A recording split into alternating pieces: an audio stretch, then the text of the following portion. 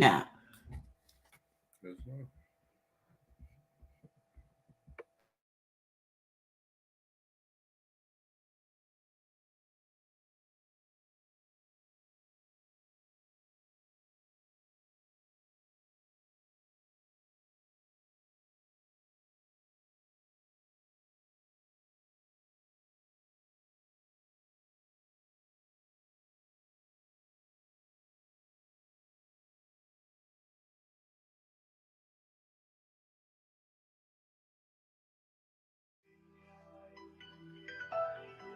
Ali, Ali, Ali, Ali, Ali, Ali, yeah. I praise Allah for these lessons. I'm striving to be the message, and I thank Allah for His blessings. Ali was the circle 7. I praise Allah for these lessons. I'm striving to be the message, and I thank Allah for His blessings. Ali was the circle 7. I praise Allah for these lessons. I'm striving to be the message, and I thank Allah for His blessings. Ali was the circle 7. I praise Allah for these lessons. I'm striving to be the message, and I thank Allah for His blessings. Ali was the circle 7. I praise Allah for these lessons. I'm striving to be the message, and I thank Allah for His blessings. Ali was the circle 7. I praise Allah for these lessons. I'm striving to be the message, and I thank Allah for His blessings. Ali was the circle 7.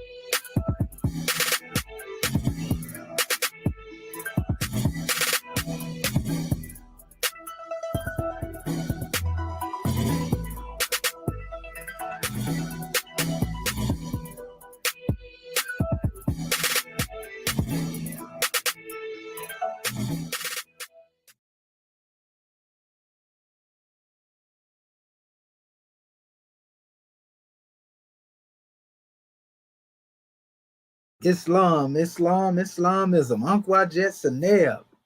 We want to welcome our family to another Egyptian Adeptus Research Sultanate session. And you know we always begin with the upbeat, Morris Ken. Wake up. You know, man, this is going to be a grand drawing in this special session. The scribes are on the manifest. I don't know if everybody able to see this, but we let y'all know the scribes are here right now. You know, they tried to say that the language of our ancestors was a dead language. Want to give honors to Mustafa Gadala for pointing that out. You know, ain't no such thing as a dead Moorish language. I don't care what avenue it come through.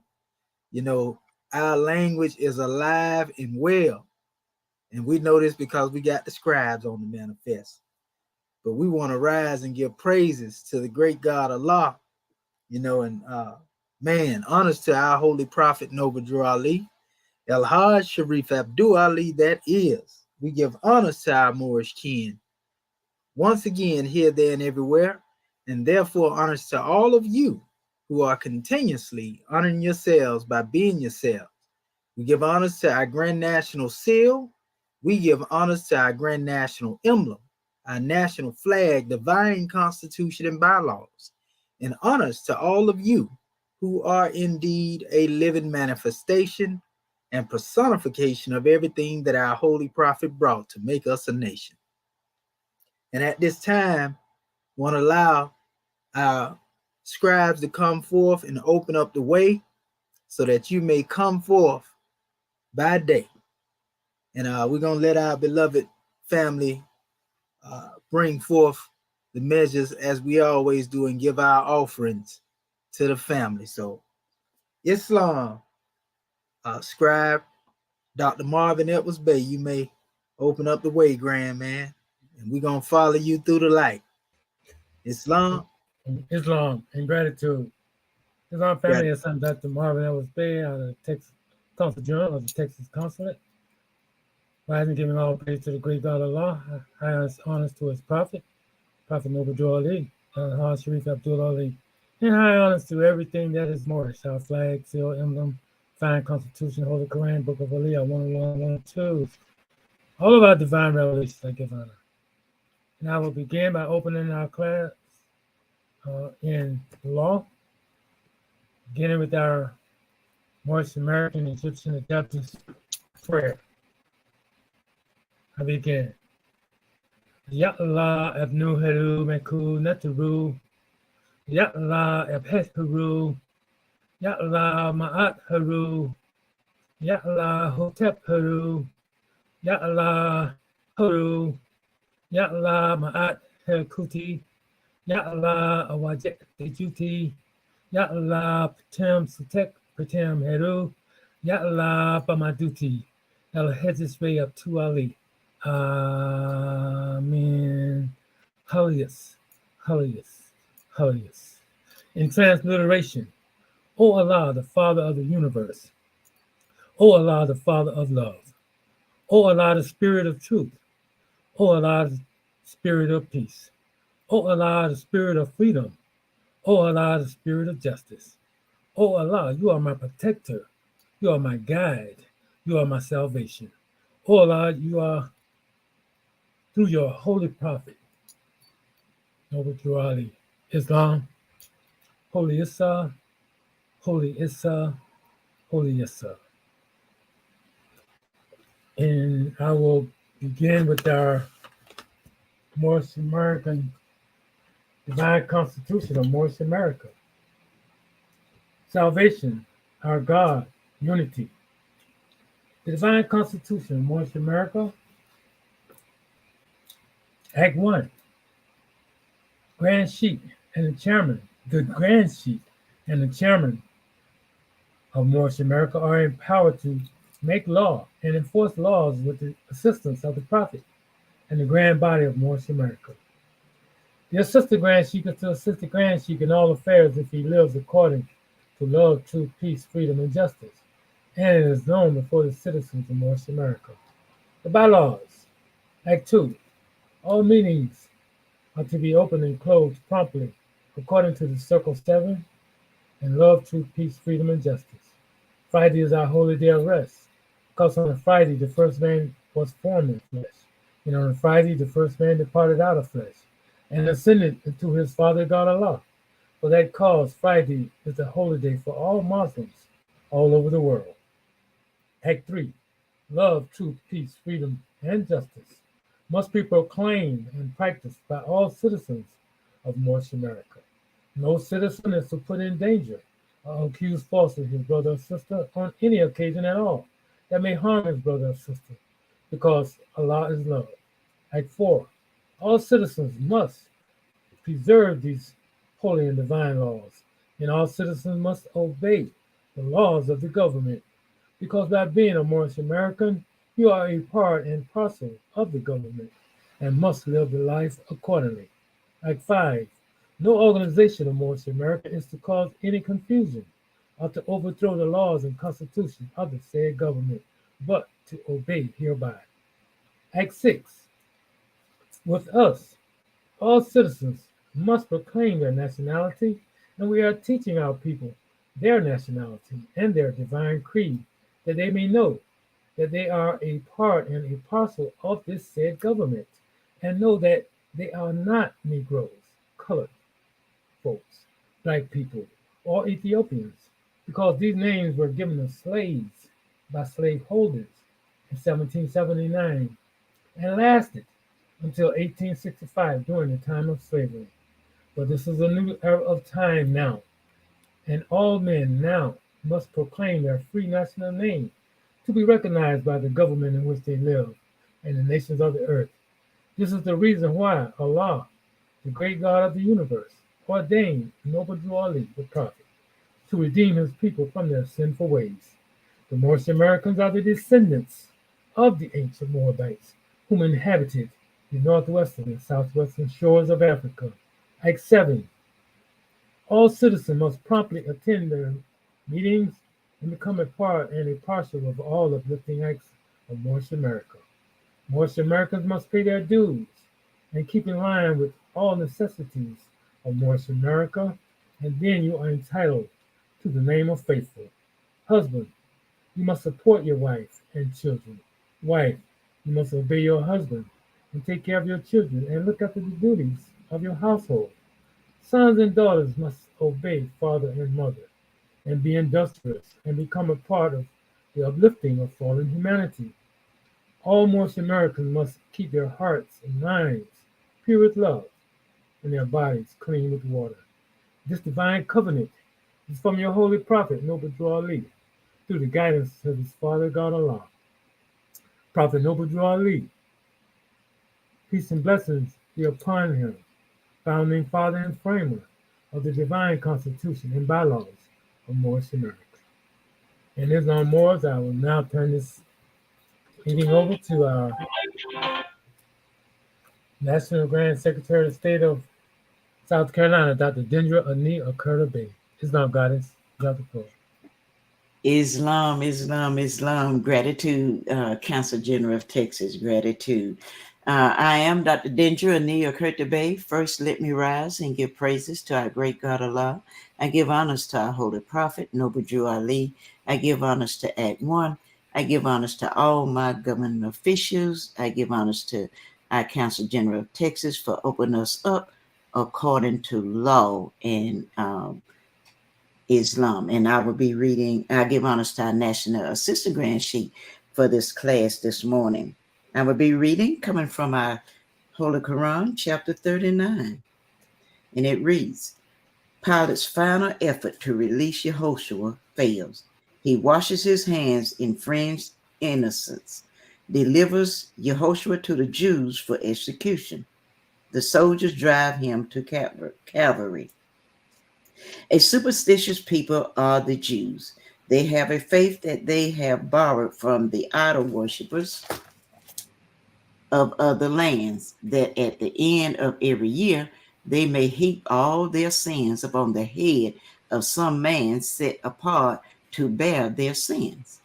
The man becomes a scapegoat for the multitudes, and they believe that when they drive him forth into the wilds or into foreign lands, they are released from sin.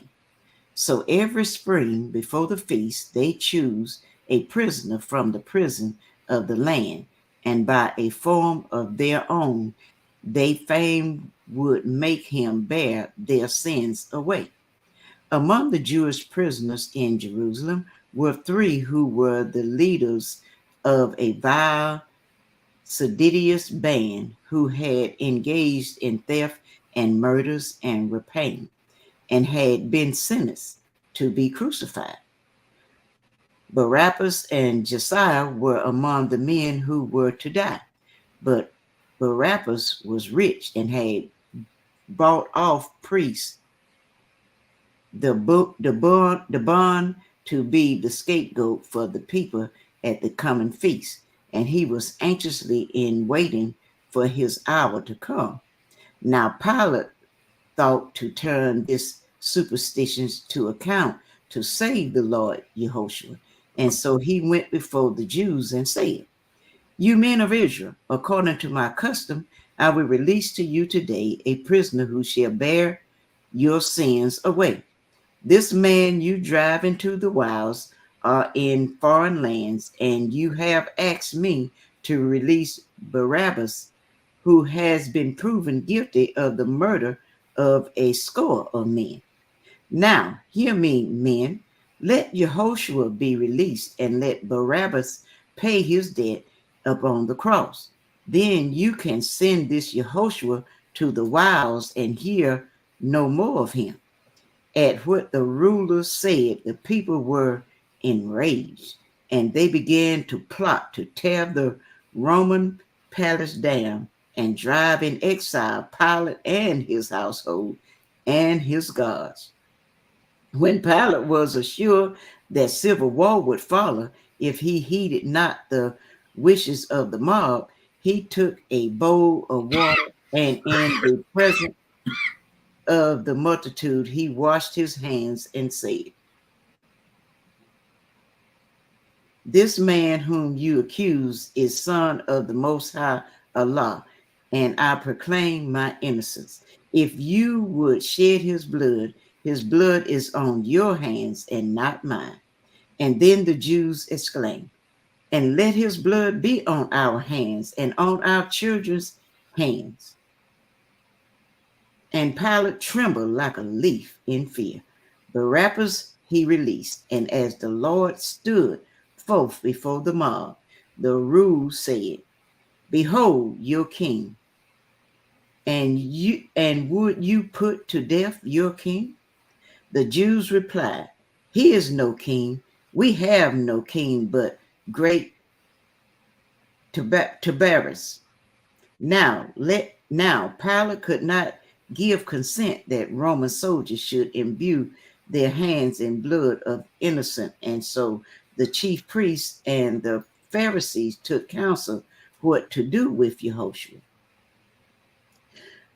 Caiaphas had said, "We cannot crucify this man. He must be stoned to death and nothing more." And then the rabble said, "Make haste, let him be stoned." And then they led him forth toward the hill beyond the city gates where criminals were put to death. The rabble could not wait until they reached the place of skulls. As soon as they had passed the city's gate, they rushed upon him, smote him with their hands. They spit upon him, stoned him, and he fell upon the ground. And one, a man of Allah, stood forth and said, Isaiah said, "He shall be bruised for our transgression, and by his stripes we shall be healed." As Yehoshua laid all bruised and mangled on the ground, a high priest called out, Stay, you men. Behold, the gods of Herod come, and they will crucify this man." Mute your mic, please, family. "And there beside the city's gate, they found Barabbas' cross. And then the fringed mob cried out, 'Let him be crucified.' Caiaphas and the other ruling Jews came forth and gave consent. And they lifted Yehoshua from the ground, and at the point of swords, they drove him on. A man named Simon from Cyrene, a friend of Yehoshua, was near the scene. And since the bruised and wounded Yehoshua could not bear his cross, they laid it on the shoulder of this man and made him bear it to Calvary. Islam, Islam, Islam. I would turn it back over to our National Assistant Grand Sheik, Dr. Sadu Ahmed E.A.R.S, Moheja Sepsuer. Islam. Islamism. Can you hear me, Goddess and Queen? Islam, I can hear you well. Gratitude. Islam, Islam, Islam. Islam, Moorish America, want to rise upon the seven and give all praises to the great God, Allah, our Father God, Allah, and honors to his holy prophet, honors to our holy prophet, Noble Drew Ali, El-Hajj Sharif Abdul Ali, that is. We give honors to our Moorish kin once again, here, there, and everywhere, and therefore honors to all of you who are continuously honoring yourselves by being yourselves. We give honors to our Grand National Seal. We give honors to our Grand National Emblem, National Flag, Divine Constitution, and bylaws, and honors to all of you who are indeed a living manifestation and personification of everything that our holy prophet brought to make us a nation. Again, we want to welcome our family to another Egyptian Adeptus Research Sultanate session. Our E.A.R.S session, as we call it. This is a powerful measure, family. We want to give honors to all of those who are here. We give honors to Prophet Noble Drew Ali, the Egyptian Adept master mind when it comes to dealing with these teachings. And we give honors to him and all his guidance that he is given under his directive from the plane of soul as we speak, because if it wasn't for him, it would not be possible for us to be able to come forth with all the grand works that we doing in such short spans of duration, so to speak. Our family is most definitely unfolding. The scribes on the manifest. We the return of the ancient ones. And so we got a grand drawing to be brought forth from all of our scribes this morning, and everybody is always given a measure that is a part of the whole, part and parcel of the whole, and this is a grand journey of unfoldment. And so we just want to honor the scribes and honor you, everybody out there that's within the sound of my voice that are listening in to what it is that we are bringing on the manifest. Because I promise you, this is not Roman inspired. This is not Eurocentric inspired, so to speak. Well, Eurocentric has expired, but this is not Eurocentric inspired, chematology that we demonstrating over here. We actually demonstrating that which is ours. So at this time, without further measures from myself, and we ain't gonna delay you no more. We want to see what it is that our scribes have for us this morning, because it's time for me to learn. So gratitude, we gonna open up the way, and anyone who would like to do the honors, I'm ready. I can't wait. Come on, Morris Ken. Who going first? Islam. Well, Islam, since nobody gonna jump out there. All right, now you got it, Sister Detra. Islam. Well, wait, let me make sure I know what I'm doing here. Let me present my screen. Okay, I'll hit present and share screen. Share screen again. Entire screen.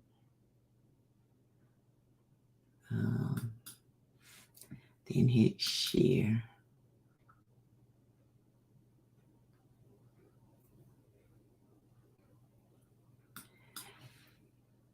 Islam, is it working, y'all? Oh, I don't see nothing in the queue yet, sister. Okay. Click that again. Remember, you just gotta click on it and then let that thing light up blue. And once it light up blue. Oh yeah, there you go. Okay, there you go. Now we see you, Islam. Yeah, okay, Islam.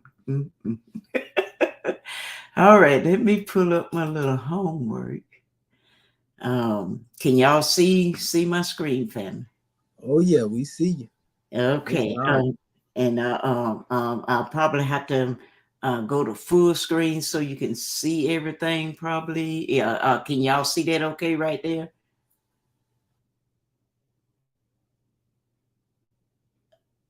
Yeah. Well, anyway, you got to go to full screen. You just gotta open it up a little bit, Goddess. We see it. No, you got the screen. There you go. Okay. There you go. Okay.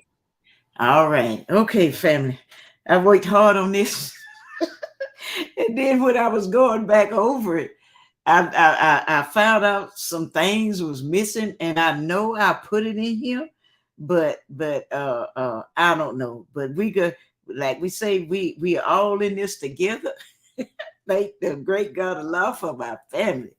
And what I did, family, what we had to do is we was told to transcribe the script that you sent out, Dr. Shaheed, and I went to the second papyrus, and I did line 1 in there, and so you can see, as you can see down here, this is the line that I attempted to go through and translate, and I call myself doing like what you did in the last video. The first alphabet is the KT. That's this right here, And what I did was I kind of got this one out of order. But what I did was the first thing I did was look up the Unicode X1 because that's what my teacher did in his video. So X1 is up right here. And I went to X1, and this is the Unicode for X1. If you can see that, family, you see it down here, and it's the same, look like a little moon shaped thing there. And that's X1. I found this X1, and that is your T. This is your T right here, and we can see it's corresponding with this down here. And then I went to the new handout, the new dictionary that he sent along. And when I plugged it in there, you see X1, and the definition of that is it's the bread and cake. And then the next definition, it says it's bread, and then the description of it was round bread. And when I looked at the dynasties, most of all of my alphabets, they start in like dynasty 5 or dynasty 4, and they go all the way up. I didn't put that on here, and they go all the way up to dynasty 20, 21. And so that's the X1. And when I went to the ancient dictionary, you can see it over here. But I found the X1 and the V31. Pardon self, Sister Curta Bay, can you expand your screen over there a little bit more? Okay, let me see. Yeah. Because we see it, but it's still kind of. Yeah, it's so small. Yeah. Yeah, yes. What about that? Yeah, that's a little better. That's a little better. It's still kind of small on your alphabet. Yeah. In the inside, but we just want to make sure the family can see the clarity. Yeah, and that's the problem I have when I'm trying to cut and paste. The stuff be so small. And you have to crop it out, like spread it out when you put it in there. Yeah, it's the way you take it on the end and just pull it out, and it'll open it up. Yeah, and I did that, and it's still, mine for some reason still be coming out small. But anyway, it's long. Well, that's a little better. They can see that it's long. It's long. So you can see that this is the T. And like I say, when I went to the ancient dictionary, it's got the V31. I'll go over that one. And it means it's the KT, and it means other or another, and it's feminine.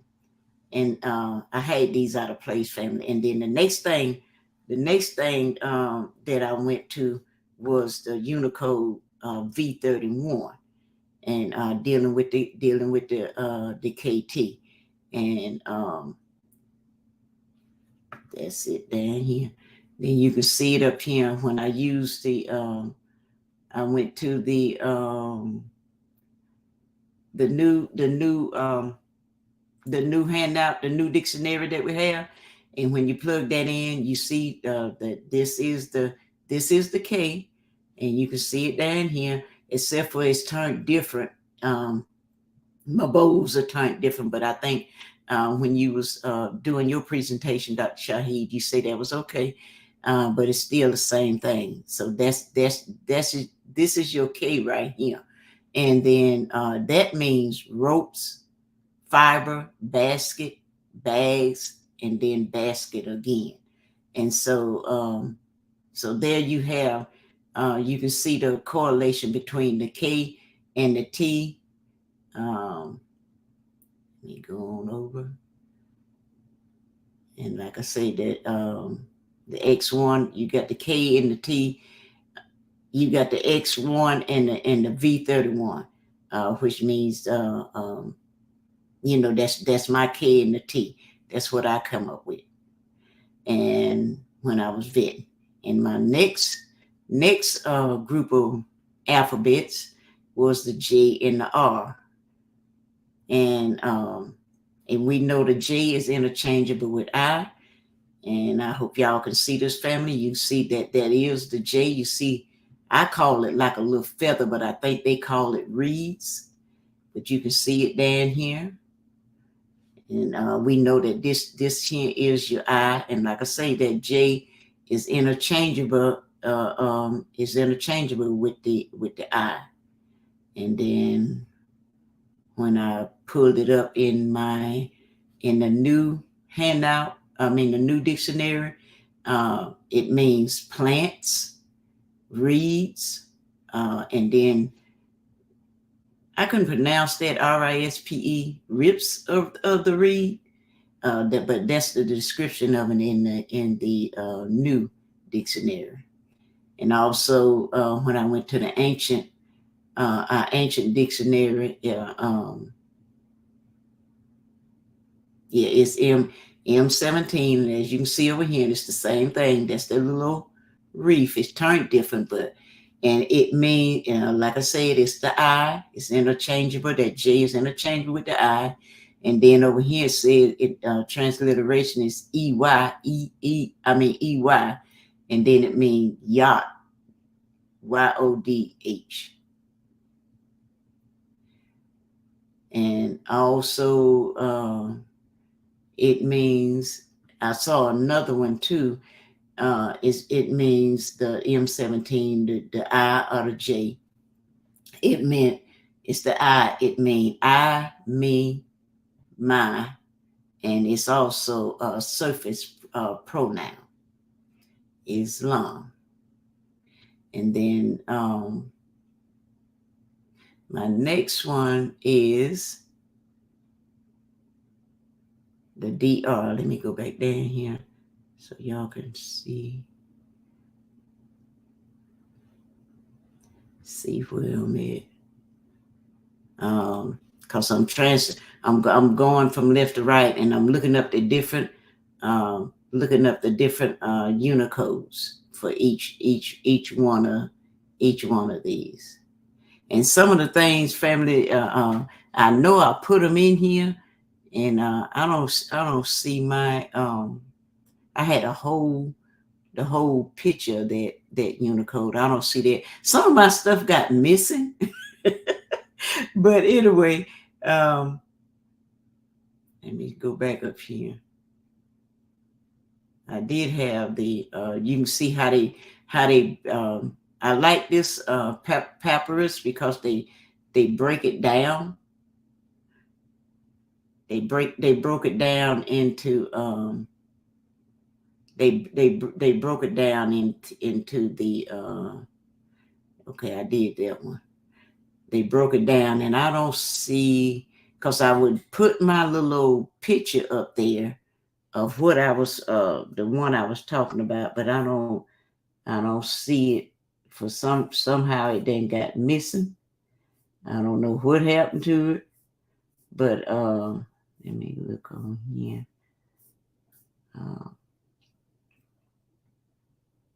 Yeah. The next one is the supposed to be the J in the R.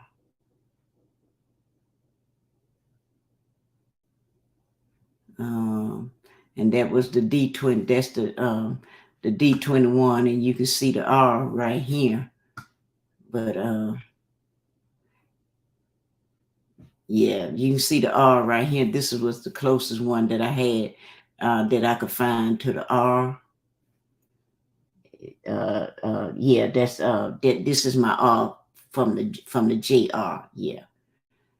And okay, when in the new dictionary, and that's D21, and in the new dictionary, this is it here. You can see they're similar. It's shaped the same way. And then the new dictionary says that's a part of the human body. And then the subcategory is your mouth. And then the description of it, they saying that that's the mouth frontal. I get the frontal mouth, whatever that meant. And then this is your D21 in your ancient dictionary. That's your R, and it means so that, until, according as, and it's a conjunctive. And then I did this one too, because this one says it indicates futility.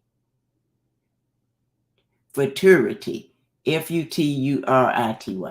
Futurity. And then the D21 here. This is still the ancient dictionary. It had a couple of meanings, family, for that D21, and I put them all in here because this is the healing papyrus, and but it said that it means a part in fraction. So I don't know if they talking about how they measuring out the medicine to give to the people. That's why I wanted y'all to see all three of the D21s dealing with that JR, because it had different meanings, but they was still pertaining to healing, Islam. And then the Ma'at was in my line too, Dr. Shaheed, like you did last week. And the first thing I did, again, like I say, I always would go to my database and find, I'd look at the Unicode, and I always would go to the database. So I went to the database V31. Let's see.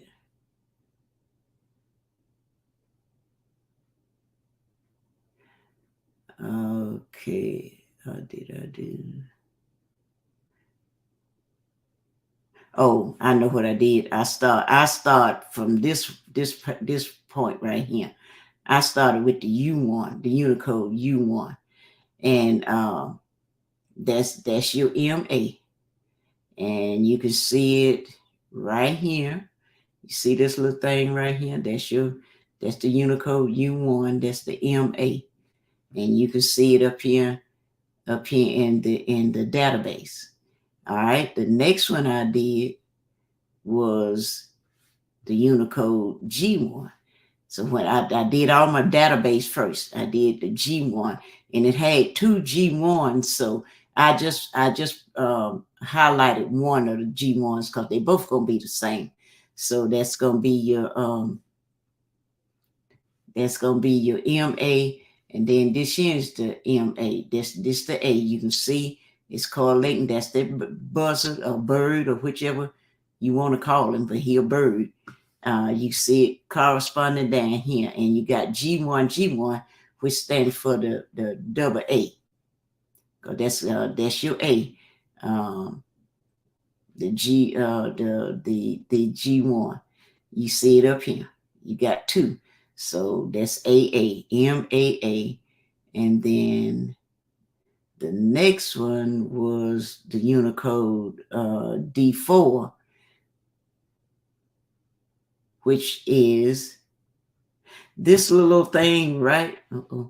This little thing right under here. I say it looked like an I, but that's what that's that D4 right there. That's the D4 in that Ma'at. In that Ma'at word, that's the D4, and it stands for IR or IRI, and so in trying to put that word together, I had trying to make my whole sentence out. I kind of struggled with that one, so I'm gonna need some help on that.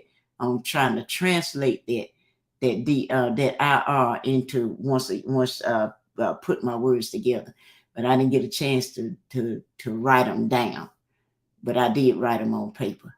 And the next one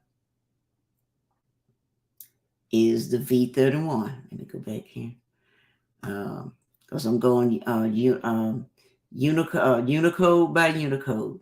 The V31, which is your K. MAAK. See, there your K right there. And you can see it's corresponding with the Unicodes down here. I mean the alphabets, I'm sorry. B31. Y'all see this down here. And I hope I'm not coming. But anyway. And then this is that little that's the D4. Again, that's that little I, that's that little thing right up under there, in that word ma'at. And it means it says it means parts of the human body, and the subcategory is the eye, and description is the eye. And I didn't understand what them dates they were putting on there. They put 44. I didn't understand what they was. But anyway, moving on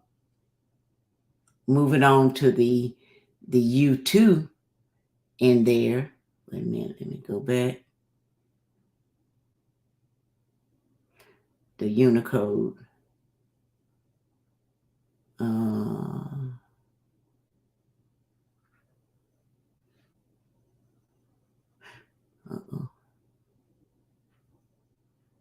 The Unicode U2. Hold on a minute, y'all. Let's see, where is it? I put some of this, like I say, some of my things got missing. Okay, there you go. It's got U1, and I think I couldn't find the U1. I think it came up as the U2, if I'm not mistaken.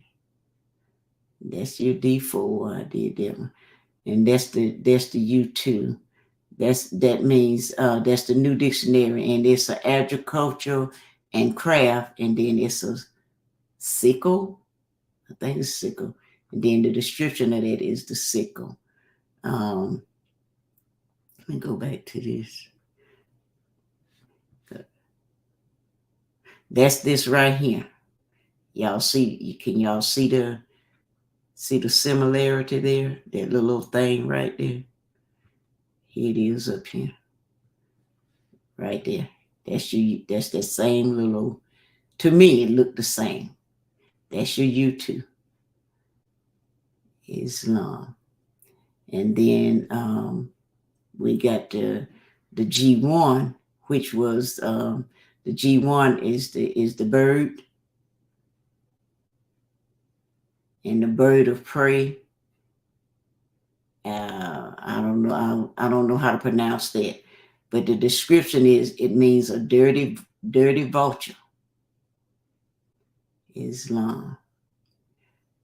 And then here we have the V31. Like I said, I think I did that one. And the K. And some of my look like my slides got kind of out of order some kinds of way. I don't know how I did that, y'all, but I probably did something. I don't know. But anyway, that's your K, and it means U and R. It was the suffix pronoun.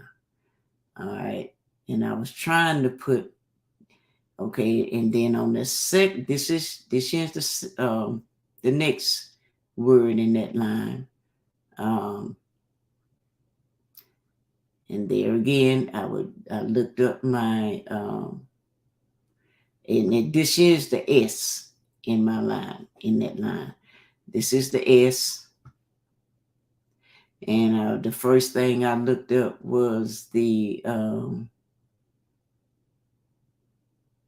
this right here. The Unicode Unicode O34. That's this right here. And if you can see, that's similar to this one down here. You can see the resemblance as the S. And I think I did one to show you the three little lines right there standing for the S. But you can see it here in the new the O34. As you can see, you see the resemblance there. and this one in my unit, in this picture down here. Y'all see where my cursor is anyway. And the category says buildings and parts of buildings, and the subcategories of building parts. And then the description, it says it's a door latch. That's that S, that old 34. And the next Unicode I went to was the A1. I looked up the A1. But in the ancient dictionary, that you see the symbol over here. It's kind of small, but it's there, family. Old 34, and that's the S. And in the ancient dictionary, it may translate. The translation is she, her, it, its, and that's a suffix pronoun also. And then my A1, I did the A1. This is the A1 here. The A1, that's an I. But they didn't have for the A1, they didn't have a picture. I mean, a pictorial. I know we ain't supposed to be calling that. I don't have my notes. I think it's an anagram, I believe it is. Well, they didn't have the picture here. And so they didn't have no picture for the A1 in that Unicode. But that stands for that I. But up here, it's that little main. It's he is right here. See the little main right there? That's him. That's the A1. But in the new dictionary that Dr. Shahi gave us, that's him right there. That's the A1. And that means men and anthropomorphic gods, sitting or standing without attribute. Then it says sitting and squatting. And I like using this because it gives you the definition of all of them. And then like you said, Dr. Shahi, you can go back and see like I said, that what dynasty they was. And I didn't take a picture of how the letters changed over, the different letters changed over, but you could see that when you plug that in and hit on that link, and it'll show you how the different changes in the how the alphabet changed in the different dynasties is and that's the A1, and that's it down here in database. Okay, and then in the ancient dictionary is we had the A1, and that's your S still. Yeah, you see the little main squatting. And then this here little, that's the Z1, and then that's the O34 together. And it means man, someone, anyone, no one, and then man of rank. That was the A1 and the Z1. So all these Unicodes, they standing for the S, Islam. I hope I'm explaining this right, y'all. I'm doing my best. And this is the next Unicode that I had. I mean, the next word that I had in that one line. That's the STT. All right, there again. I did the X. I looked up the X1, the Unicode X1 and X1, and there it is here. And you can see the two. You look like the mouth. I call it a little mouth. And you can see it down here in my line. You see that one and that one. That's the two. So I say that was the TT. So that's the TT right there, the X1 and the X1. So you see it in the Unicode. All right. This here right here, the little squiggly lines, we know that that's the N. And when I did my database, looked it up in the Unicode, sure enough, that's the N35 down here. That's the N35. It's the N35 up here, and that's the N. It didn't have a picture in there, but you can see the N. This one would look like that's the N right there. And I say that Brother Leroy, mute your phone. that looks like this right here. That's the N. That's the N right there to me. And they had 3 N's, and I don't know why they had 3 N's there, but that's the same mark right here. But all 3 of them is N's. And then the next little picture that they had is, let me show you. It's this little thing here. I say it's like it's a circle. Look like it got 2 little ears on it. But that was very interesting when I did that one. Looked that one up, because that came out to be the AA2, but it had the AA3 with it. Let me see, did I get it by itself? But anyway, that means that's the WT, the H with the dot on it, the SH, and then that's the STY. That's what this little thing here is right here. That little thing right there, and this right here. That's these alphabets up here. And I know I'm gonna have I didn't get a chance to write all that out, but to try to figure out what that word is, because it stands for so many of them. Because it stands for the WT, it stands for, like I say, it stands for the H. I think that's the hard H. It's got the dot up on it, if I'm not mistaken. Then the S, and then the H, and then it's got the STY. And down here on the notes, it says the AA2 and the AA3, that equals the HSB. And then it says the AA2 and the AA3 equals the WT, like what they got up here. And then the AA2 and the AA3 equals the STY, Islam. So that's what that little symbol is in my line family. I thought that was very interesting. And these little 3 lines right here, that's what this is up here. It didn't have an alphabet for it, them little 3 lines, but you can see the resemblance.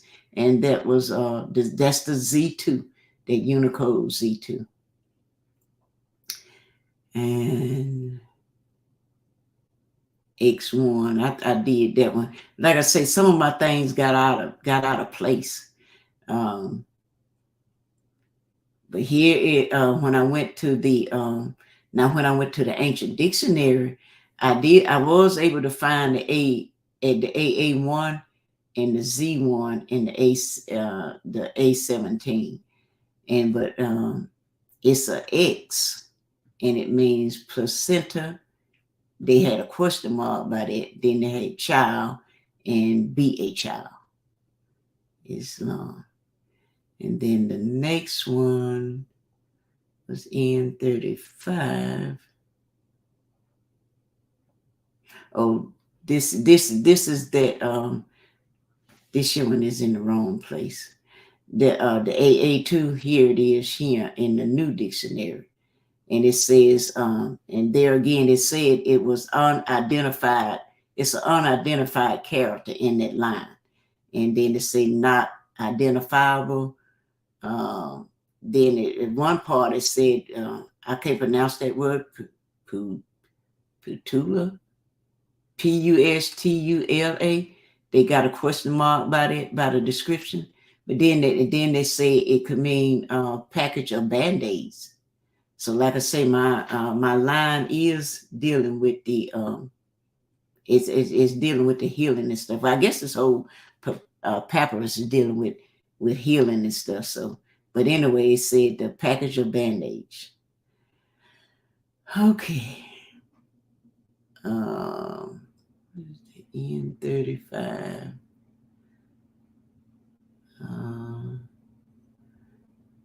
Let me go back down here to that Unicode. Okay, here you go. The N35 and there was this up here. That's the N35. As you can see, that's the N. We know that little wavy mark. But anyway, it means in that new dictionary that we got, it means heaven, earth, and water. And the subcategory is water. And then it says, the description, it says water surface, water line. And I don't know how that would do with the healing, but what I thought about when it said earth and water, I thought about, you know how you can go in the ocean. I know I learned over the years when a baby who is born, that born with a C-section, you can put them when they get bigger, say maybe like 2 or 3, to put because when the baby is born doing a C-section, not born the regular way, it causes the body to not. It causes it when they be born. A lot of times they have jaundice, and I was told that you can put them in the ocean, and when them waves come and be beaten up against the body, that's symbolic of when the baby was coming out of the mother's womb, and it cause the child to be healed of certain ailments because they had it. The mother may have had a C-section versus having it the regular way, and it causes the child's body to kind of line back up like it should be, because that's an abnormal procedure, having those C-sections and stuff. But it's a big money maker for this corporation, Islam. I just thought I threw that in there. And when I went to the when I was looking up the N35, and we can see the little wavy lines over there, and that's the N, and that means to, in the ancient dictionary, is to, for, two persons, in son, due, time, because, belongs to, and it's a proposition. And that double A that I was telling y'all about, I couldn't find the AA2 in the ancient dictionary, but they had the AA, and that did give me the Z1, and that's that little mark right there, and it means mound of ruins.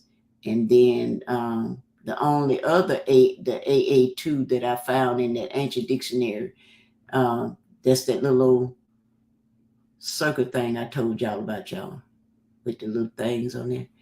I couldn't find it standing alone. It was coupled with something. But anyway, it means IS and vice versa. That's what they were saying that means. And my last word was the M. And G17. When I look up G17, that's it. You see the M right there. It didn't have a pictorial. It didn't have a picture with it. And when I looked it up in the, but that bird stand for the M, they trying to say. But we know that's not an alphabet. But anyway, the category, the G17 is the bird, and the subcategory is the owls. It means owls. Whatever that word is, I can't pronounce that. Stygiforms or whatever. And then the description of it is the owl, a barn owl, eagle owl, desert owl. That's coming from the New Dictionary. And then the G17 in the ancient dictionary, it means, that's the M, it means in the position of. And the M of predication. That was the That's what they had to. And then the M mean do not. Then it's a negative imperative, Islam. And so that was my whole line, family. That was this whole line right here. And like I said, I ran out of time. I ran out of time to, I was only able to put the M up under there. I ran out of time to go back through it and put all of it to, to put all of it together to see what it means. Islam.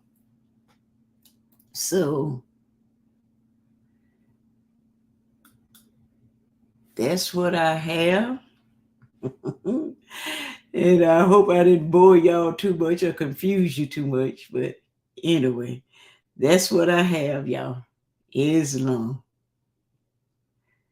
And Islamism. Gratitude, God, woman, for that special draw, and praise be to Allah. Islamism without the schism. And we'll wait for your submission, on the actual definition. You can send that in whenever you feel like it. But you did a good job when it come to identifying the special letters, and I want to share my screen real quick here. Okay, I'll stop sharing. Yeah, you all right. I got you. Okay. Let me see here. And y'all should be able to see mine here once I get it up here. Okay, there we go right there. Okay, here we go right here. I basically have everything as you was going through it, pulling all your signs up. Oh, okay. And this is basically your anaglyphs. That's the term you close to it, your anaglyphs. And the reason we use this terminology is to get outside of the common narrative, of just saying, okay, it's a determinative, because we were using the term indicator before. Mm-hmm. And when you go into the realm of anaglyph, you understand that you are actually dealing with things, as you pointed out. All of these things have particular meanings behind them. Right. Just starting, for example, like they mentioned, a packet of bandages, so to speak. Mm-hmm. And I don't know why this thing is going in right now. It's trying to see my translations right here. It ain't giving it, but it's all good and well. We got to draw it. Trying to see here. Normally would have my stuff already translated. Okay, let's see. It should auto translate it. Okay, there it go right there. Yeah, there we go.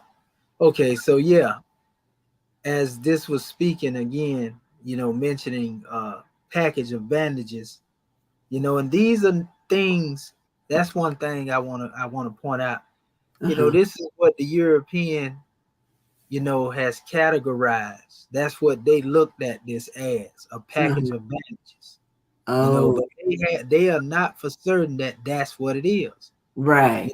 And so, it even went into certain aspects of making comparisons to the placenta, right? Uh-huh. I've seen that before as well, and they would basically be trying to say that the placenta was being used as some form of bandaging something, so to speak. And in all actuality, I wouldn't think it was a bandage. And I heard people using placenta, as like an ointment or a salve, and I heard of that before. So we can see that being made as a reference. Certain things are obvious and they don't really need interpretation. But when you deal with the anaglyph, once you do find a good definition, so to speak, then you go into the essence as far as the anaglyph is concerned. This is just giving a bonus measure, the metaphysics of it. What is the nature of the placenta? What does it do? This is how you go into the science of these things. And it's a whole bunch of information to be learned. They got some people that eat placenta. Yeah. So, some sisters after birth, they eat the placenta. And so You know, I've heard of all of those types of things. So, you know, those are the things that you go into and just study in the nature. This is why I speak of the anaglyphs, you know, as being able to analyze creation and basically observe creation, read the book of creation, and then you come up with a metaphysical interpretation. I'm just touching on that now. That ain't what you had to do in this assignment, but I just want to make that plain and clear on how we deal with the decipherment, you know, of these special mentions. We know that these represent people, places, and things, and they call them determinatives. We replacing that terminology with anaglyphs. You know, this Anaglyphs, ain't yes. something that we just made up, because, you know, the anaglyphs actually exist. Right. Hold up, let me see here. The anaglyphs actually exist. You know, this is a real live measure here. You know, and how do we know this here? Right here in the oldest books that you can find on these subjects. Let me get this open real quick. And we went through this in our last thing, but it's always good to revisit. You know, in the, which is written by Gustavi Safarthi, you know, the Rudimenta Hieroglyphics. And this is an old work, family. It's got some antiquity on it. You know, it go all the way back to the 1800s. You know, most of these books do. And they give you the category again of all of these symbols. But I also have many other sources where I've actually went and vetted, you know, the information on the anaglyphs as well. But in here you will see that they categorize. You got your demotic, hieratic, Okay. Yeah. hieroglyph, and anaglyph. And the Oh. reason why we expound on the anaglyph, though they look like they are the same as hieroglyph, the hieroglyph aspect, you know, would come more in the time of the Ptolemaic system. Right. Okay. That they deal with things, you know. Mm-hmm. But when you deal with the anaglyphs, this is more of what the ancient Kemites dealt with. Oh, okay. Remember, there were around about 700 signs originally. And then when you deal with the hieroglyphs on the Ptolemies, they came in and added in 7,000 different symbols with that. And some of this is showing up in these tools while we vetting them, because some words we can see they came into existence at a later time period. Right. If we really pay attention to it, we can see when a Ptolemaic glyph is brought on the manifest that didn't exist during the ancient time, you know, as opposed to those that exist during the earlier period. So the anaglyphs, we use that term to refer to, you know, these symbols as a whole, because we talking about people, places, and things. You know, for example, this doesn't represent an alphabet. This ain't an alphabet either. It represents things. So how do you describe things? Yeah, you use words to describe them by, but that word is not an alphabet. Right. It consists of alphabets, so to speak. Yeah. The word up. There ain't no letter right there. Right. You know, like they tried to make, you know, demonstrations, say this is the letter, for example, Y. What? No, that's the hieratic. That's right. So they hid that knowledge under these symbols, as we already showed. But the anaglyphs really represent metaphysical interpretations, allegorical interpretations, symbolic interpretations. You see? So this is basically expressing the symbols that our ancestors brought forth along the lines of didactic art. Right. You know, when we say didactic art, didactic means to learn. Didact, it means to learn. And so this was the way that the people were teaching. Our ancestors, you know, were able to learn by reading the book of creation and the symbols. So if you looked at the serpents, the cobras, you know, serpents are symbolic to wisdom. Right. And you see the sun disk in the center. This is just giving a rough, you know, metaphysical expression of that. How would you observe that? You know, well, this will represent, since we dealing with serpents on either side. We know the sun is often symbolic to one's intuition, Mm-hmm. Divine insight. They call it the third eye, the eye of Ra. Ra, yeah, that's what I was gonna say. The Ra, the sun, Right, man. Ra. right. That's the energy behind Yeah. it. So then you have the two serpents. If you go in the body and deal with this right here, you can see that there's healing Yeah. powers in this measure, because it relates to the serpents always coming all the way up there, dealing with those cortoid veins that go around the spinal column that blood and oxygen pass through. Mm. You see? And so when you understand that and understand where they cross over at, these are where your chakra points are. Right. In the medical terminology, they call them ganglionic centers. Mm. You see, so these 7 ganglionic centers that run all the way up to the crown of your head.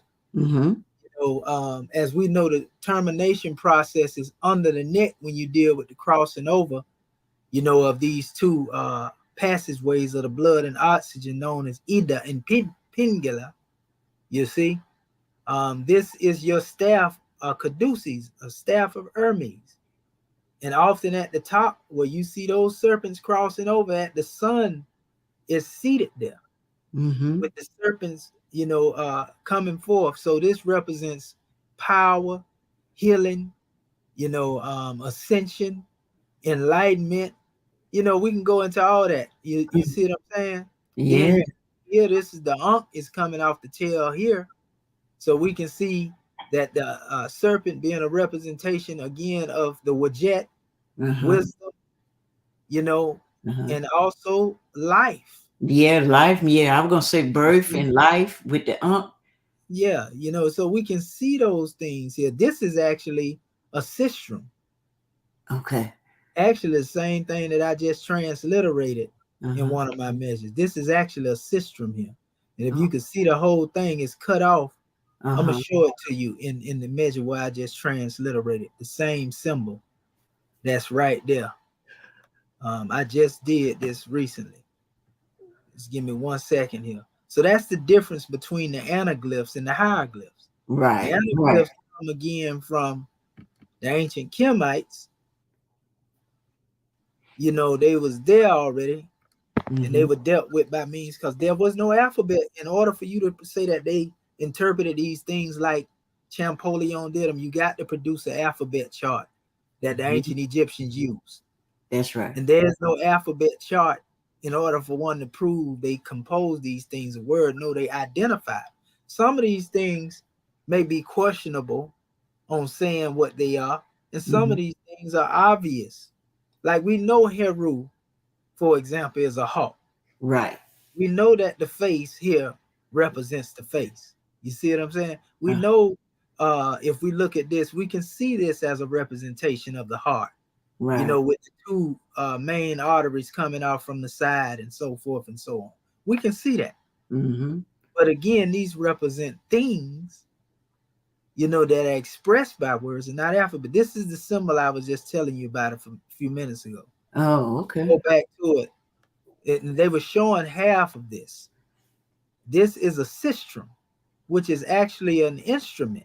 And it's often being depicted. For example, it says the horns and the sistrum with a coffin. I'm gonna show it to you in a second. You see, and Dr. Shahi, when I'm looking at that, it say the heart. If you take that top off of it, don't that look similar to what they were talking about a Band-Aid?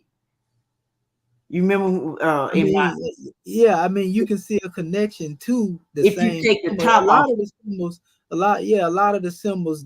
That's what I'm saying. Some of them look similar. That's why I said, some things may be a little questionable. Right. When it comes to that right there, but the things that's obvious, we deal with them as is. But the ones that are questionable, we take it with a grain of salt. So that's right. You know what I mean? Yeah. So we ain't gonna push the narrative like we know exactly what it is if we can't really identify. This is what they say it is. Yeah. We know what they are. Yeah. You know, Yeah. we deal with them accordingly. And so I took these and put them together Right. and then identified each and every one of them. Mm-hmm.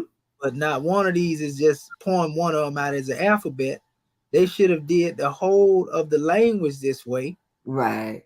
and referred to things, you know, and objects instead of trying to come up later with making this represent a letter, that represent, you know, these are actual alphabets here, but I'm just saying, like, they want to make this a letter A. This Right. ain't a letter A. I'm just giving you an example. Yeah. They don't use it that way. You know, this ain't the letter B, but they would do this type of stuff.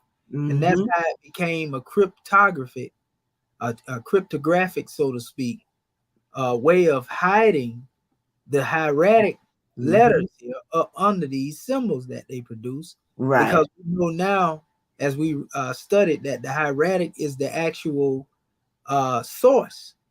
This is the source material. All this other stuff came later. Like I told the people, it's like when you start drawing as an artist. I know when I started, I used to draw stick people. Right. You know what I mean? And then after I got more elaborate, I began to put a real head on the body and draw the real trunk of the body, the legs and the arms as they are, the fingers as they are. And that's how you can see, you know, ones during that Ptolemaic time, seeing these things and also seeing things on the wall, and they begin to try to create, you know, pictures of their own, because they seen things that was already there, and they begin to try to adapt them to a lot of these papyri, you know, that were hieratic, you know, and so that's how they ended up coming up with the system they came up with. So another measure, just put that some of my editing stuff right here, for example.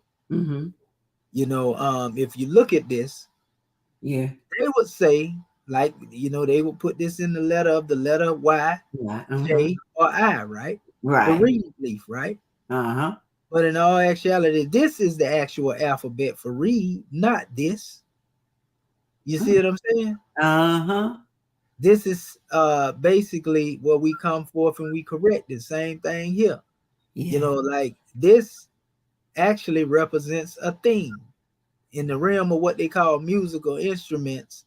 You know, it's like one of the most ancient string instruments. You know, and they even call it sometime a board, you know, a game, because they actually have a game that looked like this as well. So they was reaching. That means they was going back to study what these things look like, and I'm gonna show you what I'm talking about right here. I actually have a lot of this stuff right here in this same area, right here, for example. This is the board. Come on now, open up. We ain't got time for y'all to be playing them type of game right there. Okay. It's trying to get me to. But we'll do it this way. Because we ain't finna play with y'all like that. Damn. We ain't finna play with Rome. If you can see that little I can see it. That's the actual instrument right there. You know, that's another version of it. It's probably gonna let me open this up. That's another version of the string instrument, that a modern version of it. You know what I mean? It's called a centaur in India. In India, they call it a centaur. If you look at it from the top, though, like this one here, this underdeveloped version, you can actually see, you know, it right here. You see? So we can go with that. You know, we can go with that. Okay, so when you come over here, pardon self, I'm trying to get back to my little area where I was. Goodness gracious, they open up every tab other than the one that I'm trying to show you. Okay, so yeah, here's another version. I didn't upload this in my little decipherment. They still ain't let me open that one up. I don't know why they trying to get me to open up a whole nother program to open some of this stuff up. Don't make sense to me. But we ain't finna play with Rome. So this is it right here. That's another example of that same instrument. You see? Right. And so just like this, this Giphy right here, I use as an example to represent, the ripples, which I always refer to as energy. Uh-huh. And this is actually based upon sound and light. What's traveling in the universe, how it moves. So it translates, through waves, light, and particles. Okay. This is how messages travel. It's so powerful that sometimes, I don't know if y'all ever felt this before, but I put my phone up to my jaw when I'm talking to my Moorish kin, and I can actually feel the wind, the vibration as one is speaking. Like I heard our brother Bati Bey, he was working, it was somebody banging in the background, and I can feel the wind coming up against my cheek. You know what I mean? That's how powerful vibration is. Yes. Wow. You see what I'm saying? That's how sound is traveling. It's traveling by means of vibration and waves and particles and so forth and so on. And the prophets say the words I speak are spirit. Yes, sir. That's and so right. And that's why I use this as a symbol, the center form, which is a combination of the two, the particles and the waves together, which is expressed in the form of light, or messages that travel. And then this comes back over here to this particular measure. Like I said before, this is the spirit. This is, the energy form. They like to just say water. And I would use the term celestial water of the celestial now, cosmic now, but I'm speaking of a spirit infused, ocean of the universe, so to speak. You see what I'm saying? Also going back to the time in creation when it say the spirit of God moved upon the face of the waters. Right. It was not physical water in its physical form, but it was water in its gaseous form at that particular time period. Islam. You know what I mean? And so that's how you go deeper into the decipherment. But if you let them tell it, oh, this is the letter N right here. Right. See what I'm saying? So look at how you put this in a box when you put letters in these forms. Wow. So now when I go and do my research and I find out that, okay, well, what they call in this read, taking it out of alphabet form really is second aru, because it's dealing with the reed fields of peace. Okay. This is called the reed, a field of reeds, but which is called the fields of peace. Second aru. That's what this is. A place.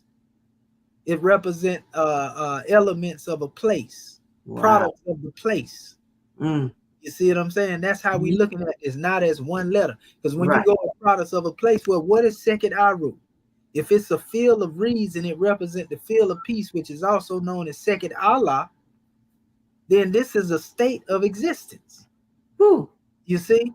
Good gracious. So now when you go here, I actually had the expression here, and I got this in the transliteration I did, but you can actually see the Giphy here of the reeds.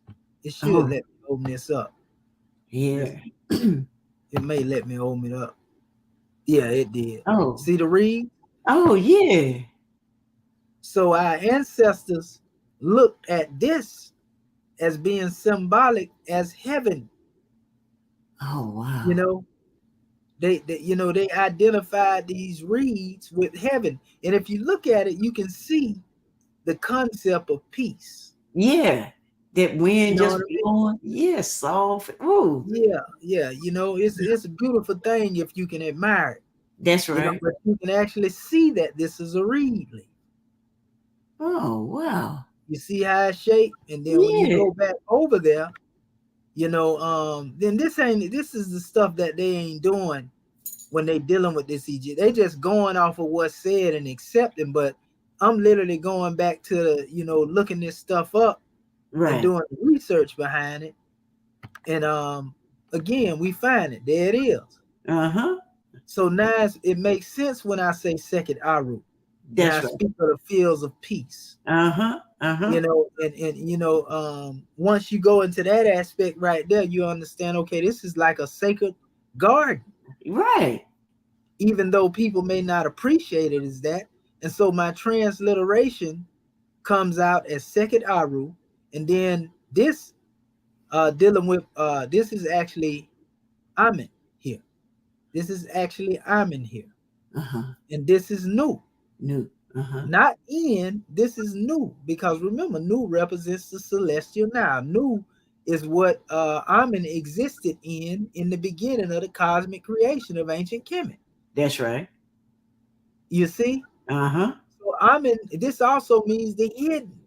So Amen, the hidden one that became manifest as Amen Ra, was always present, even though the presence of Amen was hidden before it became manifest. That's right. You see what I'm saying? Wow. And so Amen Nu, then, okay, it says it's Amen in harmony, because this word also dealing with this particular instrument that we were talking about, it represents harmony. Right. You see what I'm saying? So one being within their own fields of peace in the garden, in harmony, recognizing that God that is hidden within them is in a state of harmony with themselves. Wow. This is without, now they're going to tell you these represent alphabets here. But you see how much sense this make. We didn't need no alphabets to translate that. That's outside right. of making up words. You feel me? Yes, man. So now when you go into dealing with the owl, you understand, well, what is the nature of the owl? Wisdom. You know, people don't know the owl and the eagle actually had conflict with each other. You know, it was said that they both at one time was hunting in the same space. Okay. I want to say nocturnal. You know what I mean? And then the eagles basically overtook. And an eagle and an owl, if you look at them, an owl looks like an underdeveloped eagle. If you really look at him. Yeah, if you look at him. So that's why you seen the term eagle owl that is mentioned when you was looking up the words you have. So there's a relation, but there came a time that they was fighting over food, according to history. And so they split. And one said, all right, you stay in your lane, I'm gonna stay in mine. You got the day and I got the night. You see what I'm saying? But the owl is also, in essence, a symbol that has to do with, now think about this, the eagle can look directly into the light of the sun, the falcon, the hawk, you know, all of that. You can look at this stuff, you know, and they can actually look without their vision, you know, being hindered, so to speak. Right. Owl can't stand the sunlight. Right. One time, you know, they could basically possibly stand it. You know what I mean? But they evolved more into being nocturnal, like I said, after the split. And so they can't stand that particular time period. You know, dealing with that light. So they deal with moonlight. So the owl, represents wisdom, you know, in one's consciousness. When they are in a state of darkness, wisdom is ever present. When you go into yourself, like we say, we close our eyes and meditate, you're in a state of darkness. So the owl is symbolic to that type of expression. An owl can also spin his head 360 degrees. He sure can. Yes. You see what I'm saying? Yeah. So, you know, that is dealing with a cycle or a course. Wisdom comes through experience. We grow through stages in life, from youth, you know, man or womanhood, into maturity. Wow. And by the time we reach the time of maturity, we come into futurity, so to speak, in our consciousness. That's right. You see? So I can go on and on, but these are certain ways. But if I were to just say, well, this represents the letter M, I would be doing an injustice. Yes. To that. That's right. You see what I'm saying? Yeah. The letter M is right here. The letter N, you know, and all this your alphabet here. Right. These are anaglyphs. And these are heratograms. Yeah. You see what I'm saying? So there's your wisdom. Then you have Heru Eket. Heru Eket is actually the Sphinx. Yeah. Even though you see the lion cross, this is the Sphinx. Right. And notice it says, in his heart is sovereignty and power. Right. You know, where's the nearest place we can meet the great God Allah? In the heart. In the heart. So this is where our sovereignty and our power come from. You see what I'm saying? The seat of divinity. If you ain't getting power from the great God Allah, you ain't got no power. That's right. So the Sphinx being a form or expression of man, being the Sphinx, and our prophet came out between the paws of the Sphinx, right? Yeah, it did. So the Sphinx, that represents man, him being basically governor of everything in creation. I'm going to show you how. Because everything on the body of a Sphinx, sometimes you'll see a Sphinx that has wings.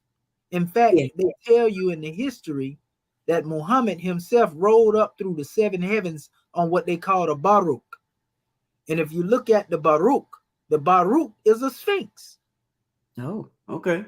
So he rode into the heaven on a Sphinx. And this is symbolic and metaphysical because in all actuality, the Sphinx has to do with the elements of earth, air, water, and fire.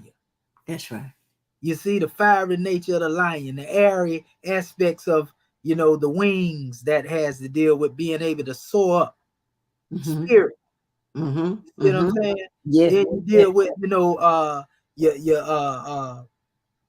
your ox portion of the Sphinx. You know, you got some of them have hooves on them and everything. You know what I mean? But nevertheless, all these things, what they would say, eagle, lion, ox, and man, really represent earth, air, water, and fire. And the spirit, which is the ethers, which represents the unity of the whole, or being able to have governance, so to speak, over your elements. This is what the Sphinx represent. Man being able to be in control of the elements. That's the real meaning behind it. Right. And you can only demonstrate this in your heart, in your seat of consciousness. You have sovereignty and power over creation. That's right.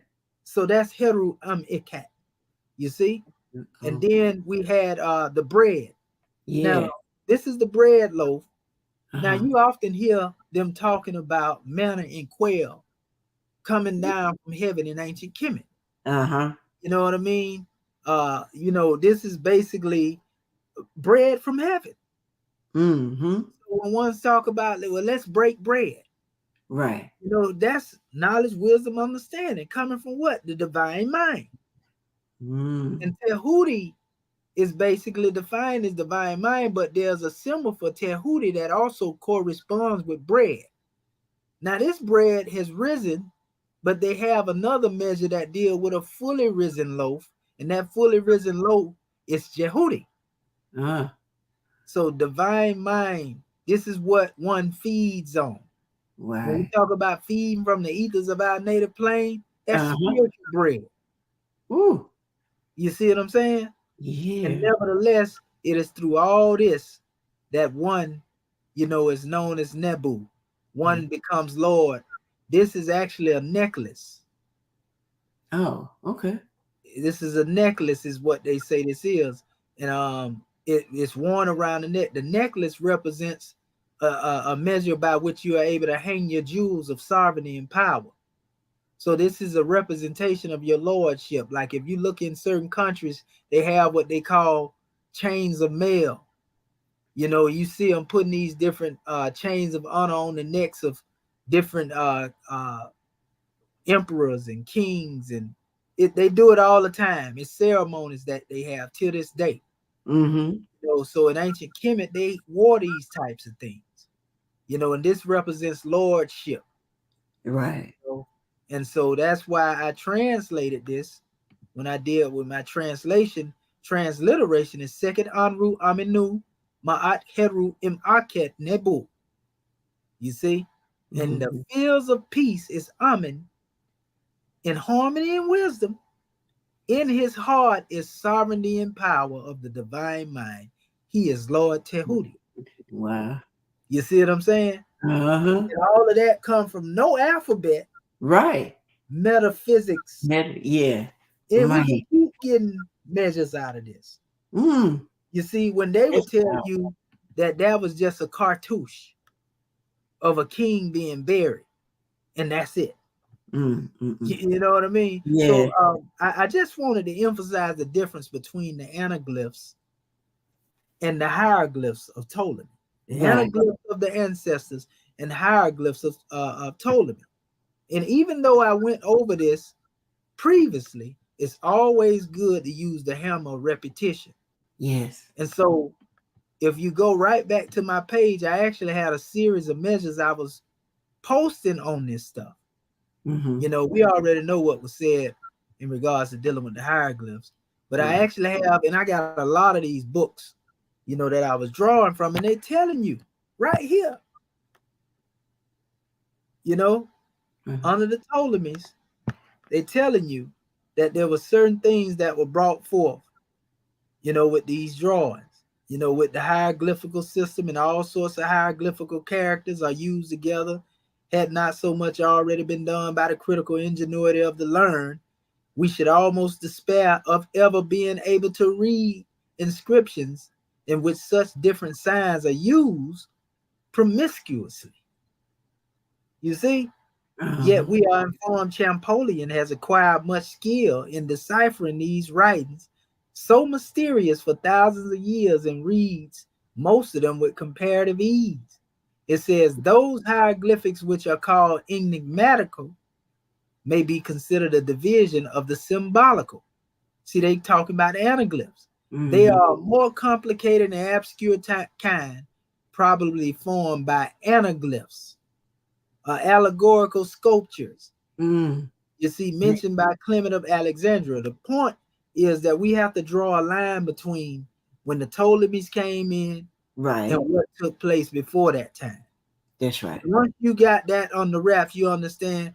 We see the system that was created under the Ptolemies that everybody think is the way of interpreting that, but the ancestors didn't use that system. In order for one to say that they did, they have to produce an alphabetical chart that the ancestors was using. Right. You see what I'm saying? If you can't do that right there, then you know you basically ate up. Yeah, that's the way y'all came up with y'all so-called form of trying to decipher something. And they really didn't come up with it. They really was copying off of the Hebrew. They took a lot of it from what they call the Hebrew or the Proto-Sinaitic, Proto-Canaanite. Right. They did the same thing and created their own system. You know, and so prior to the 19th century, everybody understood the hieroglyphs to be anaglyphic. It is only in this new era in time, you know, after the 19th century onward, that they begin to look at hieroglyphs the way that the Ptolemies do, based on the works of Champollion. Right. You know, so Mustafa Gadala also quote a lot of this. Clement of Alexandria. You know, he said they appear to have been bas reliefs or tablets containing mythological or historical subjects expressed in allegorical delineations. It's talking about the things that are actually written on the columns in Kemet. When they talk about bas reliefs, that's what they're referring to. It says, or implied by the figures of human beings with heads of birds and beasts. It says, such as those, it says, with which the Egyptian temples were filled, and among which we must rank the sphinxes in the forms and venues at their entrance. Symbols such as these and group combined according to certain rules might be so disposed as to form allegorical representation of religious and philosophical doctrines of the Egyptians. See? None but the initiated was suffered to dive into these mysteries, and the key to them was kept exclusively in the hands of the priesthood. You see? Yeah. It says, as the ordinary style of hieroglyphics must have been legible for every well-educated Egyptian, a more refined system was devised. A language more strictly ideographical was invented. This is your anaglyphs. Metaphors, similes, imagery, and allegory were embodied in actual forms and links connecting the chain of ideas, and thus expressed. it says, were implied either by relative position figures, their attributes, or their ornaments, so as to present to the eye of the initiated an intelligible, and if such an expression may be allowed, a legible picture in what appeared to uninitiated.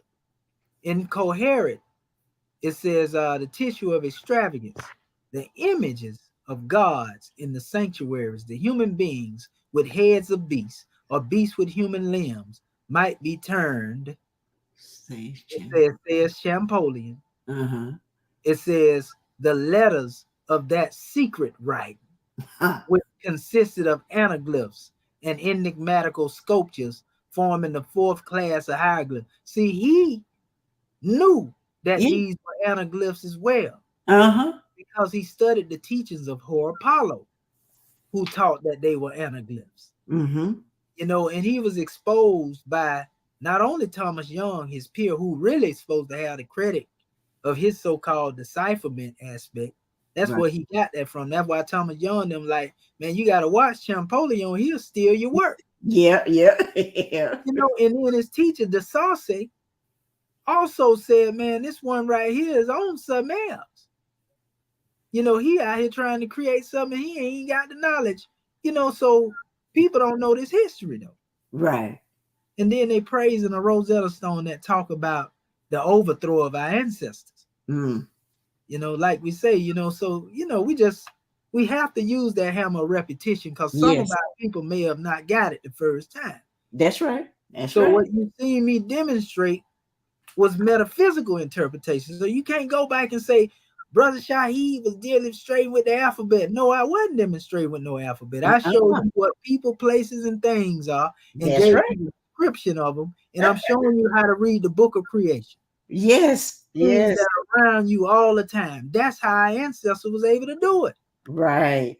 So how were we able to come up with this means of decipherment? I didn't invent this. You know, that didn't come from me. That come from the prophet. That's right. What do I mean when I say it came from the prophet? You know, well, we go into the way that the prophet told us, you know, and he told us on how to decipher these things. And I'm trying to pull my PDF up. I got it right here. Give me 1 second. I'll do it this way. You know, and I'll show you exactly what we talk about. We're going to make it plain now as we move along with this. And where is that thing at? Okay. Oh, I know what it is. It's actually down here. I'll do it this way. Let's do it this way here. This PC. And it's actually going to be down here under. Give me 1 second right here, family. Okay. I got so many things over here, man, when it comes to dealing with this information. Oh, you know what? Better yet, I can do it this way. This will be even better if I go through this route here. Powerful information. I tell you. Woo. Yeah. Yeah. And so, like, the more we know, the more we grow. You know? Yes, man. The more we know, the more we grow. Give me 1 second here. We finna pull it up right now. Because I got a lot of this stuff right over here. And I sent this out to our Moorish kin too.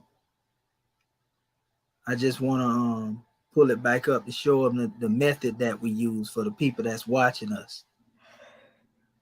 Okay, not that one there. Not that one right there. Okay, not that one there. Hold on. Did I pass it?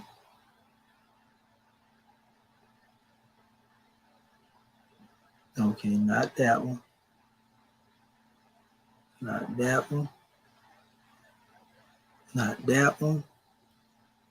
Okay. Not that one.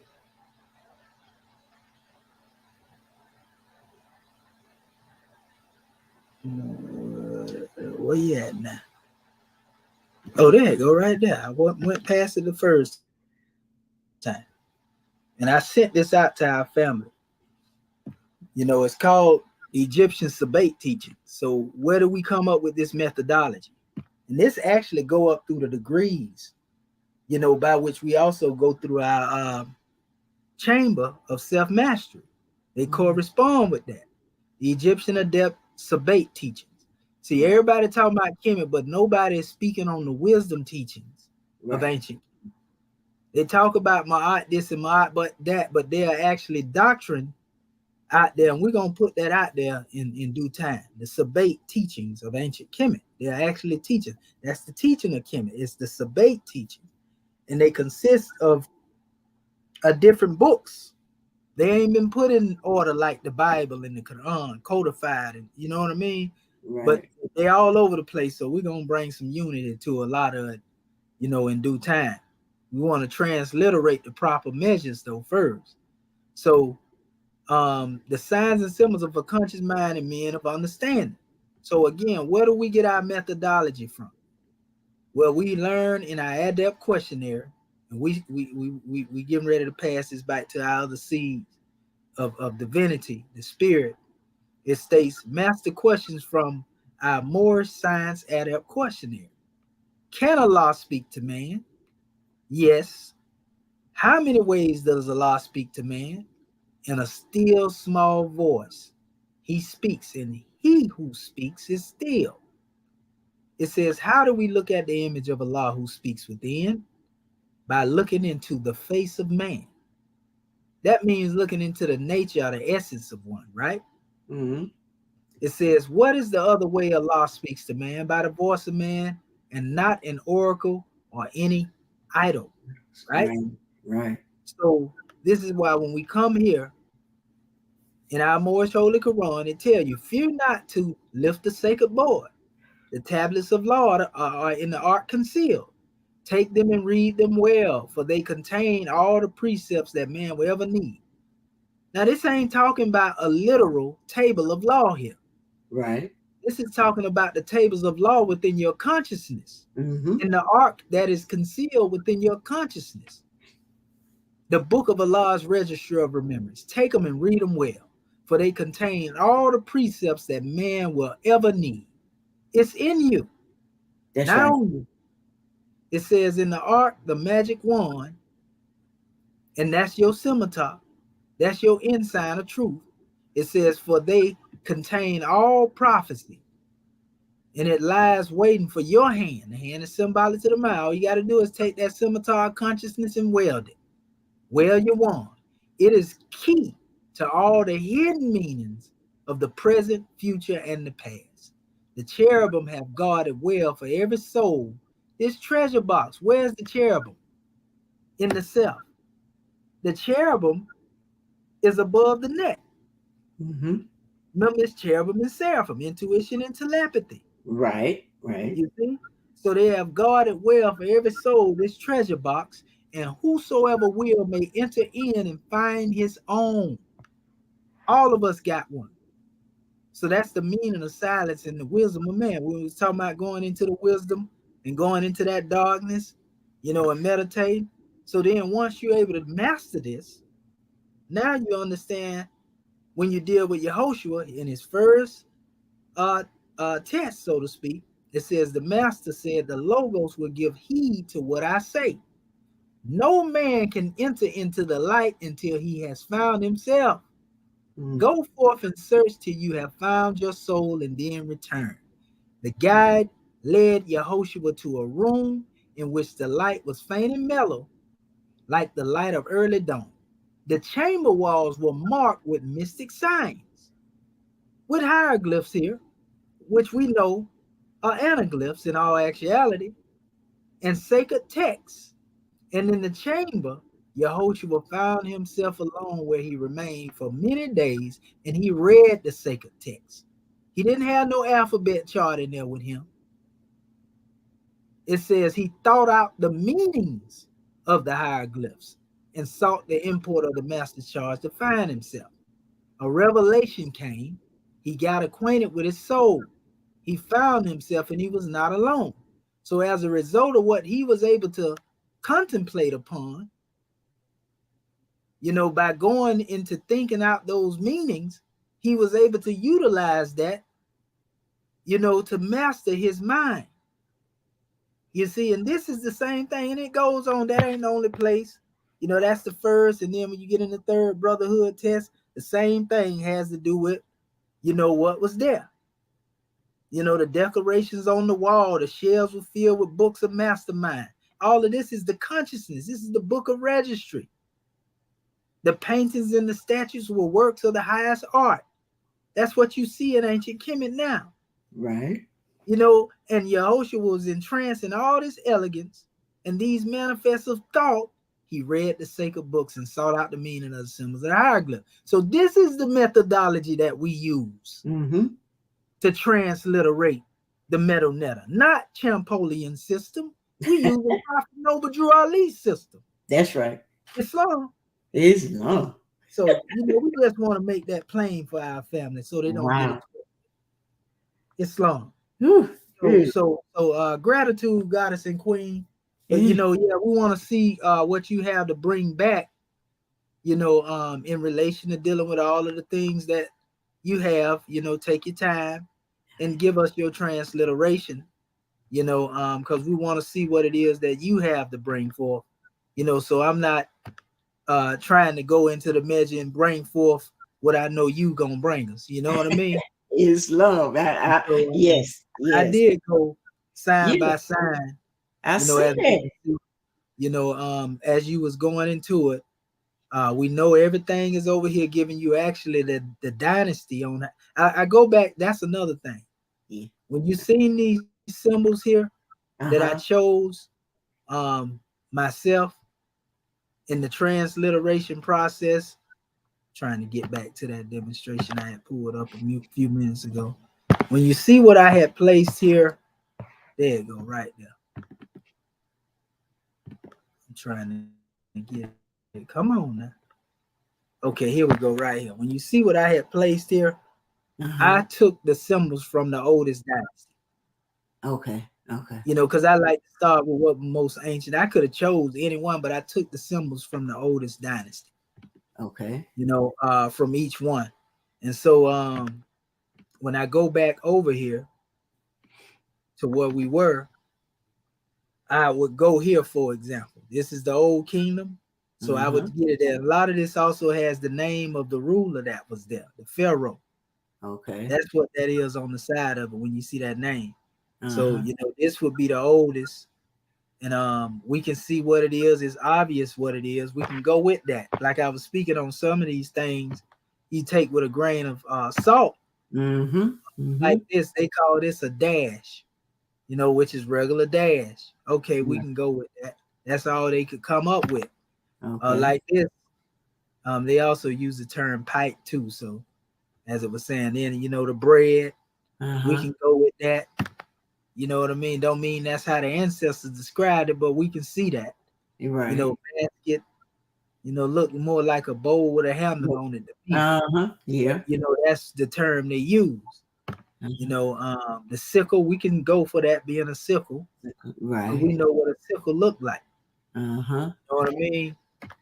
The Kemites had to have that anyway if they was cutting reed down. Right. Most likely had one of them. So here we can see, I seen this actually represent nuts and bolts one time to certain people.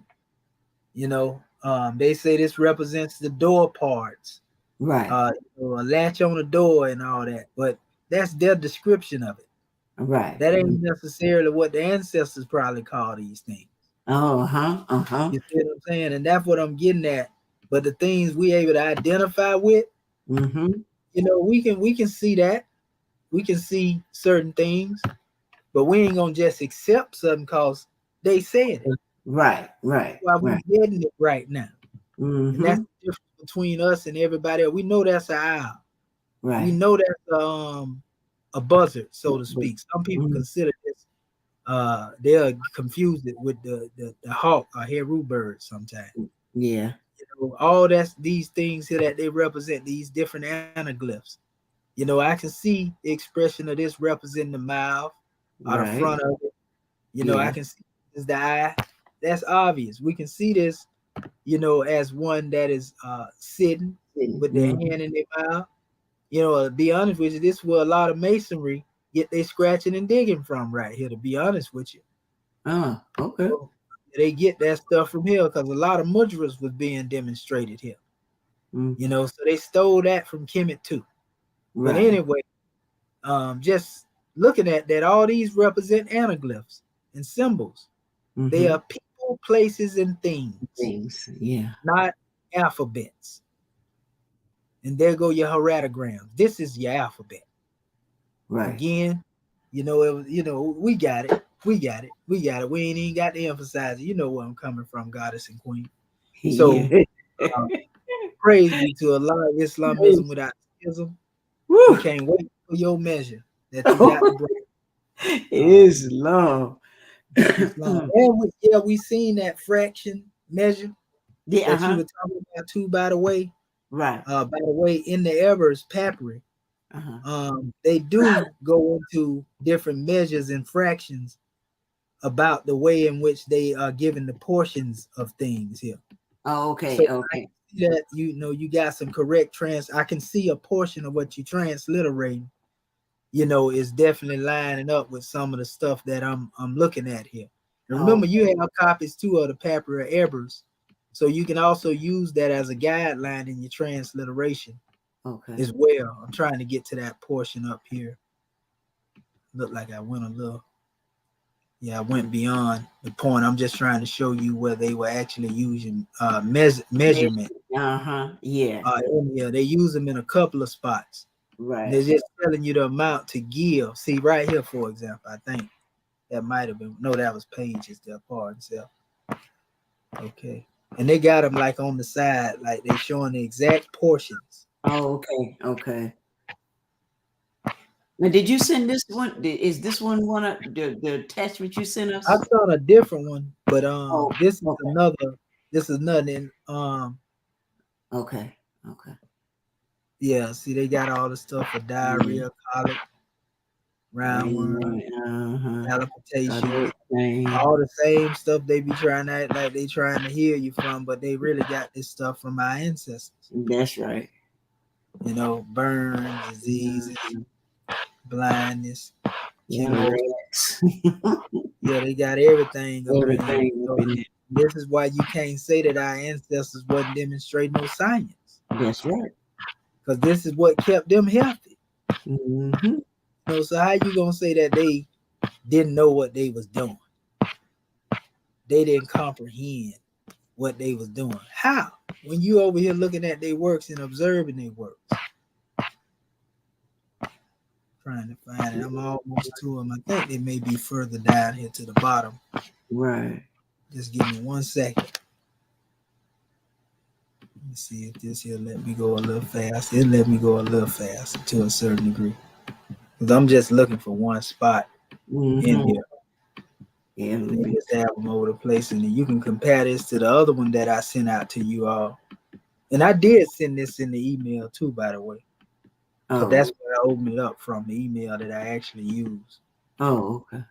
Yeah, so let's see here. See, they got everything there.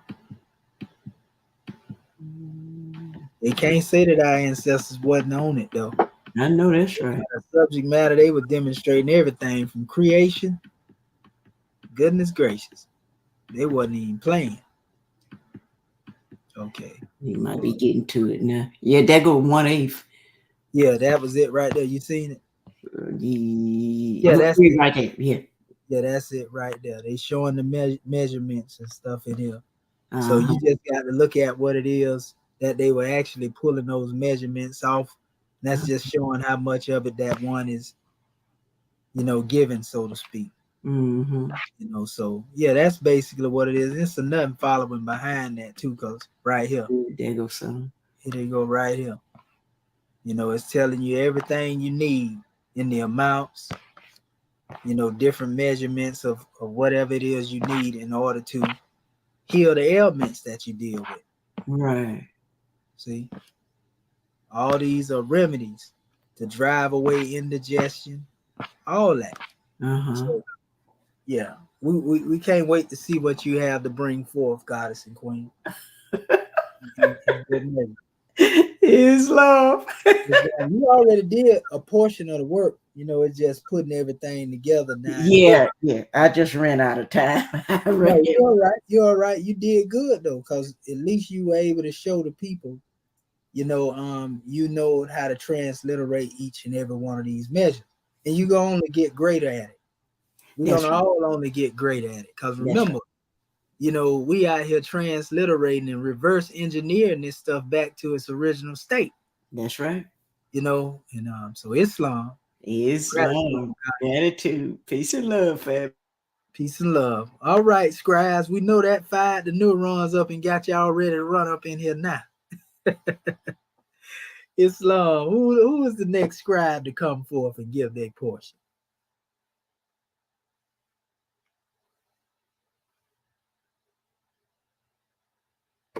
Islam. All right, brother Bati Bey. Hey, don't be so excited yet, right? Because I did the old E.A.R.S papyri, the one where you did the black and red and black writing. But then as I seen what Carter Bay did, I went back and I did the homework, the actual how it's done. And I have it, so I'm gonna share what I got. Okay. Islam, that's good. That's good. Yeah, we had put that other to the side because the something ain't right about that papyri. Yeah. And so that's why I reintroduced the one that they actually have already with the breakdowns in them. You know, and so praise be to Allah, Islamism without the schism. Come on forth, God, man, and present your message. Islam. Share screen. Okay.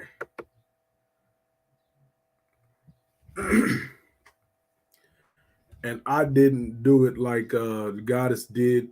However, I did because I was just doing it as you know what I'm saying, I got shown how and just to go over this is how I did the other homework. That was all homework, but we put that to the side. So I'm going to get X out of that, go to the actual, where's that? Right here. Okay. And it's it's crazy. This is the homework right here. One more thing. Where's it at?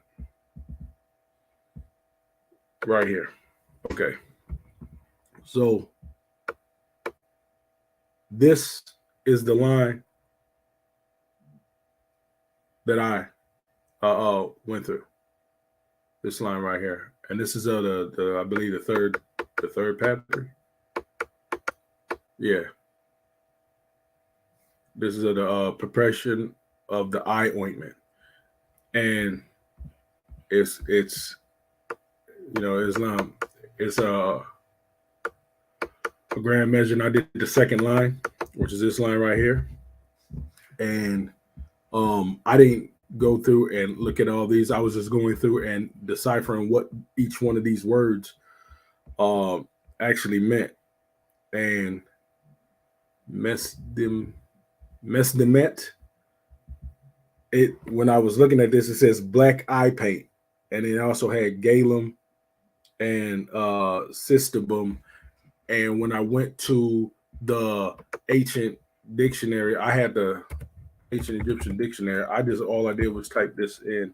Either I had to use the Unicodes or I had to use the Unicodes or the word. It just depended on, and then I had to go back and look at the pictograms that they put on next to it to make sure it matched up with with what it was saying.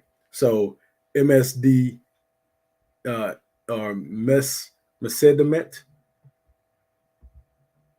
and look at the picture to make sure that they have the plant, they have the what they call, you know, the S, the hand, the owl, and look at it. So I had to look up that. So I went back to, and that would be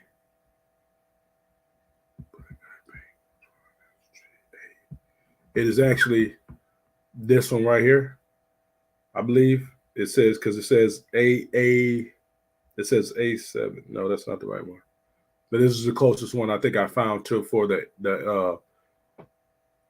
for this one, is it says black eye paint. And since it's dealing with the preparation of the ointment for the eye, oil for the eye, this is what I decided from that. And I see it got the reed, it got the snake and the thing, but the vulture, but it doesn't have the whole an expression of what they showed for this expression right here. I didn't see this. So then what I did was take the next one and looked up ND, make sure they looked at the pictograms that they had right here. And I also went down to that one. What was this one? So this one, I think I had to type in the Unicodes for this one. A7. A17. A27. A27. W24.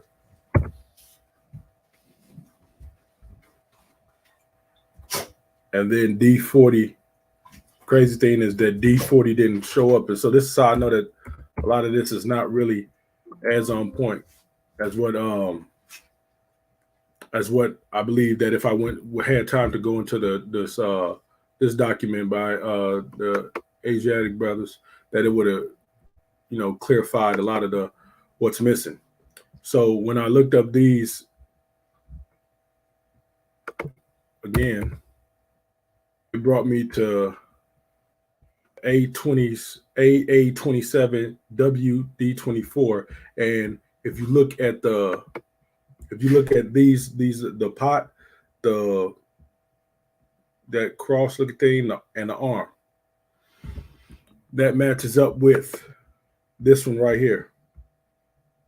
There's that cross, there's that pot, and there's the arm. And this says save, protect, guard against guard against magic, make good, harm, protection, protector. Okay. And for the, what is it, HR? So this was BD, D20, B2, and Z1. And so this goes through a whole bunch of the everyone that got D2 and Z21 or D2 and Z1 in it. So I just extracted it, and it says face and sight. So it's basically, it says black eye paint, protect, guard against the magic, so make good, harm, protection, protector, face, sight. And then the next Unicode, or the next word that this gives out is, let's go down here,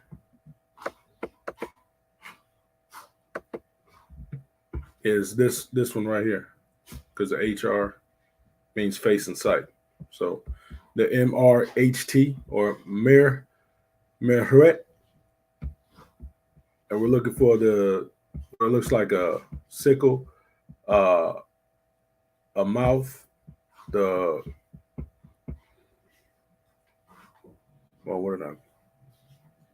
did that's a H, and just I'm looking for these symbols when I'm going to the ancient dictionary, and I didn't think that I typed the code into here. So what I did was I just did this MRHT, and this is the Unicode right here. As you will see, that this one it has what symbolizes the sickle, the mouth, you just said it earlier. I don't recall what you named, what it was called, but it reminds me of the DNA strands, the dome, the pots, and those three lines, and it says oil and grease, right? And you will see that right here says MRT oil and grease. And this, the unit code is U7D21B28X1 with that. And the next one is TRP, which says an edible goose.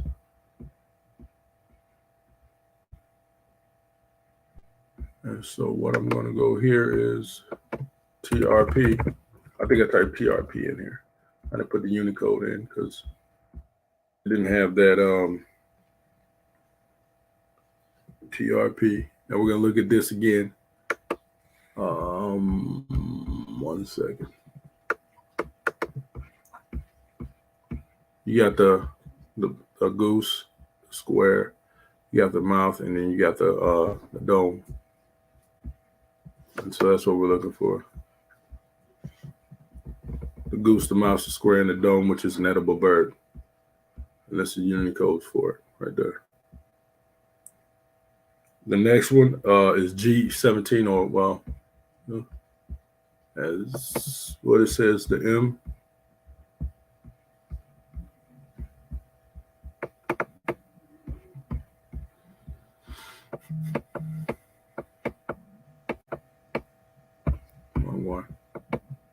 There you go. Which is this one right here, which we got the owl. You guys were expounding on earlier, G17.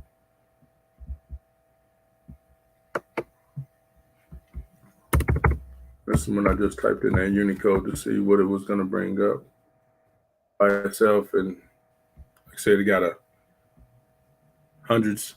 I think it even got around 1,000 of them. So what I did was I extracted the G17, looked through there, and I have for M,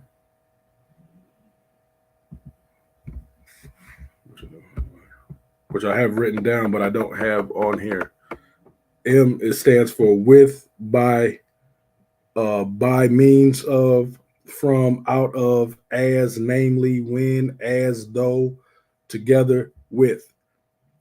I didn't have that put on here.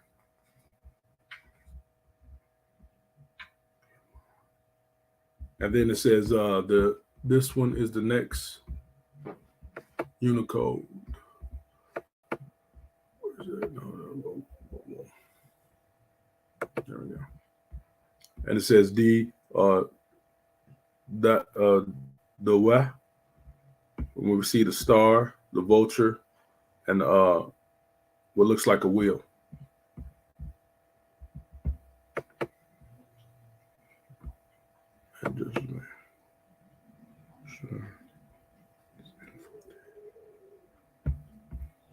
Okay.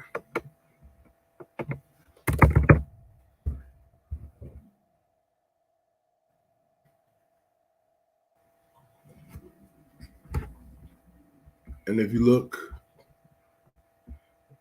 you got the star, the vulture, and the wheel. It says rise early. The other translation out of the Vegas says, it says dawn and morning. This one says rise and early.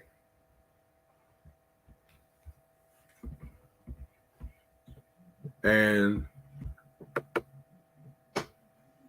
so the next one would be the double N. You see the kind of like the hands with the being joined together at the shoulders, and another hand on the other side, or what they got as the water, the waves. And when I looked it up in here, what was D35. 35. D35 and N35.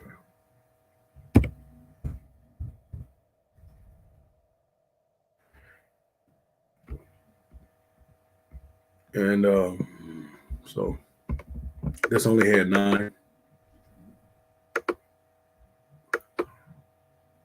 which is this right here, which it says not.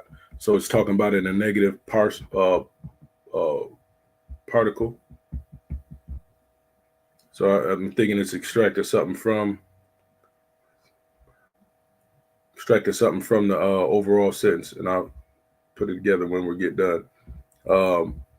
When I looked up this next one, which is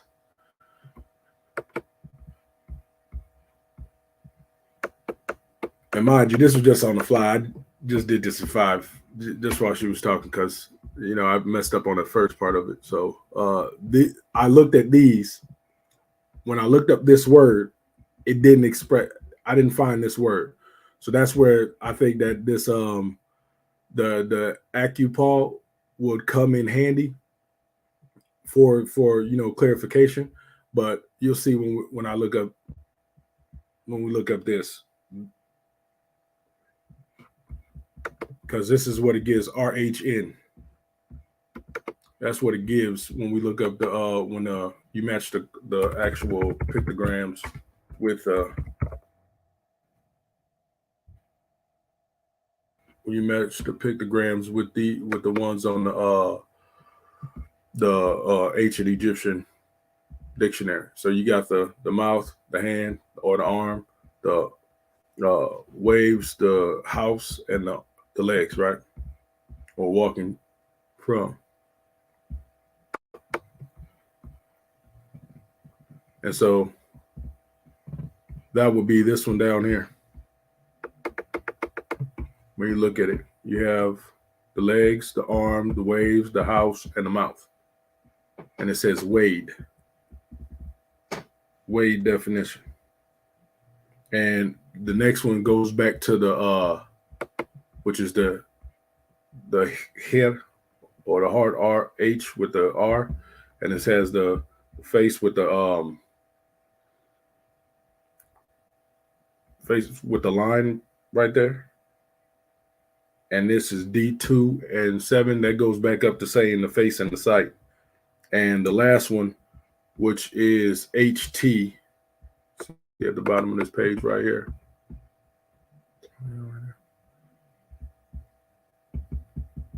HT. And this is what I was looking for, the specific translation of that, which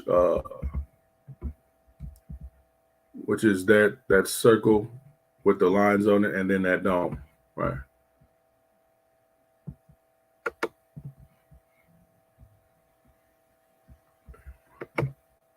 A1, just to show family. A1 and X1. And this is another one that I had to get. I think that they didn't do everything.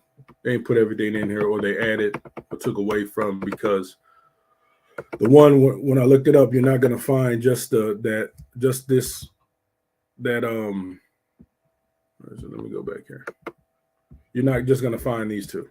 There's going to be this and 2 of these on it. So it might be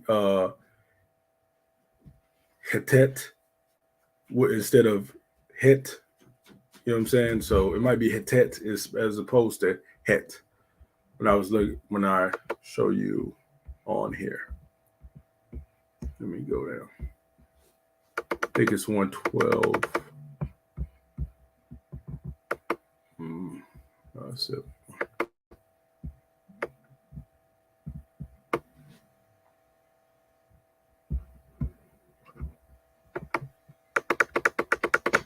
So it's going to make me scroll all the way down there. And actually, I think it's one of the last ones. 112.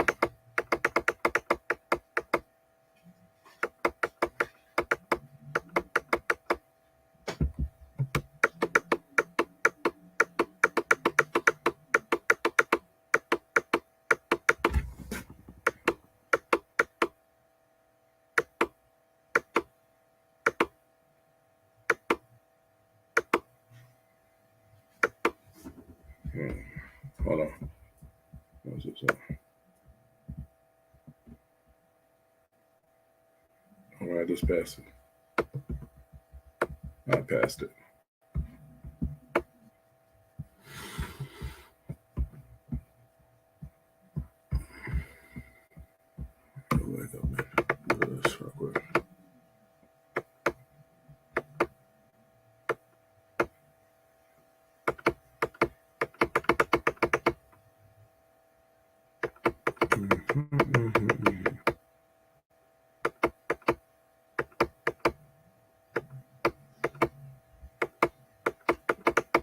Just seeing it. There it goes. So that right there. And this is why I said this is the only one I was able to find with the circle of the lines, and it had two of those domes on there. It says to pluck, plant, or to prey on.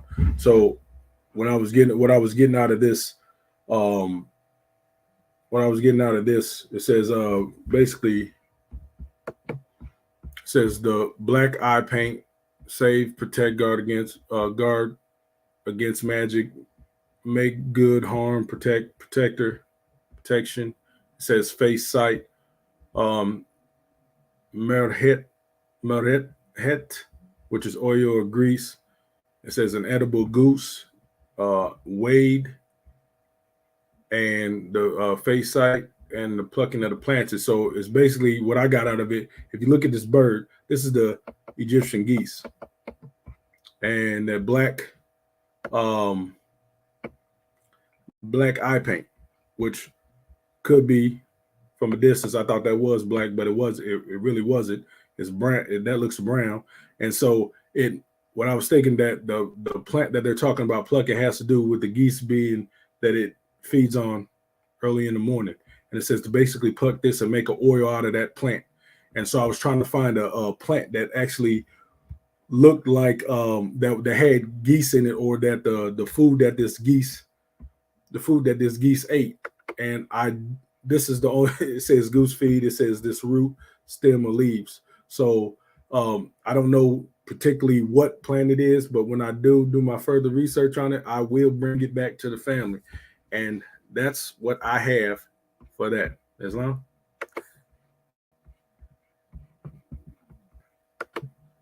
In Islamism, grand man, we give honors to you for that draw, and praise be to Allah. Now I'll share my screen. Based on that, that's a good job, though. You definitely pulled out some measures. I'm gonna show you this here. And this was in our last measure. I sent this out as a link, and I'm seeing portions of certain things here and there. Like in this particular area here, and this is just this portion of the document, because they mention a lot of this stuff over and over. I see them talking about, remedies of the application of raw meat to a black eye, for example. You ever heard somebody I know down here, one would have a bruise, you put the meat on the wound and it'll basically take away from the bruising, so to speak. Yeah. You know what I mean? Not wound, but when you hurt yourself or whatever. But that's they talking about putting raw meat there to this measure here. I'm just going throughout the document in certain areas, but they also go into different oils as well. They even talk about the like oils from berries, plants, castor oil. So I'm just showing you that you own to definitely certain things here. They talking about different measures here, talking about Chan magical formula, which would go into the measure. That's really talking about Heka, though. When they say Chan magical, that's just basically speaking words of power when you begin to demonstrate your healing process. It just says something about the pond. It says something about the pond, so that probably was linked to the goose. They talk about the goose in here, a couple of areas. That's what I'm saying. Like a lot of time when our people dealt with healing, they didn't just deal with taking the measures, they also chanted mantra. You know what I mean? Mm-hmm. See, they got different oil of mirror, petroleum oil, pieces of oil, fresh salt and oil, and going into where you can get it from. But they do mention, like I say, the goose. There are certain measures in here, because I ain't going in the actual acid. These are plant remedies. They talk about the plant remedies that they had as well. So, I'm going to let you go further into it, and I'll be doing my vetting on my end as well, because we comparing these things to these translations and transliterations, so to speak. You feel me? Mm-hmm. So, yeah, they speak in here of a lot of things. They go to read from the land after Asia. Oh, they talking about getting read way from over there in Asia. They let you know they were traveling, huh? wheat flower, willow, Egyptian lotus. They use that Egyptian lotus a lot. Yeah. You know, I think this was the one where they begin to talk about the goose stuff here. Herbs of the field, olive's milk, man's milk, granite, 2 testicles of a black ad. Okay, beer and wine, Egyptian lotus, oil with egg of the gogaboo bird, black lizard phallus, face cream. It's talking a lot about different measures in here, cook oil, you know, hippopotamus, mouse. They got everything up in. Boy, they go your goose down in there. You know, so yes, a lot of stuff. Basically, it looked like to me that they were listing some of the stuff that they were mentioning in here, and then they would go into the explaining, you know, of what these things are, putting it in the order the best way they could. Blood of the cow, cow milk. Yeah, so they got a whole bunch of stuff in here. This, you know, it's gonna come to pay side by side, and that's what we're gonna end up pulling out here. You know, I just want to let our Moorish kin get their chance to go off in there and vet, you know, the things on our own, and we'll go into the comparisons later. But remember, this is definitely our perspectives at the end of the day. Islam. Rome had their time, nice hours. Islam. Yes, sir. Okay, so let me stop sharing the screen, and next scribe, Islam. Islam, Grand National Secretary of the State. Islam Moorish kin, praise the Lord. First of all, I want to rise, giving all praises to our Father God Allah, giving honor to our Prophet Noble Durali, the last prophet in these days and times, giving honor to our Moorish kin online, giving honor to our panel, giving honor to Act One, and also giving honor to you, Dr. Shahid, for hosting this grand E.A.R.S class, giving honor to my Moorish scribes, praise Allah, that brought forth their measures. I'm going to, first of all, get rid of this scan mode thing. Always trying to play. All right, I'm going to share my screen.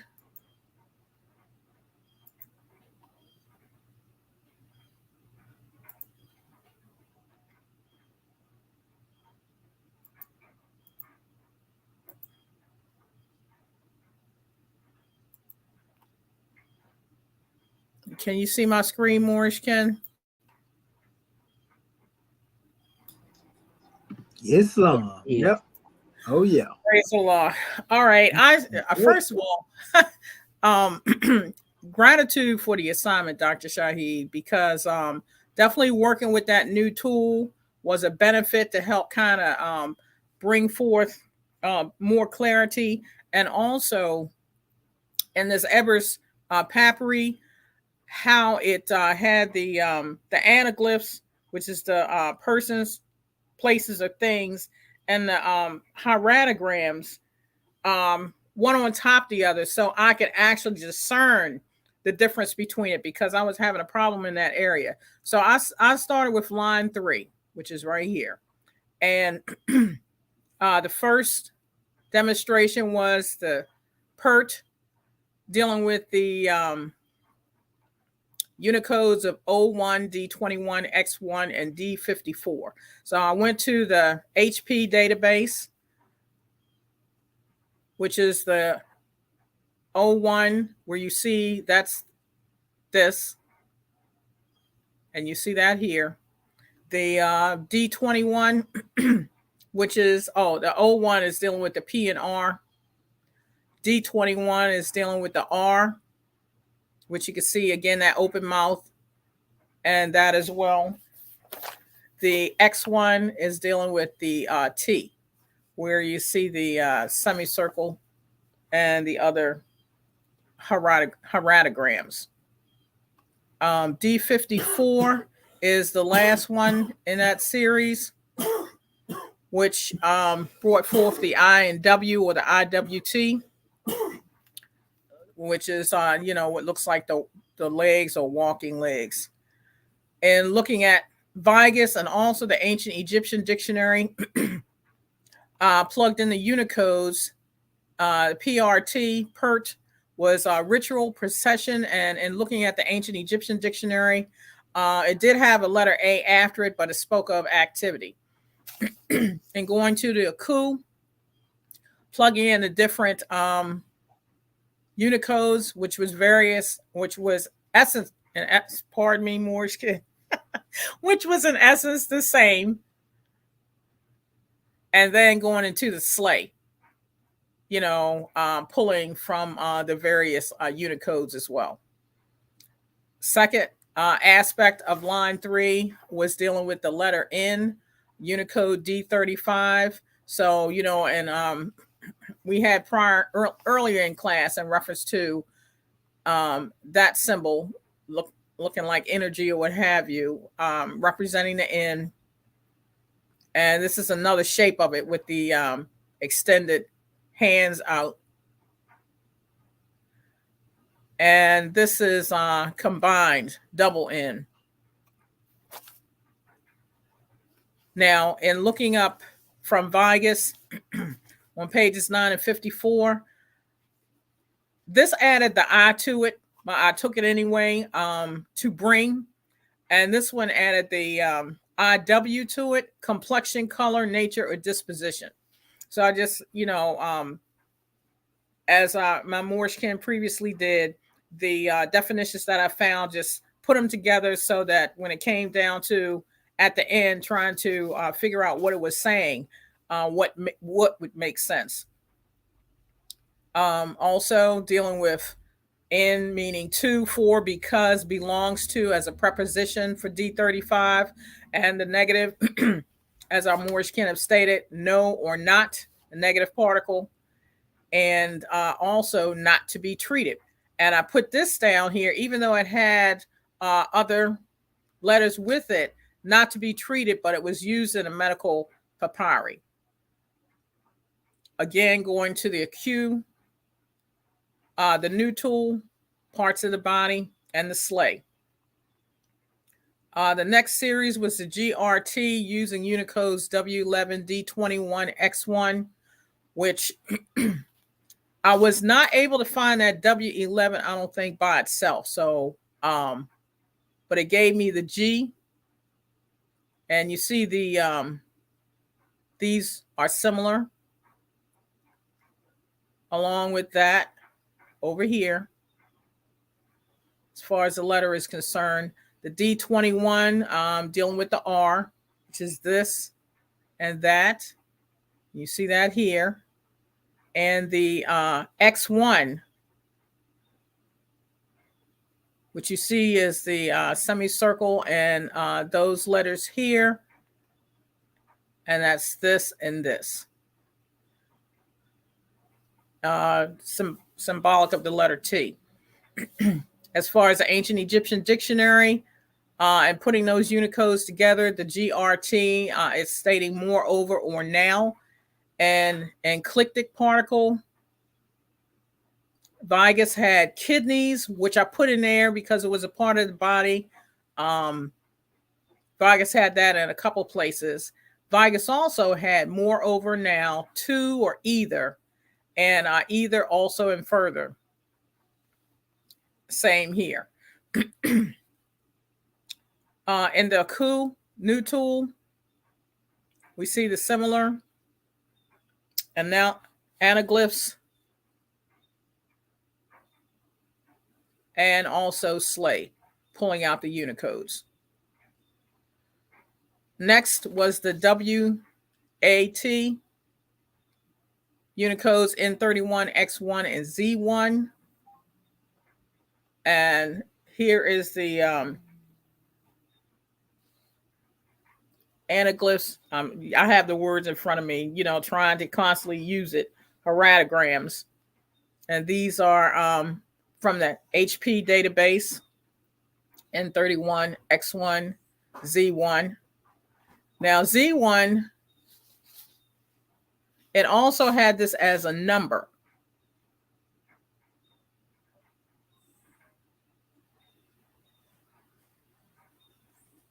And here's the X1 and Z1 together as a letter.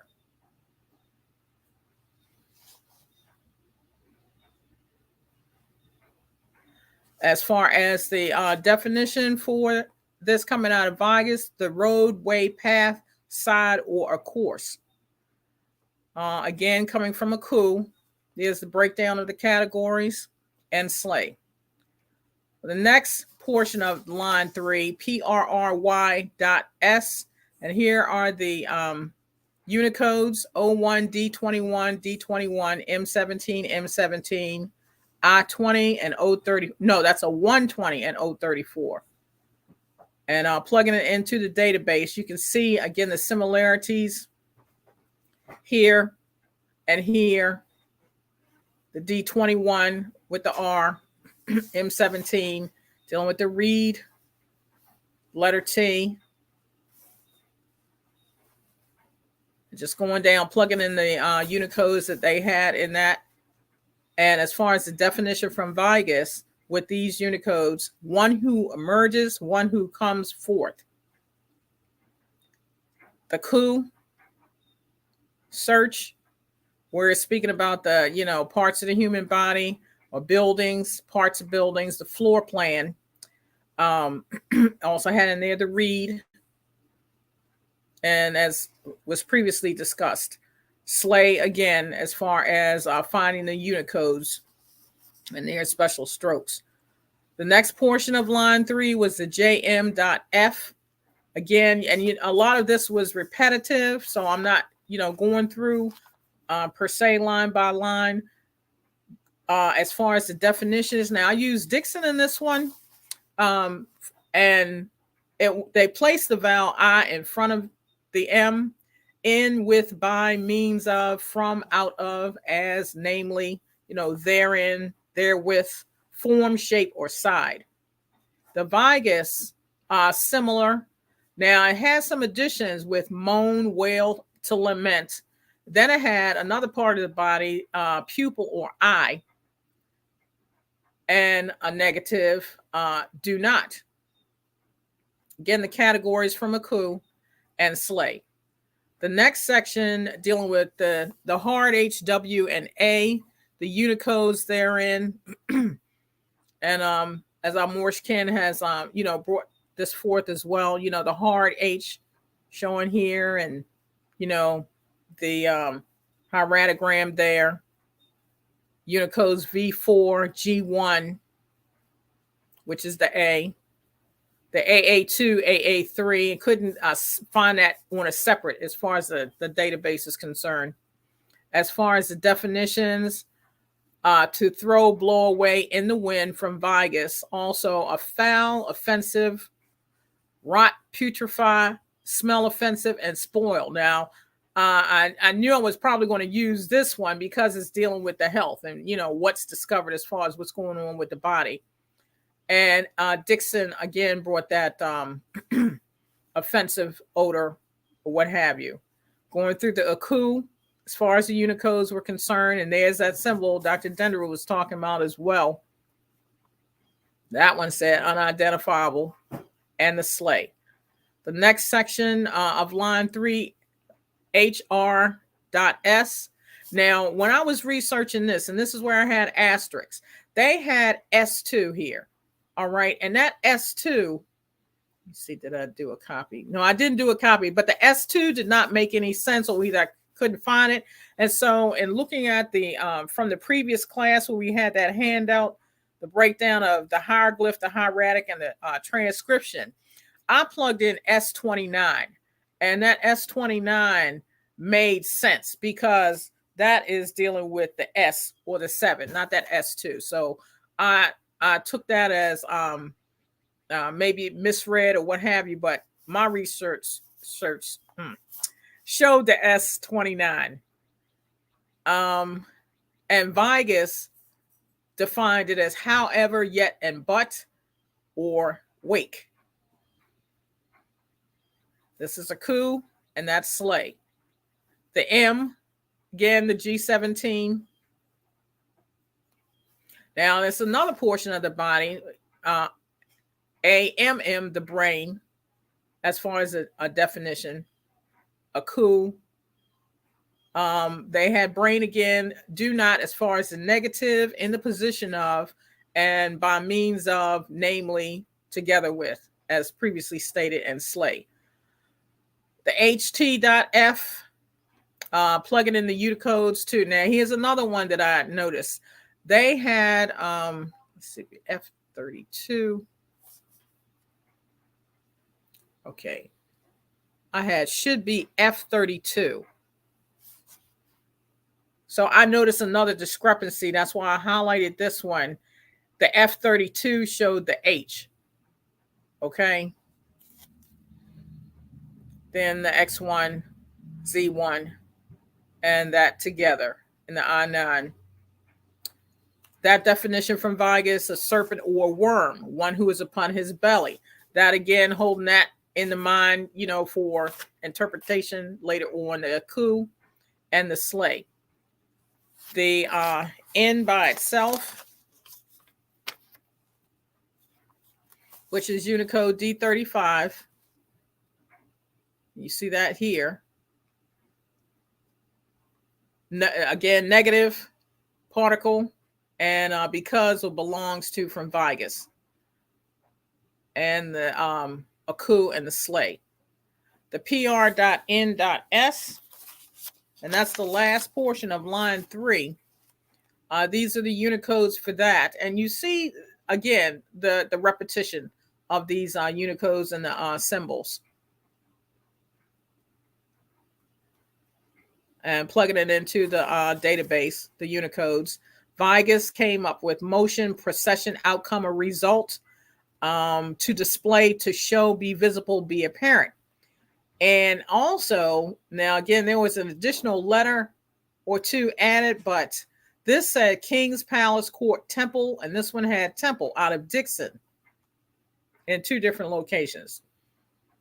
The Aku and the slay, in reference to pulling up the Unicodes. So now, and looking at this, Pert in Garrett, Watt, Pearis, Jemet, Tiff, Hawa, Hurst, Mahet, Tef, and Pernicet. Now, in the breakdown, this is the first part. The PRT, and this is how I came with the activity or the part of the human body or the blueprint. All right. Like I'm about to start a formula. And in essence, in viewing this special person or human, you want to bring in or bring the person back to the color or nature of where they belong. I had a question mark by kidneys, so I used for the GRT. Moreover, the path or course that I'm going to take dealing with this W3T, one who comes forth by means of form and shape. If in essence they have a foul, offensive smell, and then here's the latter portion. However, do not by means of, and I'm looking at, they possibly had a condition with the worms in the belly. In essence, belongs to the outcome dealing with one's temple, or in essence, the thought within. So that's my demonstration of assignment. Islam. Islamism Grand National Secretary of State, and I can see with your slide up there, right there, that you did very well with your expression of the transliteration and the translation. Especially as it flows, and I can also see the kidneys as being the reason for the offensive or the foul smell. If it's some type of, some ailment there, you know what I mean? And then that go back to the worms that you were talking about in the belly, because that deal with intestinal issues. Most of the time when you got intestinal issues, the kidneys ain't filtering certain things, right? Mm-hmm. And, then you go down to the out form of the temple, in that second part you had down there, Right. Mhm. that basically is showing, you know, on the exterior of one's temple, the ailment, so to speak. That's basically what I'm getting out of it to a certain degree. You know, if I'm looking at the way you put it, but that is very powerful. And you went the extra mile and put the sleigh in there. You didn't have to, but you did it. So Woo! that's good. But I know it feels great though to be able to look at them words, and then you can see them in every aspect. That's a true vetting of the source. You know, we give honor to your Grand National Secretary of State for that draw, and praise be to Allah. And that's how we have to do it. You know, all of the Moors did good. Curta Bay, Brother Bati Bay did here on site. You know, goodness gracious. And then, you know, that's why I say it all come together like it's meant to come together. We ain't nothing, not a word is lost. You hear me? Praise Allah. Stop sharing. Islam. You ain't gotta be shy. You did good. Praise Allah. We love you, Grand National Secretary of the State. Love y'all too. Oh man, we know that done stirred Brother Marvin Edwards Bay up. Come on up in here, Grand man. Islam family. Thought that was big praise now to be given. Well, you know, I'm going to have to say apology to the to my fellow scribes and to you, instructor, because I didn't do the assignment. I looked at it, and when I saw that we were looking at something that was already broken down, I didn't think it was. I mean, I misjudged that. You know, I didn't think it was. I don't know whether I was bucking or what. You know what I mean? But yeah, I didn't complete the assignment. I'm gonna have to follow up doubly next time going forward. Islam? Islamism. Well, we got plenty more papyri and more of the E.A.R.S to go through. It's all this is really, again, is conditioning the eye and the mind. And I see the scribes getting better as we move along. And basically, and I'm gonna share my screen here. When we deal with these, especially one more thing before you go. Yeah, go ahead, Grandman. Yeah, I just want to commend all the scribes with their work, because you know what I mean, that enhanced my knowledge just from seeing them, you know, bringing forth, as it always is. I just say gratitude. Islam. Yes, sir. Yes, sir. Gratitude. Islam. No problem with that, brother. Islam. That's right. They, you know, that's what we here for. We inspire each other. And so, for example, and this is, we're going to be doing this a lot here out in dealing with this text, because we actually going into the text, you know. So we just ran across a better tool than the original one. And it takes time and dedication, you know, to go into these special measures. You know, and we just do what we're able to do, you know, even if it ain't but one little portion, you know, that's all good and well. Praise be to Allah. Islamism without the schism. So let me see. I got a couple of them up here. I think this is one of them here open. Okay, yeah, this is one here. And so, like, all of these particular measures, when we say that they broke down to a certain degree, they are, but they don't have the definitions here. And so when the Moors go up in here and they pull out, you know, these particular words with the Unicode, you know, that's how they're able to plug in to whatever dictionary we got. Because I even have this one over here. Let me see that other. You know, you can use either one of them, all of them, wherever you're gonna be able to find the word. You just got to know when the sound shifting process take place. And so, you know, you go in here and you just finding the definitions, you know, that's going to the word, and that's how you getting the drawing to bring the breakdown into a more definitive expression, so to speak. You know, just like you seen me do in, I actually got it open up. I had it open up. Let's see, is it still there? Yeah, there you go, right there. Like I did in my particular measure. You just taking those portions that are already broke down, and this allows you to become familiar with the letters. The more we do this, like I said, the more we begin to unfold, and this stuff gonna start jumping out at you, because again, we are immersing ourselves in this. Just like I was able to come here and give my particular portion, similarly to all of our Moorish kin. I actually had a transliteration now that looked like it done got away from me some type of way. But anyway, yeah, you just take all these things here like we did with this particular expression. Sister Curta Bay touched on this again in her particular portion. A portion of her measure was anyway. And also we have found when we vet them out, again, we're looking at the alphabet, then we look at the anaglyph that they have beside it. Unfortunately, that's the way we go through the pathway, and that's what that guy, the brother from the my Asiatic brother, was saying. That's how we've been having to study it. And once we get more advanced, we're gonna get to a time where we don't even need. This is almost like riding with tricycles. These little tricycle wheels right here. And then once you get to riding that demonstration without it, you're dealing strictly with the hieratic. All this here is just for exercise purposes. You know what I mean? And so once we're able to see, okay, well, we see the Unicode here, we see what it is beside it. We already know what these things are, and we begin to compare. Say, okay, I see exactly what's going on. Like in this particular measure, for instance, you see it says U2D4GG, well, G1 and G1. And so what was it's actually being expressed from a different direction too. Whereas this one, we know we are reading it, from right to left. They have this coming from left to right.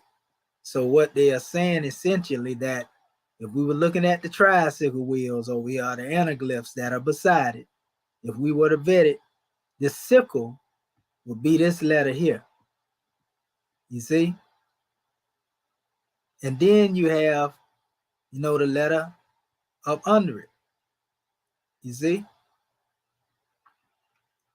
And then after that, and basically that is actually saying ma'a in and of itself. So a lot of times you'll see the one word being expressed, as one anaglyph, but then it spells the rest of it on out, in what it's actually saying anyway. So that's why you see the I here and you got the I there, and you got the A and the A. Now, we ain't calling these A's to try to tell you that these are A's. We're just saying this is the A here, this is the A, and that's what they're using. Now, what you don't see in this particular area here, is in the dictionary form, at least the one I had, this letter K at the end here.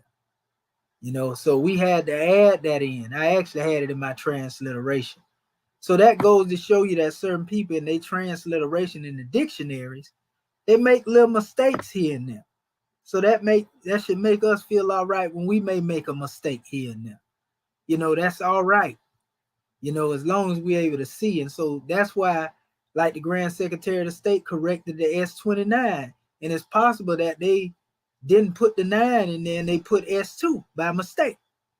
You see what I'm saying? And it's certain measures in here where, like I just showed you there, I had to correct the drawing, but even the one up under it, I wasn't able to find this exactly as it goes side by side with this. So I had to pull all this stuff together, and I found out they have J2 here, and the J2 is really A2. See what I'm saying? Because you have F29, X1, X1, J2, and Z2. F29, X1, X1, A2, and Z2. There is no J2. So process of elimination, being that I know this is the STT, then okay, this is A2. So, it's going to come into certain things where we're going to have to use our greater wisdom and even come to each other, with our findings. But we are seeing that there are errors in some of these things that they bring forth, which is why we are doing the work that we're doing. And it's letting you know that the work in their translations are not infallible. You know, they even have some misprints like that in certain areas in the Grand Quran, like in the Arabic in certain areas. You know, but that doesn't take away from the text. That just goes to show that, again, you know, no one that's doing these things are infallible, and you just have to be careful as you are demonstrating with your vet. You know what I mean? So yeah, that's a grand draw, and all the scribes did good, man. Y'all are definitely coming along, and our people will be able to go back and get this and grow with us, because again, you got to remember, you know, we doing this work right here. We have to go through the fire. Prophet said, only way out of the fire is through the fire. And literally, we know we have to go through the fire, you know, of everything them people were trying to utilize to keep us up out of this demonstration. You know, so praise be to Allah, Islamism without the schism. So at this time, we're gonna open up the floor, because we're gonna shut this demonstration down, but we're gonna call forth Act 1. You know, see as our chairman present, and then if not, we go to the Grand Secretary of the State and Sister Dendra and the rest of the Moors, and all is well. All right. Is our National Grand Chairman on the manifest? Islam. He's not available at this time, National Assistant Grand Sheikh. Okay. Praise be to Allah. Praise be to Allah. Islamism. Well, all right, Grand National Secretary of the State, you got it. Islam, having already risen and given praise and honor we're due, I just want to give much gratitude and honor to my Moorish scribes, our Moorish kin online, to Act 1, to you, Dr. Shahid, for providing the forum for our E.A.R.S class. And, you know, in addition to being able to go through the E.A.R.S papyri, and, you know, even though some of it was tedious, especially that slave demonstration, I know we didn't have to use that, but it's the reinforcement. And I'm also glad that you went back when you were speaking about the Sabbath teachings and how you were breaking it down in reference to reading from the book of creation, and how just stating that a letter, this is what this letter means according to what Rome states. And that in essence is bringing limitations upon not only our ancestors, but the spirit of who we are as gods. You know, so that was so profound, where we are not just limiting ourselves to the remix or what Rome stated, but we're doing the research ourselves and unfolding into so many discoveries. And we just, you know, it's just a great blessing and an honor to be here. So gratitude more for calling me forth. Much peace and love to all of my Moorish kin. Islam. Islamism, and gratitude for the works that you demonstrate as well, Grand National Secretary of the State. That was a grand presentation. As with the other scribes as well, they demonstrated as well. And this is what shows in unity their strength. Now, it ain't a whole bunch of us on here, but in our unity, we are bringing forth a collective consciousness, you know, that our people can draw strength from. You know, that's powerful. So, yeah, we give honors, Grand National Secretary of the State. The more we know, the more we grow. Islamism, and the more we grow, the more we know. Praise be to Allah. Goodness gracious. All right. Well, we're going to open up the floor to our scribes. And then Sister Dendra, after we get done, we can go up into the ether, so to speak. Let's hear from our brothers and sisters. Islam, Islam. Sister Curta Bay. Islam. I just want to add, I tell you, I got so much out of this class today, and I give honors to my sisters and my brothers, because and even to you, brother Edwards Bay. You did what you could do, and we're looking forward to you going back and because even with myself, when I was doing this, and the one thing that and God is Dr. Hosepsu, you I tell you, I know where I'll go if I need some help to interpret and put my lines together. You did an excellent job on that. And Dr. Shahid, the way you was showing me how, I tell you, it just feel like I was just we were just in a class on another level when you was going through showing me those reeds, how the wind was just blowing. And oh man, I was just caught up. This was such a powerful class for me. But doing this assignment and using the new tools, the one thing that I saw what my other Morris kin did that I got, I didn't use them, especially like the Dixon Dictionary, the Vegas Dictionary, because when I was looking up the Unicodes, it didn't have just that single Unicode, like say like if I was looking up Z2, it just didn't have the Z2 by itself. It would have something else with it. And so that made me stay away from it, because I thought maybe it would be giving me a different meaning, because I was looking for this one particular code. And but I see what my Morris kin did. I can separate it. I can take that one meaning from that code, even though it have other little codes with it, and kind of draw a definition from it. So I'm gonna analyze my little line, put everything together, and this has just been a powerful class. And like I say, the tools that you gave us, the coup tool, I like using that, and our ancient Egyptian dictionary. And I think Brother Bate Bay was plugging it in, and that's what I was going to ask him too. You know, what is it, a place, a code that you can hit where you can type that stuff in? Because on mine, I had to scroll down like you do sometimes, Dr. Shahid. I had to scroll down and find all of them. And in my endeavor to try to hurry up, I would make it go go fast, and the thing would freeze up. It just wouldn't give it that day. I guess it had to catch up or something. So this assignment, I'm looking forward to doing more of the papyruses and getting into them and breaking them down. It takes time. It takes time. And but for me, I'm really enjoying it, family. I am enjoying it, even though sometimes I might not get everything I'm supposed to get or whatnot. But this is a exciting time for me. So gratitude to you, Dr. Shahid, for taking the time with us and all the work that you put in. And when I look at the stuff that you put together, oh man, like I say, you sitting there putting all of our stuff together, and then you giving it back to us, going deeper into it.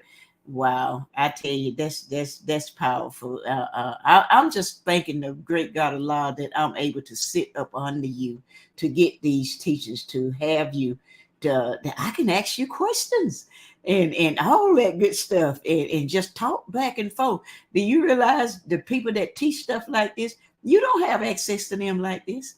And I'm honored and grateful and thankful for the great God Allah for putting you into our lives to have this experience with you. So gratitude, God, man. Keep up the good work, and I know I'm gonna be here sitting right up under your feet. Islam, peace and love. In Islam, peace and love. You know, like I say, I get the lesson from y'all when we in here, and y'all be bringing them back, grand family. And yeah, we definitely are inspired, you know, by Morris kin as well. And yeah, what I figured out with the looking through some of those different documents dealing with the dictionaries, like Bati Bay did, he had suggested it a while back, and I didn't have the search bar at that time because I was coming through Google, you know, but you have to upload it to where it loads up in Microsoft, because it's a Microsoft side of your computer, and then you got the Google side of your computer. And so in the Microsoft side, which is dealing with the system itself. If your documents come there, they'll open up, but you also have a search bar where you can go in there, yeah. But when they come up as a regular document, you can't find, the special demonstrations. Right, right. Yeah, at least that's what I've been able to find, Oh, okay, yeah, because that's what took me so long trying to use that ancient dictionary, and I had to scroll and scroll and look, and I'm like, oh man, but the rest of them, they came kind of easy, and yes. So okay, I had to hit him up because I got this Apple, and yeah, I got this Apple, but I hope I can, if it's an app or something that I can download and open it up in there, maybe one in there some type of way. I don't know. I never owned the Apple computer. They supposed to be the best. My TV done went out over here. Well, I tell you, Rome something else, man. I'll tell you something. It just died all of a sudden. My email got my email, the email that you sent out to us on that Tuesday. That email disappeared. It just went somewhere. I don't. It disappeared. And if the goddess hadn't sent me the email, I wouldn't have had no homework. My homework disappeared. I ain't never had that happen before. I didn't delete it. We didn't do nothing to it. My son saw it. It was there. And then the next time we come back, the thing was gone. And I'm like, I had that experience before. Remember, I had to get y'all to pull some documents up that I had sent y'all. Yes. I'm like, somebody want to play. Yes, somebody playing. I ain't never had this. Never in our life. I'm telling you, Dr. Shaheed, until I got in your research class. Yeah, they said we're gonna put a stop to this demonstration. I know that's right. Because I definitely know I'm being shadow banned though. I know that for a fact. All the videos I'm doing and stuff, but it don't mind because the people meant to break through to get it, they gonna get it. That's right. Even my YouTube page, it ain't normal for somebody to put the type of stuff I'm putting out here and you ain't getting no response. That's by design. I know that for a fact. Right. You know what I mean? So it's all right. They can't crush that truth. People gonna get it anyway. That's right. When we get to putting it in book form. They can't stop. You really be able to get it out there to them too. Then. Yeah, you can't control what they go and buy. You know what I mean? You might be able to put a glitch in here and put a block over what I'm doing, because I see people talking a whole lot of nothing, and they got like 480,000 views and 500,000 views. You know what I mean? So I know for a fact that it's something going on. Oh yeah. And I done had the same email and stuff so long. If one doesn't come into the system, it's easy to basically lock it down. Right. I guarantee you, if I would have started something up under a whole nother email and different drawing, it'll go through the roof. Mm-hmm. That's what I'm getting ready to think about doing too. Yeah. You know what I mean? Because Juan's done put a glitch in this other demonstration here. That's right. Personally, I feel like Juan's can actually come in while you're doing the video. Mm-hmm. Which we done seen some people will come up in there and be doing certain things. Right. In the video trying to antagonize. So yeah, we see it. Like I said, my TV just died yesterday. I'm talking about literally out of there. I'm trying. The only thing I can see is the red light blinking on it right now. Good gracious. It ain't funny, but I tell you, it right now. I got the remote in my hand. I just pressed it to see if I was gonna. Nope, it ain't coming on. Oh my goodness! Wow, it's all good though. It's all good, God, man. I'll lead on victory show. I be more on the computer anyway. I don't really be watching it like that. And when I'm on it, I'm just on YouTube. Doing a lot of other stuff. So I get me another mashallah. Islam. Gratitude. Peace and love, family. Yeah, peace and love. Well, Islam. Do our brothers have anything they want to say? Islam, grand man. Islam. Now, what's crazy is how, the recognition, being able to recognize the letters. Now, this time when I went through when I was first started off the homework, I did the old E.A.R.S prepper, and the letters was just jumping out at me. So I was just like, didn't really need to.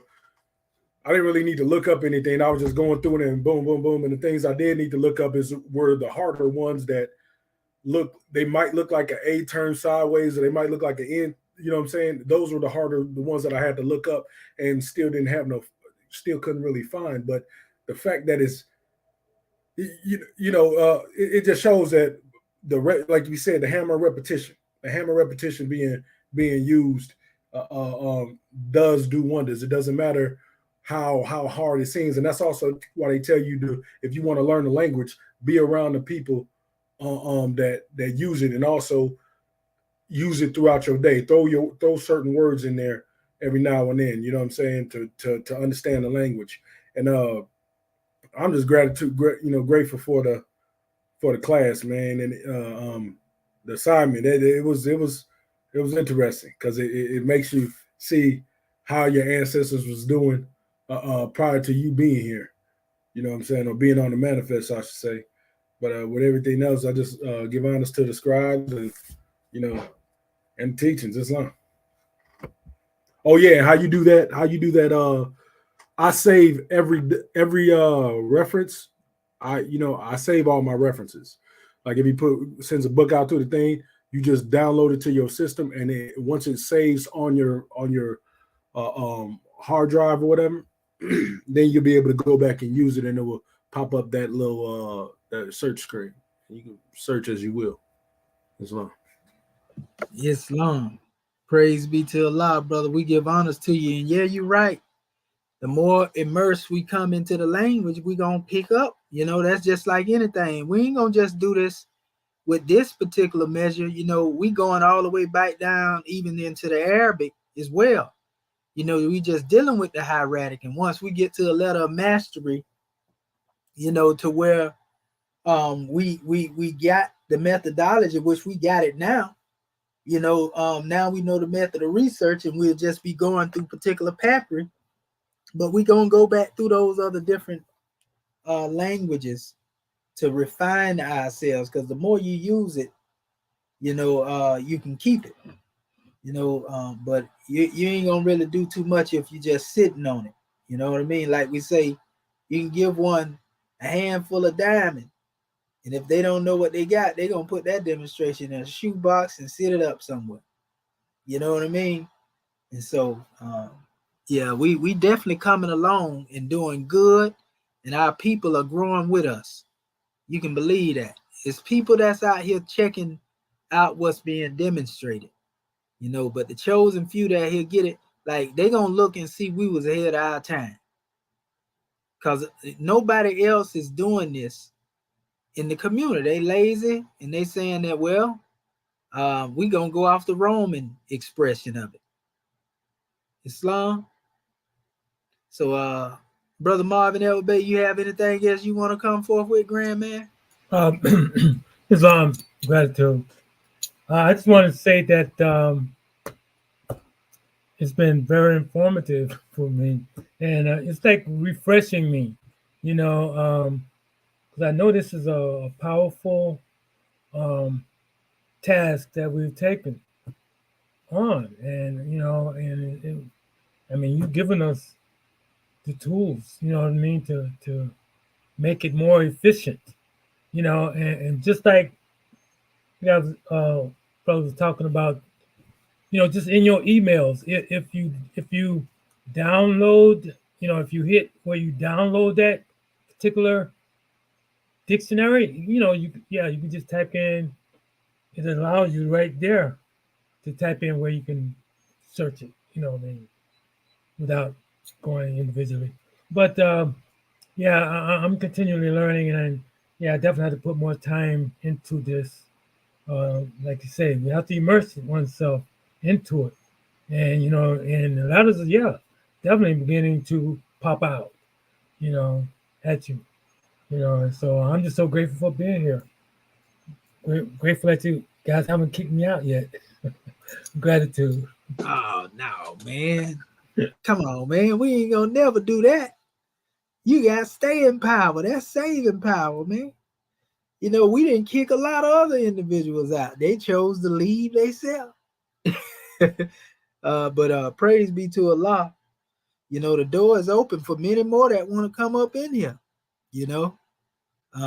But because now we got a panel of scribes where ones can actually get, you know, the guidance that one need, you know, but you ain't gonna be able to learn about Kemet and what the right way of pushing. Anybody that come up through this government, they ain't gonna be able to bring no Eurocentricity in here, you know, and that's based on the history that we know. So they got to come through here to learn it properly, the way we teach it.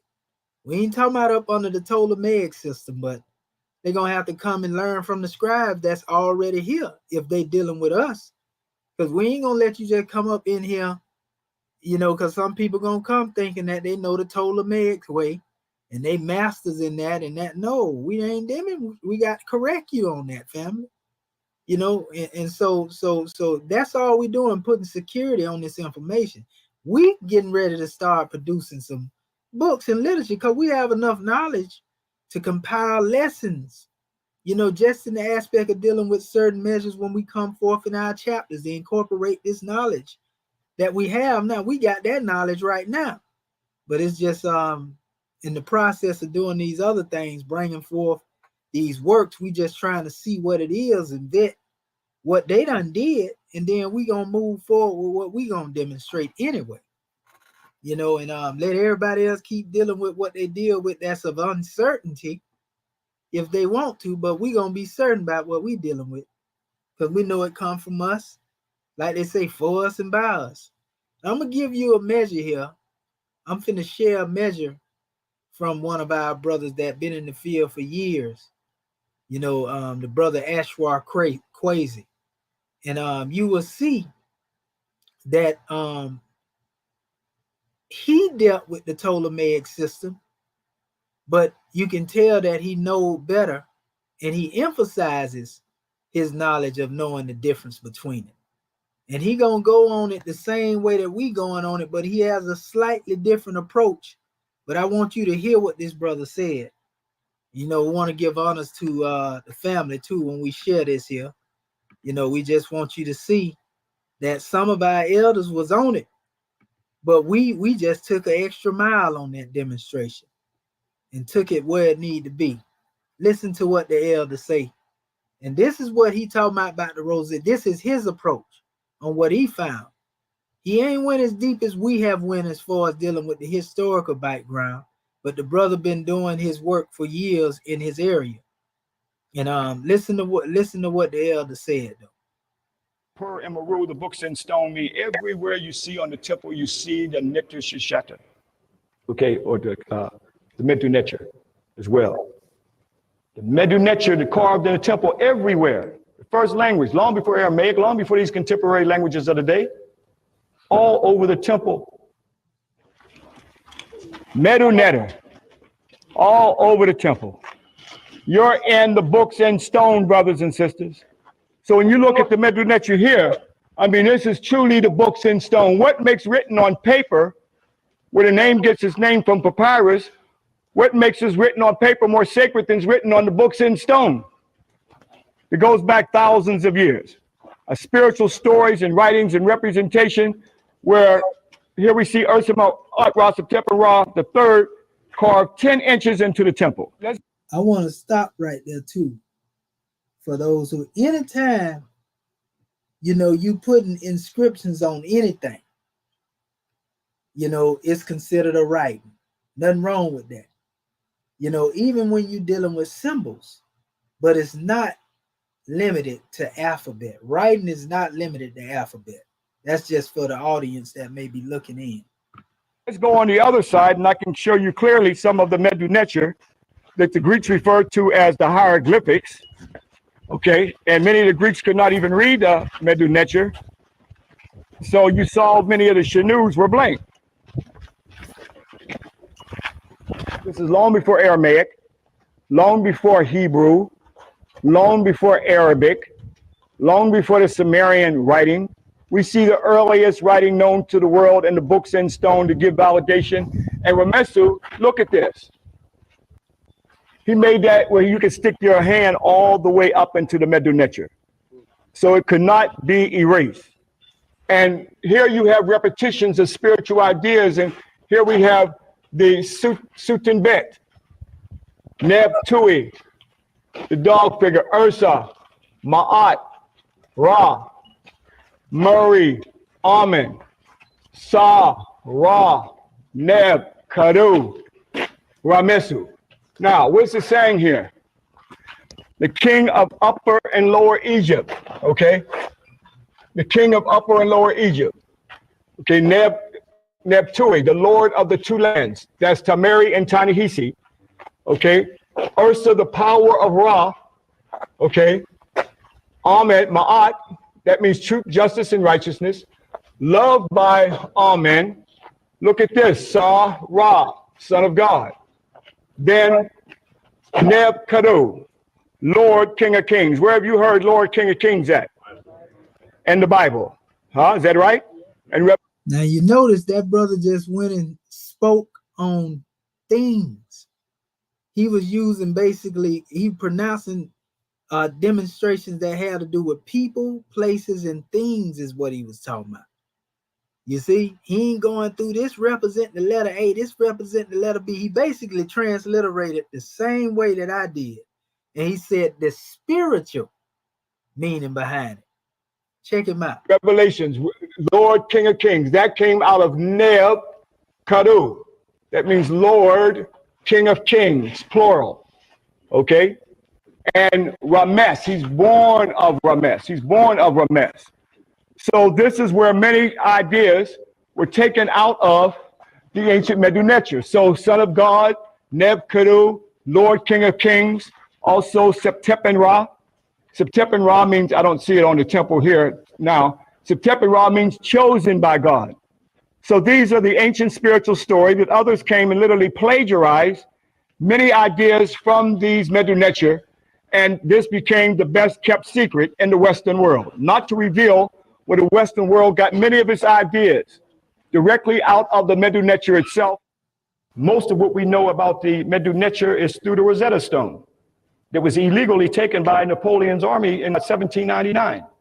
And here this goes back to the priesthood of Menefer, forced to honor Ptolemies. The Ptolemies took over after Alexander, the fifth of Epiphanes, in around 196 BCE.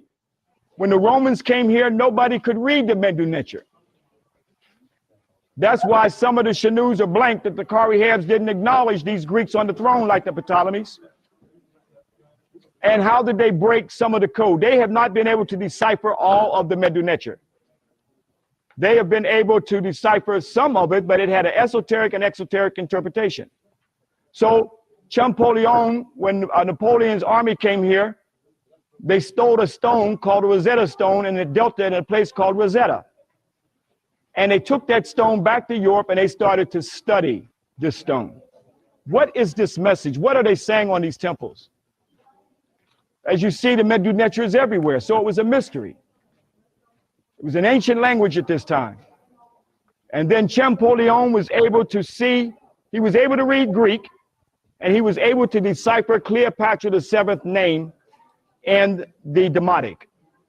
And then he was able to decipher a lot of, as the Greeks called the Medu Neter, heretic. And then they were able to break. I'm going to stop right there. And with all due respect to our elder, you know, and we ain't here to go against our people, none of that. But there was no heretic on the Rosetta Stone. We do have to make that correction. You know, they had what they call hieroglyphs there, and they had some Demotic there, and what they like to call Greek, which we really know is Hecopter. So we know our elder is coming forth from the historical aspect there of what has normally been taught about the Rosetta Stone. But that don't discount everything he's saying. You know, even to the extent when he said that a portion they had deciphered, you know, we know through our history they ain't deciphered nothing. But he was correct about the exoteric and esoteric aspect, you know, because they gave you an exoteric alphabet, but the esoteric, which is the inner meaning, you know, which I know the brother is aware of. He's aware of the metaphysical side. He's aware of that. But, you know, we just wanted to give our family a drawing on that. And this is based on our research. We honor the work that the elder doing, but, you know, this is what we do. We go back and we vet information. That's the scholarly way of demonstrating with things. And many of our elders out there that they honor, they have disagreements on certain things. You know, the methodology of things. And so, but that don't make now one of them, you know, somebody where we gonna just drag them through the mud. We honor that brother. We honor the fact that he over there doing what he did, you know, but we just wanted to make that particular correction there. The code on the surface, but you had a priestly language, which more is an esoteric, okay, language, and an exoteric language, an inner and outer. They've never to this day reached the inner meaning of the Medu Neter. But Champollion came and carved his name right there, Champollion, on the temple.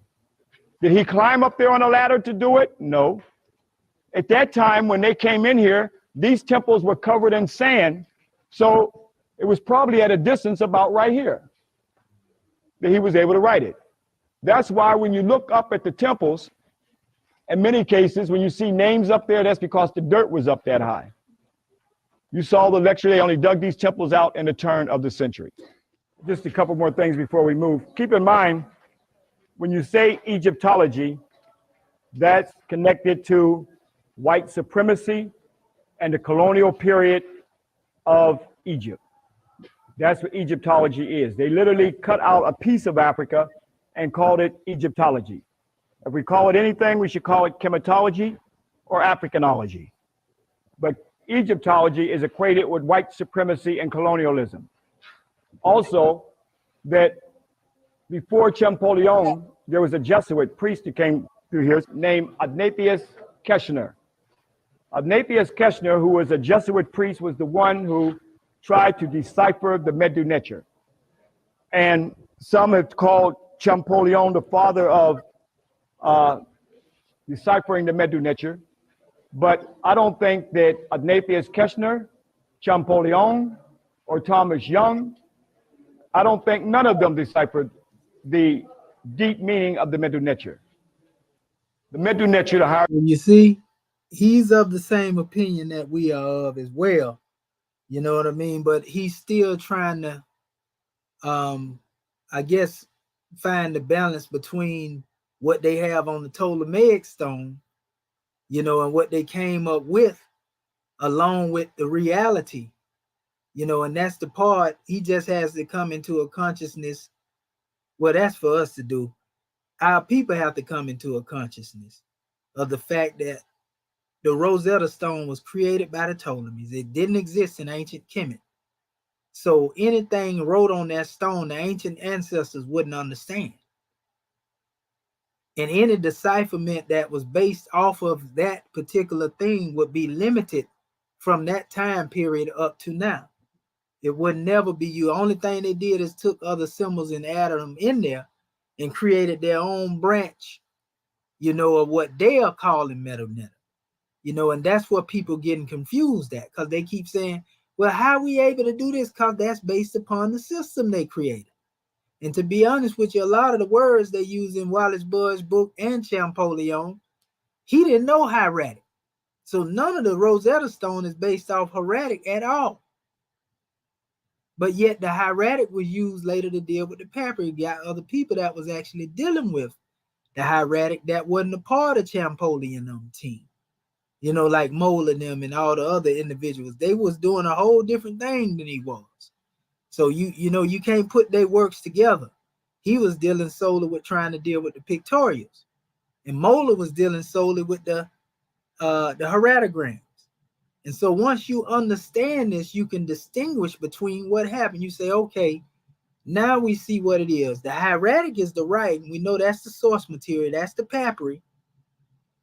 The hieroglyphs, as they like to call them, really, the way they teach it is limited, you know, to the Ptolemaic cryptographic glyphs, as they call them, you know, basically meaning to hide or conceal something, which they conceal the true hieratic up under that. And then you have the anaglyphs, which come from the ancestors, which have more to do with didactic art, you know, and so forth and so on. So even some of the Europeans, you know, in these different groups, they know what time it is too. But yeah, that we have to make that distinction, you know, and a lot of our people ain't able to make it because they thinking that you have to use Champollion system to do this. Hieroglyphics you see at the top, then we have Demotic, and then we have Greek. Well, Thomas Young and Champollion, they could read Greek, and they were able to decipher Cleopatra's name in the Demotic. That's how they were able to decipher some of the Medu Neter, but not all of it, because it had esoteric as well as exoteric interpretation. So there was some for the priestly writing, which was the deep Medu Neter that the Greeks called the hieroglyphics, and other spiritual systems. But when the French came in, Napoleon brought all his scientists here to Egypt. This was fascinating to see this. It was unknown. By the time the Roman time was over, nobody could read the Medu Neter, even during the Roman times. To see this, it was unknown. The temples were under the sand. So when you go into the temple, it did not always look like that. But they came in many cases plundered, took reliefs and so forth that you see in the British Museum. You see it in the Louvre. You see it in New York City. Many cases, these reliefs have been chiseled out. You have to go to Europe to see them. This is important right here because it gives you an idea of how many Europeans came through here and chiseled out a lot of the Medu Neter, the world's first language. This is long before Aramaic, long before Hebrew, long before Arabic. Here we see the Medu Neter, the sacred language of God, and how the extent that they have gone through chiseling out pieces. In many cases, you have to go to European museums to see the ancient Medu Neter. If you look at these columns, look at the columns there, just pretty much erased bare. There was Medu Neter all over the columns, like you see the column right over here. You see Medu Neter is still up there. But these here have totally been erased, totally wiped out. How long will this go on? When we go through our awakening, would the sacred language and messages still be on these ancient temples for us to read? Where the African Kemetic spiritual stories were told for thousands of years? So this is still going on. So when you see all these columns here that erase like they are, this is, in many cases, you got to go into those museums and you'll see big walls of rugged reliefs of Medu Neter everywhere. And where did it come from? It came from right here, where they came in and chiseled it out. Or during the time when they came through here and these temples were wide open, and Muhammad Ali was doing everything to sell off the treasures and dismantling temples and so forth. This has been an ongoing process, has been done. And to show you how sad it is, see over there, the Medu Neter straight in the back. Now look how they actually took the reliefs off.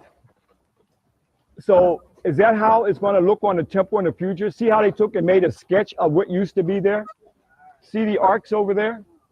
So they sketched in what they literally took out. Look at the top where they sketched in where the men are walking with the left leg forward. You see the falcon up there of Haru, and he's holding in his talons the Shin symbol. That Shin symbol to the far left, that represents eternity. They're actually taking off the Medu Neter and now sketching in what actually has been taken.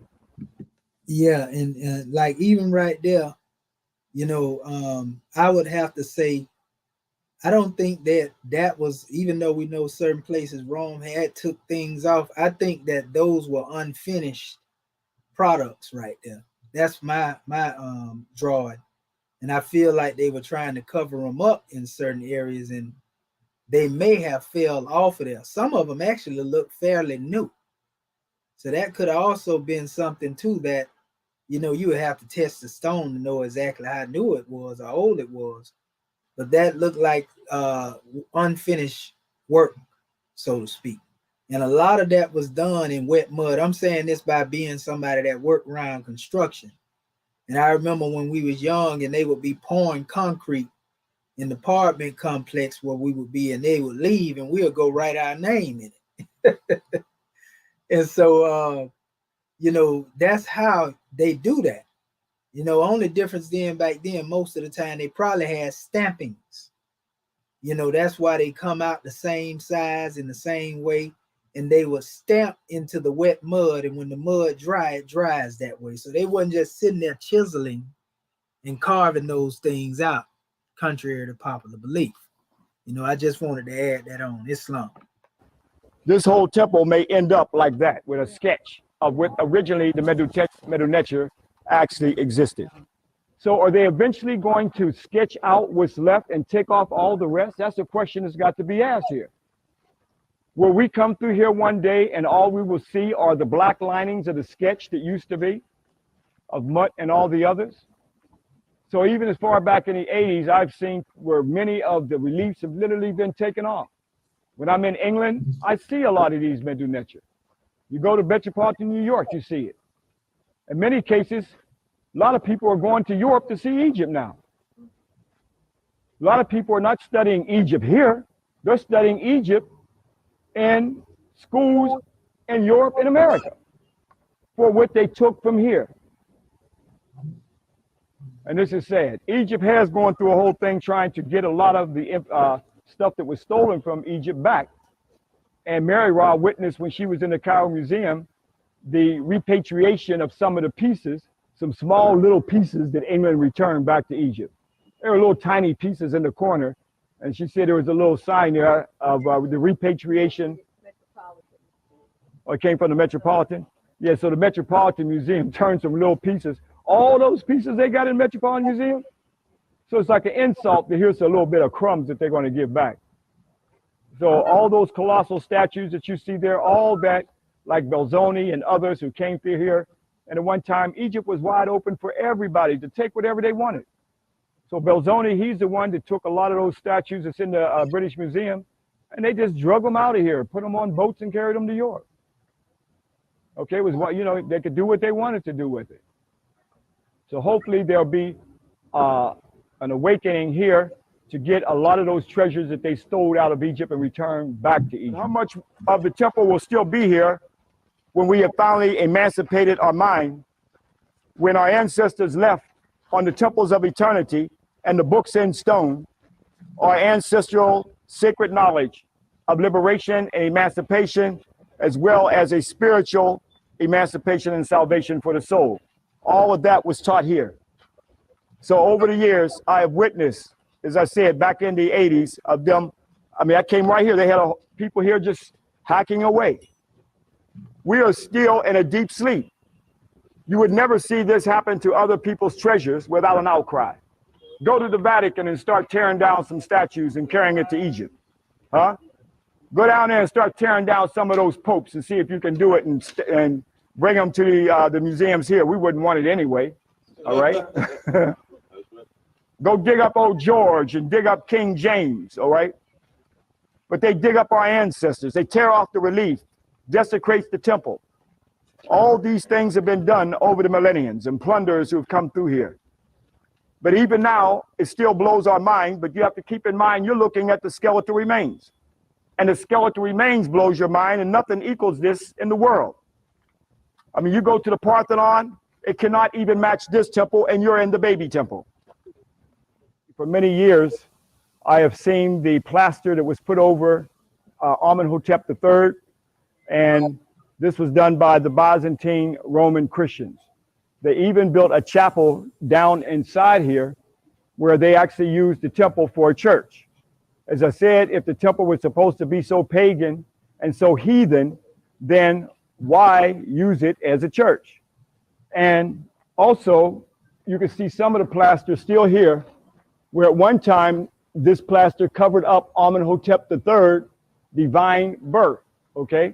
From his mother, from his spiritual mother, Mut. Even though his physical mother is Matanwea, but his spiritual mother is Mut, and his spiritual father is Amen. This is an early Immaculate Conception and Resurrection story going back over to 3,000 years ago of the 18th dynasty. This is long before the Immaculate Conception story that we know in Rome or the Byzantine Christians. But also, this plaster was all over there. This was the Romans put their face here. They repainted this to bring out the Byzantine Roman Christian images. They had nothing to do with this. When this temple was built, there was no Rome, there was no Greece, there was no Byzantine Christians at this time. So they actually plastered, originally, the Byzantine Romans plastered over all of this. But this plaster is slowly taken off, where we can see now Amenhotep III of the 18th dynasty and his divine birth from his spiritual mother, Mut, and the Immaculate Conception taking place. And you can see the plaster is now taken off and trying to restore it to its original place. But at the same time, the images of the Byzantine Roman Christians are still up there. And then the demonizing and vilifying, when many Europeans came through here from the time of the Romans, desecrating the ancient temple. Originally, these temples were colored, beautiful colors. I mean, what you're looking at now is in ruins over 3,000 years. It did not look like this as you see it today, but it kind of gave you an idea of nature. Now look at the top, and you can see in 1820 where Atalino, okay, where they carved their names. Did they climb up there and do that? No. See over there in the corner, you see that from the left, the second column from the left, on the left, at the top. Can you see it? 1820. See, no, they didn't climb up. They didn't climb up there. The temple was under the sand. The temple was under the dirt. They only dug the temple out to make tourist dollars. But originally, this temple was covered all the way up to that area there. And that's how they enabled them to carve their names, putting graffiti and names like that you'll see continuously when you travel through many of the other temples that we're going to go through. You're looking at the books in stone. When you come into the temple, there's so much to see. Brothers and sisters will be walking through the temple, and there's so many things I want to point out. We can't point out everything. We're going to highlight as much as we can as we walk through here.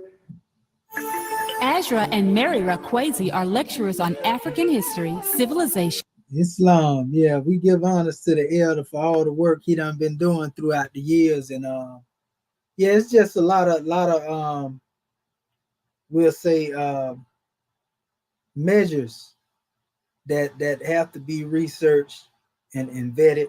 We give honors to him and a couple of more of those who actually been there. And mashallah, you know, perhaps we're gonna get a chance to go over there to Kemet and look with our own eyes. You know, I'm looking forward to even that ourselves. Islam, Dr. Shaheed, Islam, when he was talking about I know him well too, when I was in the conscious movement, and but when he was talking about the sands was up, so is he talking about like did the sand, you know, over a period of time it like blew away? Is he talking about the earth was up? Yeah, it was up there. A lot of that stuff was buried under the sand. Even the Sphinx, they had to dig it out. And see, that's another thing a lot of people don't know. During the time periods of different invasions, different people would come in there and pillage. You know, like he said, he was right by some of them things being taken out, took all the way. Like I tell you about the Temple of Dendera. You know, the original Temple of Dendera, they took the ceiling out and took it way over there in Britain somewhere, and then put a fake ceiling up there.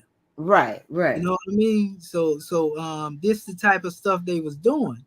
And so a lot of time they went in there, and some of them temples that was original temples, they was remixed by the so-called Greeks and Romans that came in there. So like how they had Champollion name wrote over there in the English language, and you know, stuff like that. That wasn't there back in the ancient times. So it has been renovated many of times, we can say that. And this is accepted by most of the scholars that study Kemet, that, you know, Kemet ain't just been did like that one time. It been done like that many a time. Wow. That's why you see all those different things. Like, I know the work of what plaster do. That's why when it's falling down, you can see what's behind it. Right. You know what I mean? And that's what was going on in that area where he was speaking of the sketching. You know, it wasn't nothing but somebody plastered over something that was unfinished. You know, put something else over it, and that's what the Romans was doing. Right. The reason it's falling is because that stuff was so smooth that after a time, that stuff can only hold on so long before it start falling. Just like when I go out on certain sites and look at certain places, you can see what a plaster on the wall done come off of them. Right. You know, and so it's revealing what's up under there if it's something up under it. That's right. So yeah, all they got to do is take mud. And for example, if I wanted to go over there now and change, you know, something that was on the wall of Kemet, all I have to do is sand down the face. They was chipping it out, sand it down, you know, to where it's smooth, keep the facial shape there, and then mud and reshape what I want to put there. And that's what they was doing. Right. That's why you see a lot of that plaster is falling off in certain areas. You know what I mean? Mm-hmm. And so the truth is revealing itself, if you ask me. That's right. It is. You know, that's our ancestors was powerful. Yeah, Doing what they did, and they was wise in writing these things in stone. But you know, another thing is that the papyri, people will have to realize the papyri was always used for instruction and record keeping and all of that, legal proceedings. Right. This was what they were using. They never lived by some text that was on the wall, outside of basically dealing with the spiritual expression of them. Meaning they was reading them books in papyri in their hand. They wasn't reading them off the wall and living. You see what I'm saying? A lot of that stuff was just day-to-day recording life. That was their life that they put in. They put a movie in stone, basically. Right. You know, that we can go and look at anytime we want to because it's on pause. That's right. And we can analyze any aspect of it we want. But the real Sabbath teachings were always in the papyri. No. Okay. So, yeah, praise be to Allah. Islamism. Islam. You love your family. All right. You can take us on up there in third heaven. Islam. All right. Islam. January 15, 1929. A warning from the prophet to be read at every meeting. I hereby inform all citizens that they must end all radical agitating speeches while at work, in their homes, or on the streets. We are for peace and not destruction. Stop flashing your cards at Europeans. It causes confusion. Remember, your card is for your salvation. Failure to obey these orders will be a severe consequence. We are for love, truth, peace, freedom, and justice. And when these principles are violated, justice must then take its course. Any citizen or group of citizens who hold malicious feelings toward the government or the prophet or violate the divine covenant of the Moorish movement will receive their reward from Allah for their unjust deeds. All true Moors will and must obey the law as laid down to them by their prophet. If they lose confidence in their prophet, they should turn in their card and button, cease wearing their turban and fez, and return to the state where I, the prophet, found you. This is a holy and divine movement founded by the prophet, noble Jew Ali. And if the prophet is not right, the government is not right. The prophet, therefore, is sending out the divine plea to all Moorish Americans that they do their part in protecting their prophet and the government. This is an everlasting movement founded by the prophet through the will of Allah to redeem his people from their sinful ways. By the order of prophet, noble Jew Ali. A holy covenant of the Asiatic nations. Ye are the children of one father, provided for by his care. The breast of one mother have given you suck. Let the bonds of affection, therefore, unite thee with thy brothers, that peace and happiness may dwell in thy father's house. And when ye separate in the world, remember the relation that bindeth you to love and unity, and prefer not a stranger before thy own blood. If thy brother is in adversity, assist him. If thy sister is in trouble, forsake her not. So shall the fortunes of thy father contribute to the support of his whole race, and his care be continued to you all in your love to each other. Islam, Islam, Islam. This meeting is officially adjourned according to Act 2. Go in peace, Moors. Grand class, Islam. Praise the Lord, too, Morris Ken. Peace and love. Peace and love. Islam to the scribes. Islam to the scribes. Islam. Gratitude. Gratitude. That's right. That's right. We love you, family. Love you more. Y'all too. Islam. Peace and love. All right. See y'all in Sunday school. Islam. That's where the knives of the nation derived from. Praise Islam. Islam. Islam, Moors. Peace and love. Peace and love. All right, family. We want to give honors to all of our family that showed up out there that's been watching us. Y'all keep tuning in, brother Capricorn Magi. You know, honors to your family, first time seeing you here, but all is well. You welcome. Human Thought, we give honors to you as well, family. All is well. Brother Marquise, you know, honors to all of you, family. You know, the best is yet to come. I'm telling you now, this thing gonna get deeper. You know, we're gonna keep bringing this stuff to the manifest and giving our family some insight. You know, so with that being said, you already know we got to take y'all out, you know, in the real comedic way, because this is the dawn of a new era when it comes to Metu Neter, and we will be publishing materials out here, family. You know, it's gonna be shortly. Just watch, you'll see. We know what we're doing over here, and everybody gonna be able to read Metu Neter through our eyes when we get done. We ain't gotta worry about the Eurocentric way no more after we get done with this demonstration. Prophet Noble Drew Ali told the Moors, when you get the pen in your hand, then you write your own history. And so that's what we're doing. We ain't scared to do that, family. You know, we here to do the work. And a lot of our other family, we say it like we tell it how it is, they lazy. So they accept, and when I say that, I'm saying they accepting what Rome has written, and they won't go do the vetting and the research, and that's why they holding on to that. You know, some of them have written works based off that decipherment, and that's their bread and butter. So of course they gonna defend it and say commission pseudo, you know, and all this and all that type of stuff right there, because they have to go back on and retract on everything they've been teaching these people, and that's what they ain't willing to do, and that is disingenuous behavior. That means they are not honest enough to say, hey man, I made a mistake. Because I was almost about to get ready to do that. Y'all see, if I wanted to, I can be demonstrating the same way they're doing it. I show you, you know, what they call this letter, and it ain't that letter. I'm giving you the vast insight of what Metu Neter really is, family. And they limited it to what they said it was according to the Ptolemaics. They ain't getting it. They think that I'm attacking the Metu Neter. No, I'm attacking the Romanized version, which you should be with me. If you Pan-African, you should be like, yeah, that brother demonstrating the real deal. But no, you so scared. And some of y'all done been exposed, because, you know, we got your boy out there. He did a video recently, Reggie, talking about, yeah, we got to get rid of the commission. We got to get him up out of here. I ain't even been up there on Sultanate in a minute.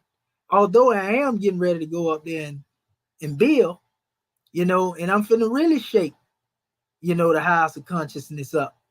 You know, not the house of consciousness per se, but the individuals that's over there that's pushing that false demonstration. I give honors to the brother Jabari. We done already had a conversation. You know, Jabari wasn't arrogant. You know, like the mother brother, he'll tell you quick, I don't know nothing about no heretic, my wife know it.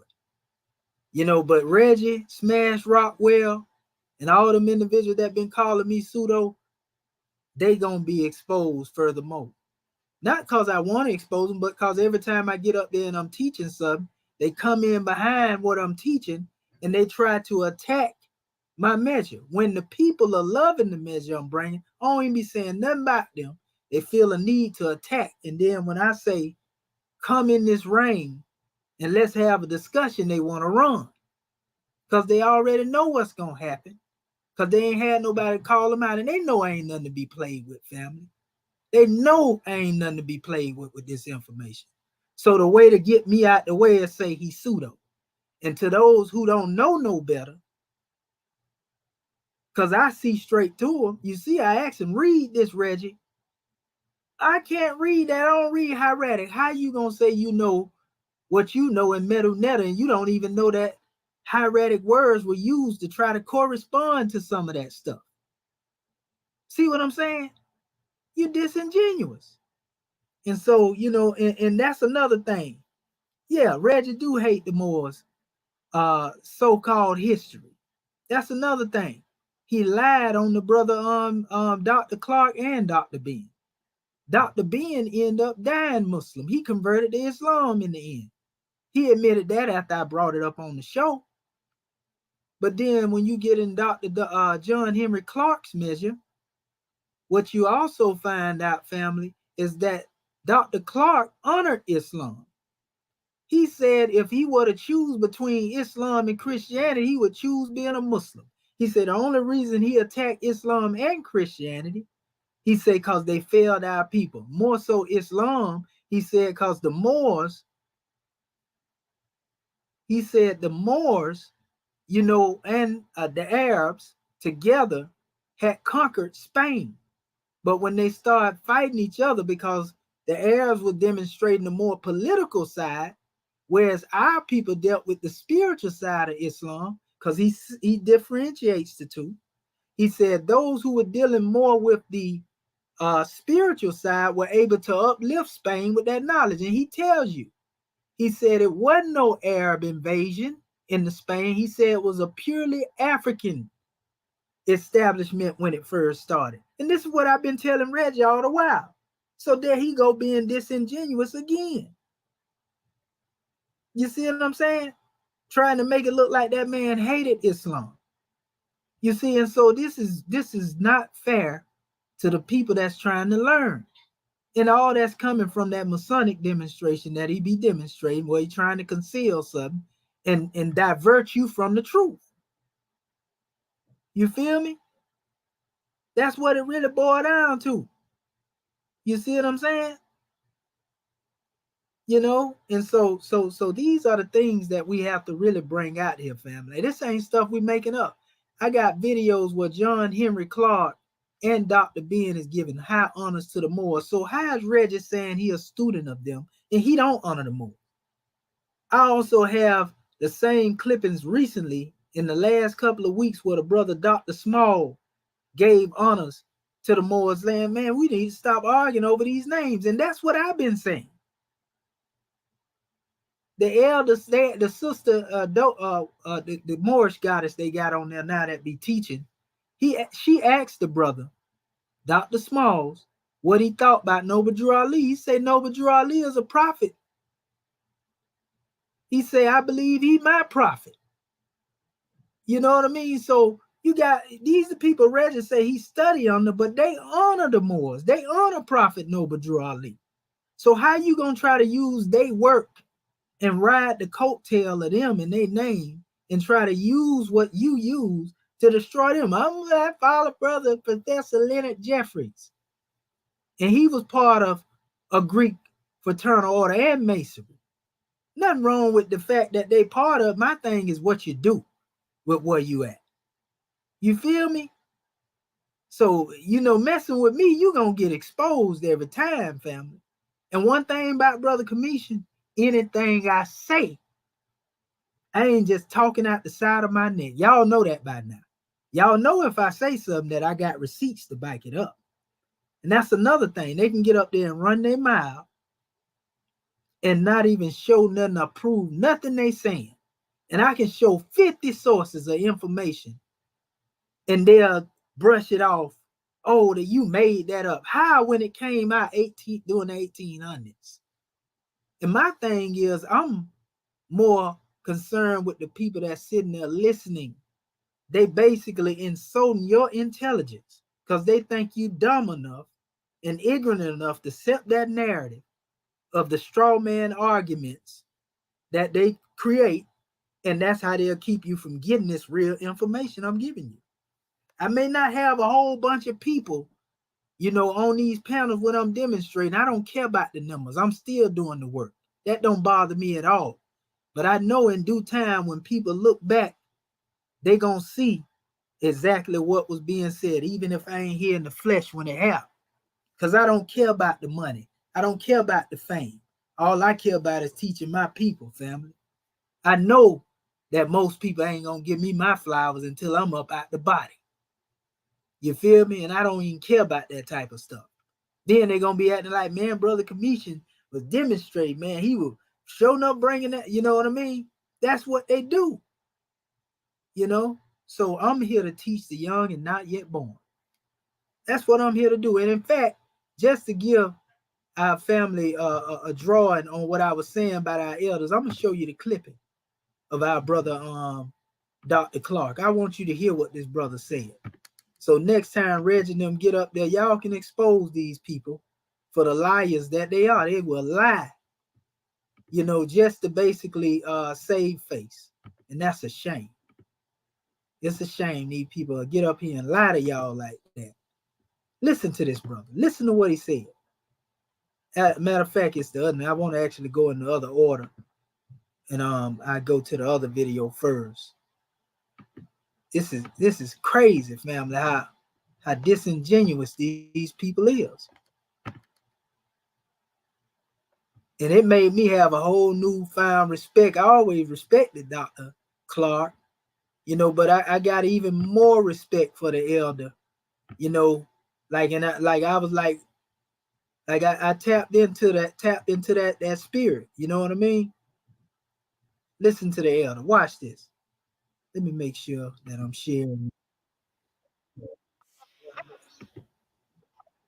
Hold on.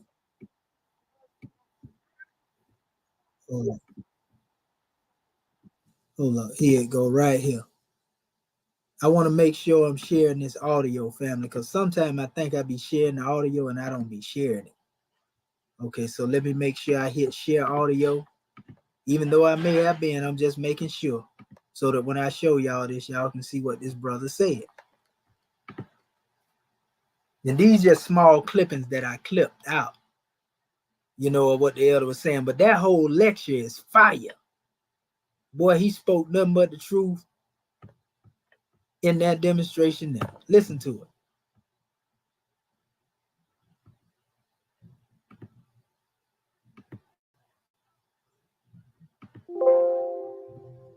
Now, I am not against Islam.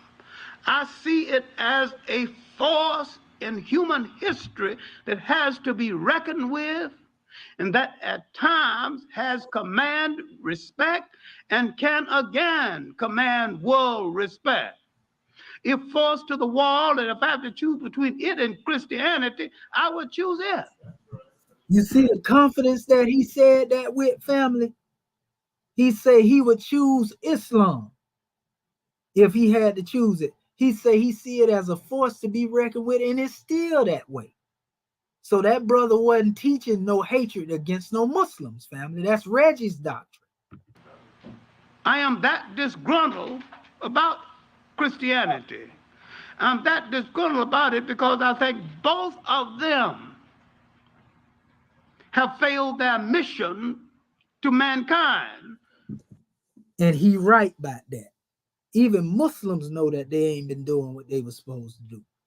That's what he upset with. He like, how we gonna be great with something and y'all get to tearing it down because y'all want to fight and argue. That's his main approach, family. The brother was just. Listen to that elder. And there is no excuse for them failing in their mission to mankind. I don't excuse either one of them, as I don't excuse the United States or Russia for failing their promise to mankind. Now, I am not against. Now, that's what his bone is, that he had to pick with Muslims and Christians. Even though he say he accept Islam over Christianity, he don't appreciate the fact that both of them claiming to follow the doctrine that they follow wasn't practicing what they were preaching. He know that the doctrine is good, but he also know what a corruption came into the doctrine at.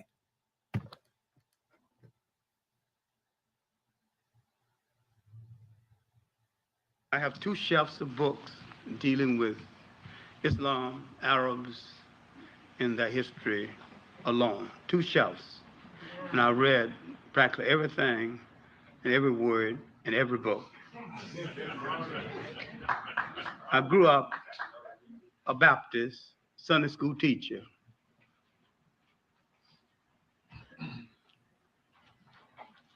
I belong to an African spirituality. I respect all religions when they practice what they preach.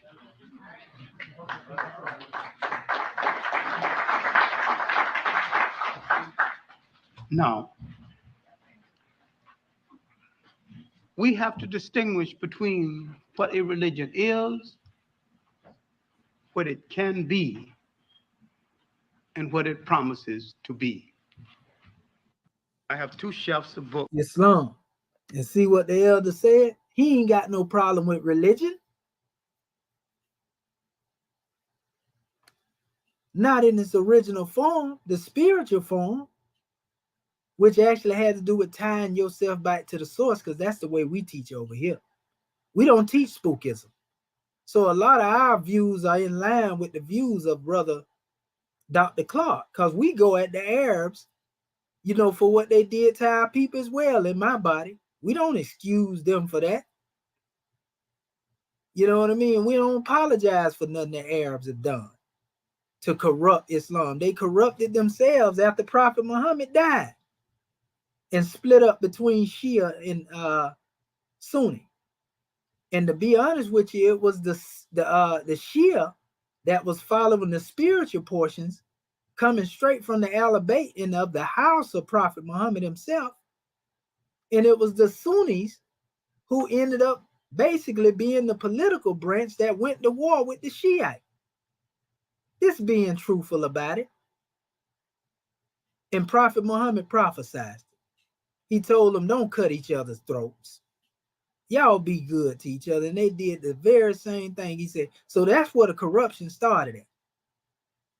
A lot of people don't know, when people took names like Muhammad in the African continent and Ali, it is because they came through the line of either the Prophet Muhammad, meaning that they are a direct descendant of him, or they came through the lineage of Ali. And so the Moorish civilization that caught Islam actually come through the Fatimid dynasty. And the Fatimid dynasty are claimants of this descendancy through the line of Fatima, who was of a Kemetic bloodline, Prophet Muhammad's daughter, the one that actually had seeds from Ali, Hassan and Hussein. They call this the Pashtin Pak, you know, the 5 purified ones. There's a symbolism in Islam dealing with the Ahl-Bayt. So those who come through that lineage, the Fatimids, and then you had your Moravids, your Al-Mohadis, you know, your Sanasid dynasty and your Alawite all the way up into now. Those who took that name Ali are descendants through the line of Ali that goes all the way back to Muhammad. I know for a fact through my DNA that I have, you know, my Sudanic roots that go all the way up into Arabia, Cushitic Arabia. You see, and a lot of us have the same roots in us. But most of those who come through there, like I say, in Africa, that had that name Ali or Muhammad, it's because they descend from those people. That's why when Noble Drew Ali took his journey and he came through that special same pathway, he was given the name Ali as being a descendant of that same line. See, names meant things when you go back to those areas. And that name Ali is rooted even in ancient Kemet. It's Ari in ancient Kemet, A-R-I, which means to be high, to mean to be exalted. And it means the same thing in the Arabic. The aura is interchangeable with the letter L. This is why when you say Rah, you can hear that L there. When you say, if you was trying to go the other way and push the L out with the R, it's still going to come out the same way. But nevertheless, that Ali means the Most High. That's an attribute of the great God. You see? So a lot of people don't know. You got to know etymology. You got to know language to know this. I'm going to show y'all this elder's last video real quick. Where is it? Here it is. Go back to the other clippings. But yeah, they put a real bad, you know, claim on the elder, trying to make it look like he hate Islam and he hate Muslims. No, that's their doctrine. They trying to mix in with what the elder taught. Shame on them.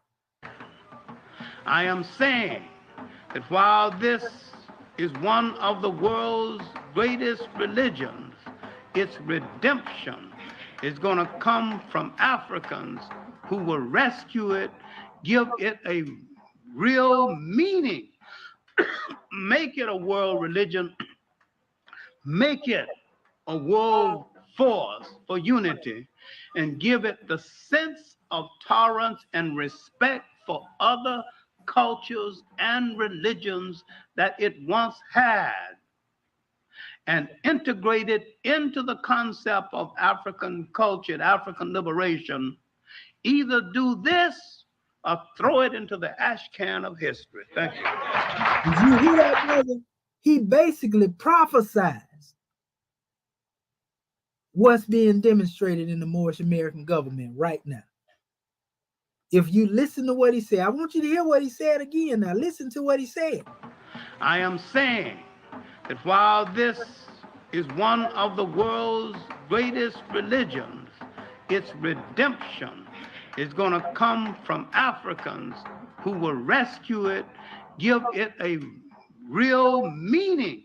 Ain't nobody giving Islam the meaning that the Moorish American government giving it to it. Ain't nobody rescuing our people from that Arabization like we doing.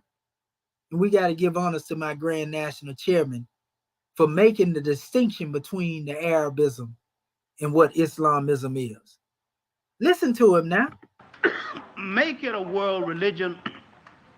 Make it a world force for unity. Is that not what we demonstrate? Are we not demonstrating unity when we teach on Islamism and respect for other people's culture? Because we honor all books of truth. And give it the sense of tolerance and respect for other cultures and religions that it once had, and integrate it into the concept of African culture, African liberation. Is not this being demonstrated now? Are we not integrating the teachings of ancient Kemet, which everybody should be doing? That's the problem. You know, our people, whatever they stand on, they have to go back to their original Kemetic root. There's a Kemetic root that the Bible is birthed from. Our Hebrew family need to accept that as it is. You know, and once you accept that and stop running from that, you know, then you will have better credence in people accepting what you bring without trying to condemn what you bring. Same thing with, you know, our family that think they Orthodox Muslims. They have to be re-educated and know that Islam also was birthed from ancient Kemet. The teachings of Hinduism, Buddhism, all of them can be traced back to Kemet. So when we begin to look at things through the spectacle of this lens, then we will be able to see and then make the connection. And that's what's going to make us one. That's why our chairman tell us, you know, the real meaning of the uniting of Islam, he said, is the transliteration of the ancient Kemetian teachings. That's what my Grand National Chairman teach. Either do this or throw it into the ash can of history. Thank you. Here we go. And he right. Either you gonna unite based upon this teaching or throw it away. Because it ain't doing no good for you. It's causing more confusion than anything. You know, and so, like I said, the truth that is crushed to the earth, we are told by Noble Drew Ali, will rise again. It ain't strange, family, you know, that I found out that my paternal DNA is traced back to Ramesses III. You know, that ain't by chance. It ain't strange that I've been teaching all this stuff all the while. And when I look up my DNA markers, they all going back into the same thing that I've been teaching. Before I even found out about it, the same patterns of the migration, I was already teaching this stuff before I found my DNA chart. and the markings behind it. So I know for sure that my ancestors have been speaking through me. You know what I mean? And I know that once I cross over into second Aru, it'll be a job well done, because somebody else gonna come behind me to finish the work that I ain't able to finish. And that's what it really boiled down to, family. Teaching the young and not yet born. It ain't about fleecing our people and trying to bust the lining of their pockets out and take their hard-earning money. People ask me all the time, like, Commission, why you ain't promoting your channel when I be on the mother? I don't be thinking about that, because my mind ain't as capitalist. That show you how much that I'm just trying to put the information out here. They be on there begging. They won't give me money for the cash app. You know how much information I done taught and ain't never been paid for? Books that I done put together that I know for a fact people done stole that information and then wrote books off of it. Actually, after they had already been trying to rebut me. Lord Abbey is one of them that did it. And there's a couple of more of them that have taken from what I've been teaching throughout the years and wrote books on it, family. And then get up there on a platform and call me pseudo. Come on, man. That's the lowest type of behavior to demonstrate, man. Our people something else. And it don't bother me, family. I just want to teach my people. You know what I mean? That's all. But they gonna get this truth. And it's gonna be somebody that really tune into these measures that gonna be the same one that light that fire up under their behind. That's gonna come with an even greater measure. You know what I mean? So I don't look at me like I'm the end all and be all. I'm just a means to the end. And that's the problem. You got people that want to be out in the field for the sake of just saying, look at me, look at me. I don't care nothing. It's just like when I do a job in my line of work. When I do that work, it's on to the next one. I ain't thinking about what I did. Going back to analyze it and pat myself on the back. I just do the work and keep it moving. But like I keep telling our family, I'm like the well of Zim Zim. And they gonna learn that I never run dry, family. I'm always come forth with more refined measures. And I have a whole lot to really bring to our family out there. I ain't even really scratched the surface. Out of everything I done put out here recently, that's just really, that's surface. I ain't really went beyond that demonstration though. Because we got to give our people a foundation first before you go to trying to take them all up into these other areas. So don't think that we just talking. It's a method to what I'm demonstrating. We going somewhere. Y'all ain't being guided to a destination that's uncertain and unknown. And I'm going to have a receipt to back everything I say up every time. I have always and always will. And I want to give honors to the nation of gods and earths. Brothers that I used to study with, never been a 5%er. But I learned that from being with them. Show and prove. Aki, show and prove, God. That's how they used to come. And I incorporated that into my study. Just like, even though I know the NOI teaching as well, I incorporated the methodology of what I learned from my NOI family. And that portion was go to the root of the knowledge. So that's why you see me with ancient sources. I'm going to the root of the information. That's why a lot of them be lost when I bring information. Talking about that ain't what it is. That's too old. Oh, foolish one. Do you not know that every book has a biblical, if it's biblical, a bibliography, so to speak, when it comes to the lineage? That's what they call it, bibliography. It has a lineage. Every book has a lineage. It goes back to an ancient source. So I go to the oldest source. I want to know what it said before all the remixing got there. Because if we can get to what was said before the remixing got there, then we can understand what we're dealing with. You know what I mean? I did a post too, and I'm gonna close on this note right here.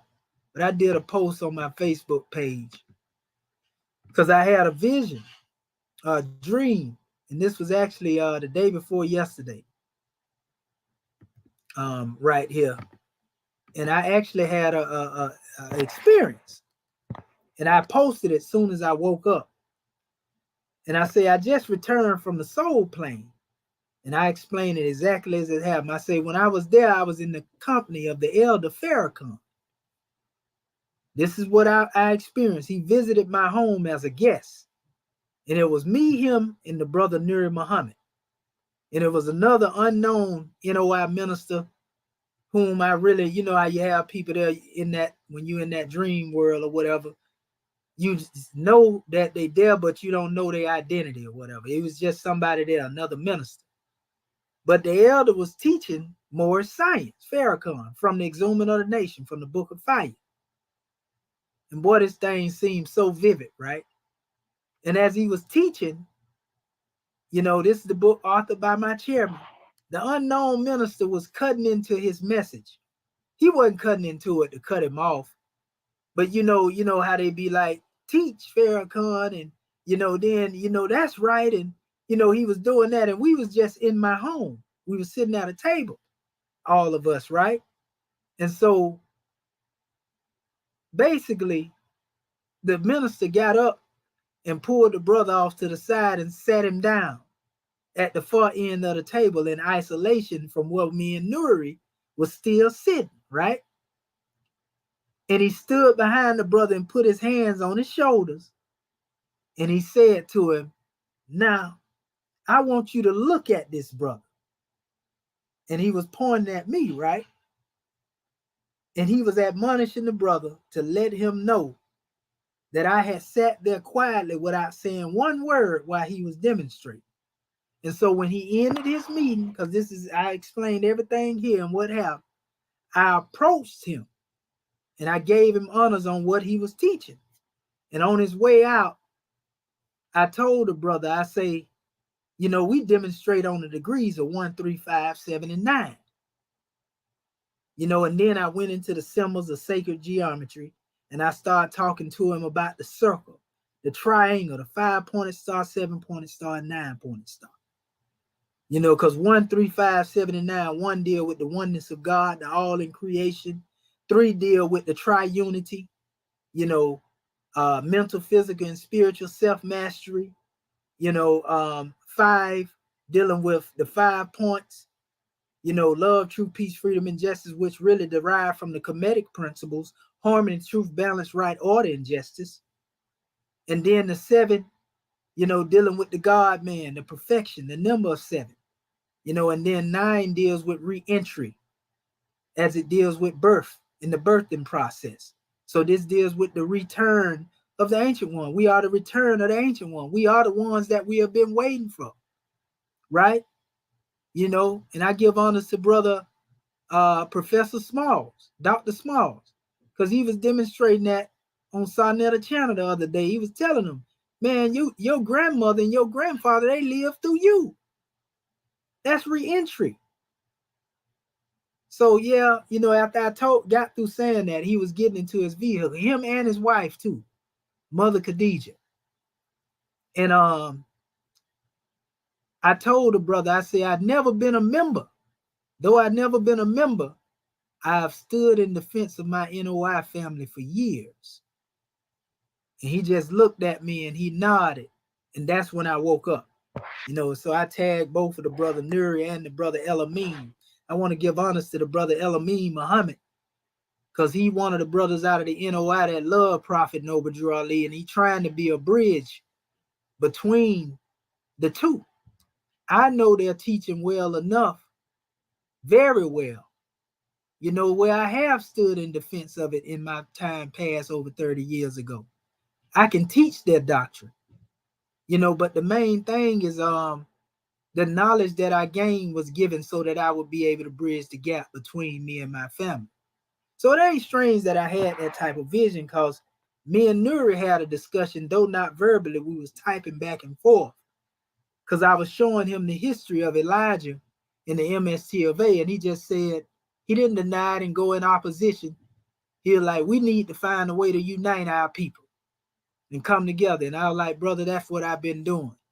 That's what I'm on. You know, I'm trying to bridge the gap. And he also told me that his grandparents were members of the MST of A. A lot of y'all may have not known that. Like Professor Small said, his grandfather was a member of the MST, a lot of the original followers. So his grandparents probably was some of the ones, you know, that was actually among the first fruits, you know, that came directly from the prophet during that time, obviously. So the main thing is, it's all about uniting our people. It's all about coming together. We all have different methodologies in the way we teach. We can get past that.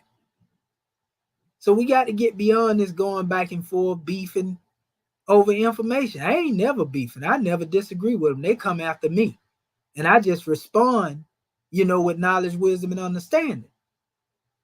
You know, for the clarity of the people. I ain't even talking to them a lot of time when I'm speaking to that European thought pattern. That's what I'm attacking. I ain't attacking Reggie or Smash Rockwell. I'm attacking that Eurocentric thought pattern. They think that they sit unrivaled in what they know, so you can't tell them nothing. And even the brother Walter Williams told Reggie that. You think you know too much. You won't listen because you think you got credentials. That's another thing. Same thing with Unc West. Commission, where your credential come from? You self-taught. Well, Einstein was self-taught. You know, not only him, Thomas Edison, a couple of them was considered autodidacts. Autodidactism, which means self-taught, self-learned.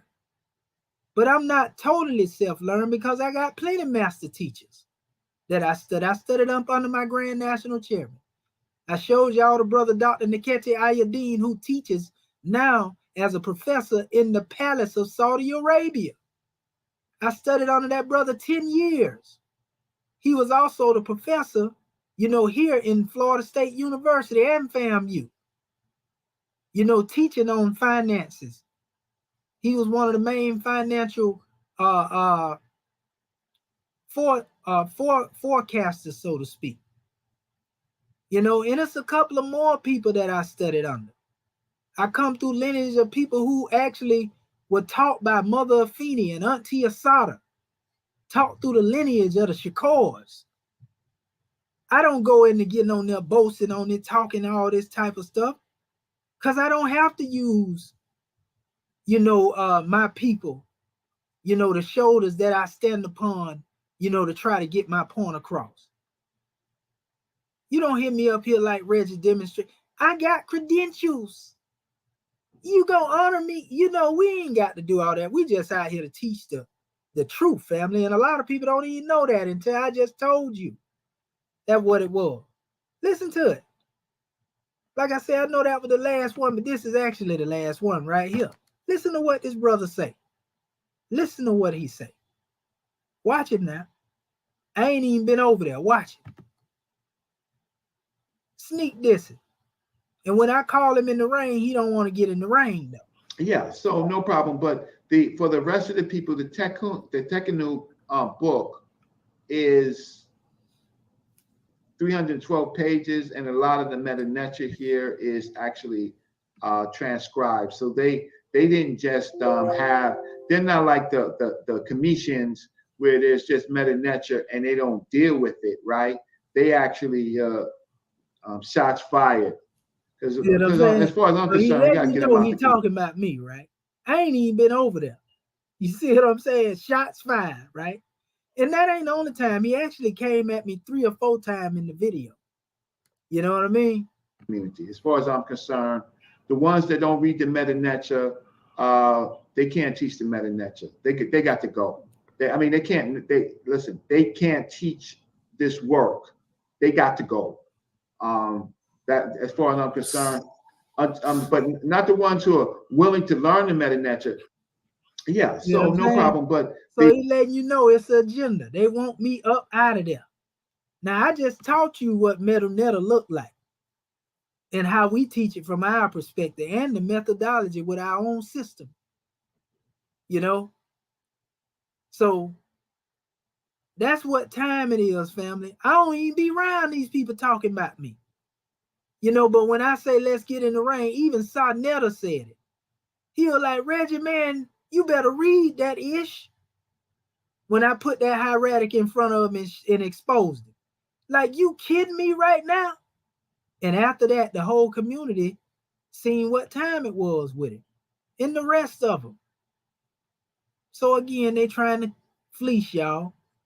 And I'm lucky I didn't get caught up into that Ptolemaic system because I was getting ready to do it myself. And when I came across the knowledge that was necessary, that showed me that wasn't the way, I saved face. But they got to go back and rebut themselves. And that's something they ain't willing to do. It take a real man to stand up and say I was wrong. And they don't want to do that. They done went too far. That's what's really going on. So keep letting them people tell y'all commission pseudo, commission this and falling behind that. And all the while, they still telling you about this Ptolemaic document. Well, not document, but a monument.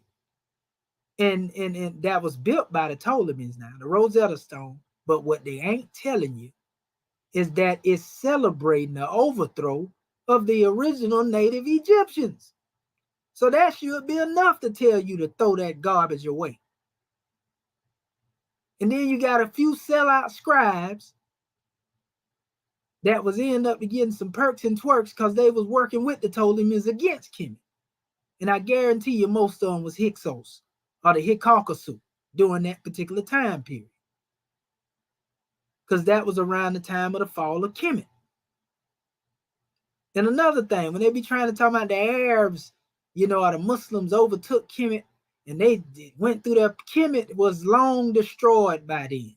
That's another thing the brother Dr. Clark said in that same lecture. When the Arabs got there, it was AD.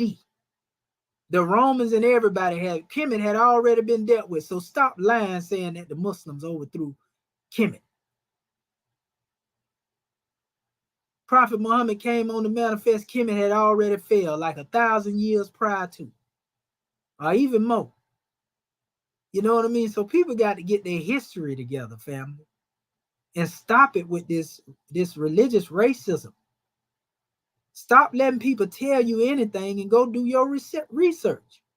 Just like he be hollering about the Moors enslaved the Africans.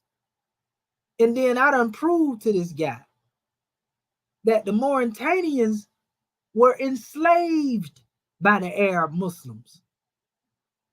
The Moors fought the Arab Muslims and ran their behinds back over into Saudi Arabia.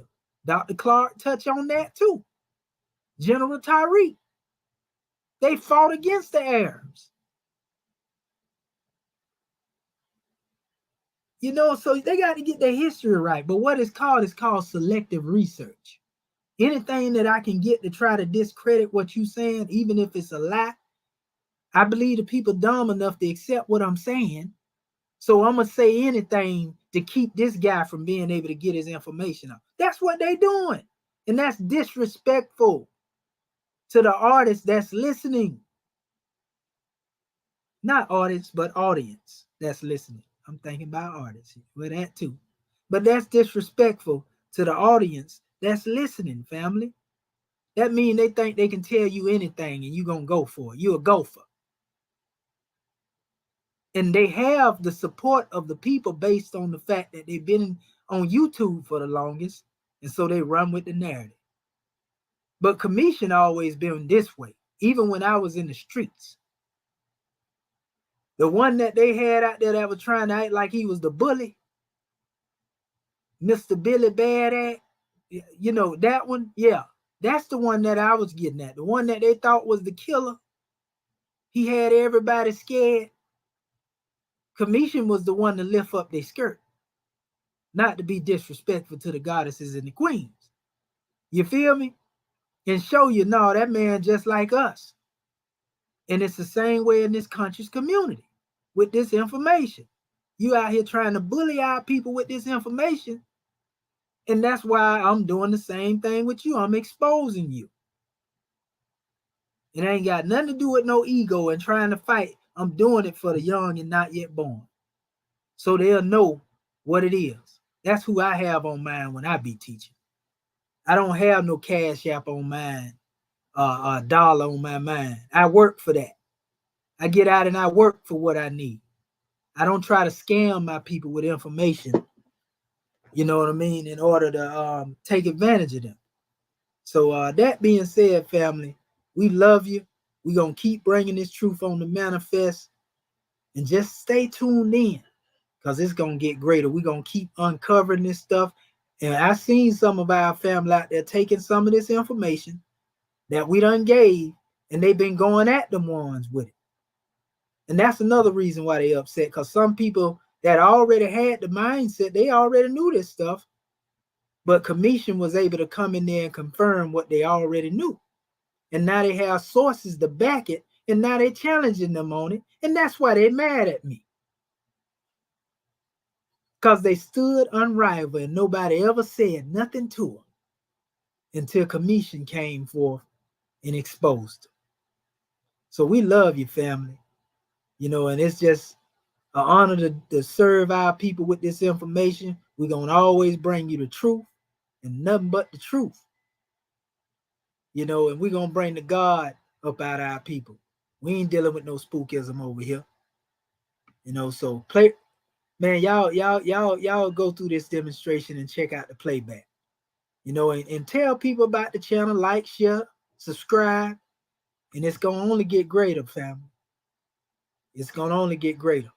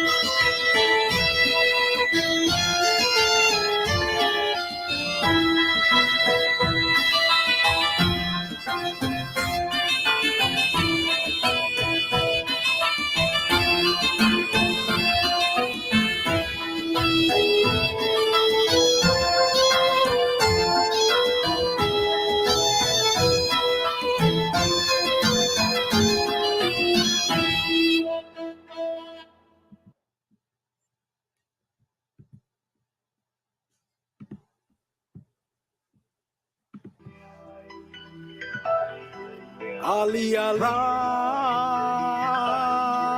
Ali, Ali. Ali, Ali. Yeah. I praise Allah for these lessons. I'm striving to be the message. And I thank Allah for his blessings. Ali was the circle 7. I praise Allah for these lessons. I'm striving to be the message. And I thank Allah for his blessings. Ali was the circle 7. I praise Allah for these lessons. I'm striving to be the message. And I thank Allah for his blessings. Ali was the circle 7. I praise Allah for these lessons. I'm striving to be the message. And I thank Allah for his blessings. Ali was the circle 7. I praise Allah for these lessons. I'm striving to be the message. And I thank Allah for his blessings. Ali was the circle 7. I praise Allah for these lessons. I'm striving to be the message. And I thank Allah for his blessings. Ali was the circle 7.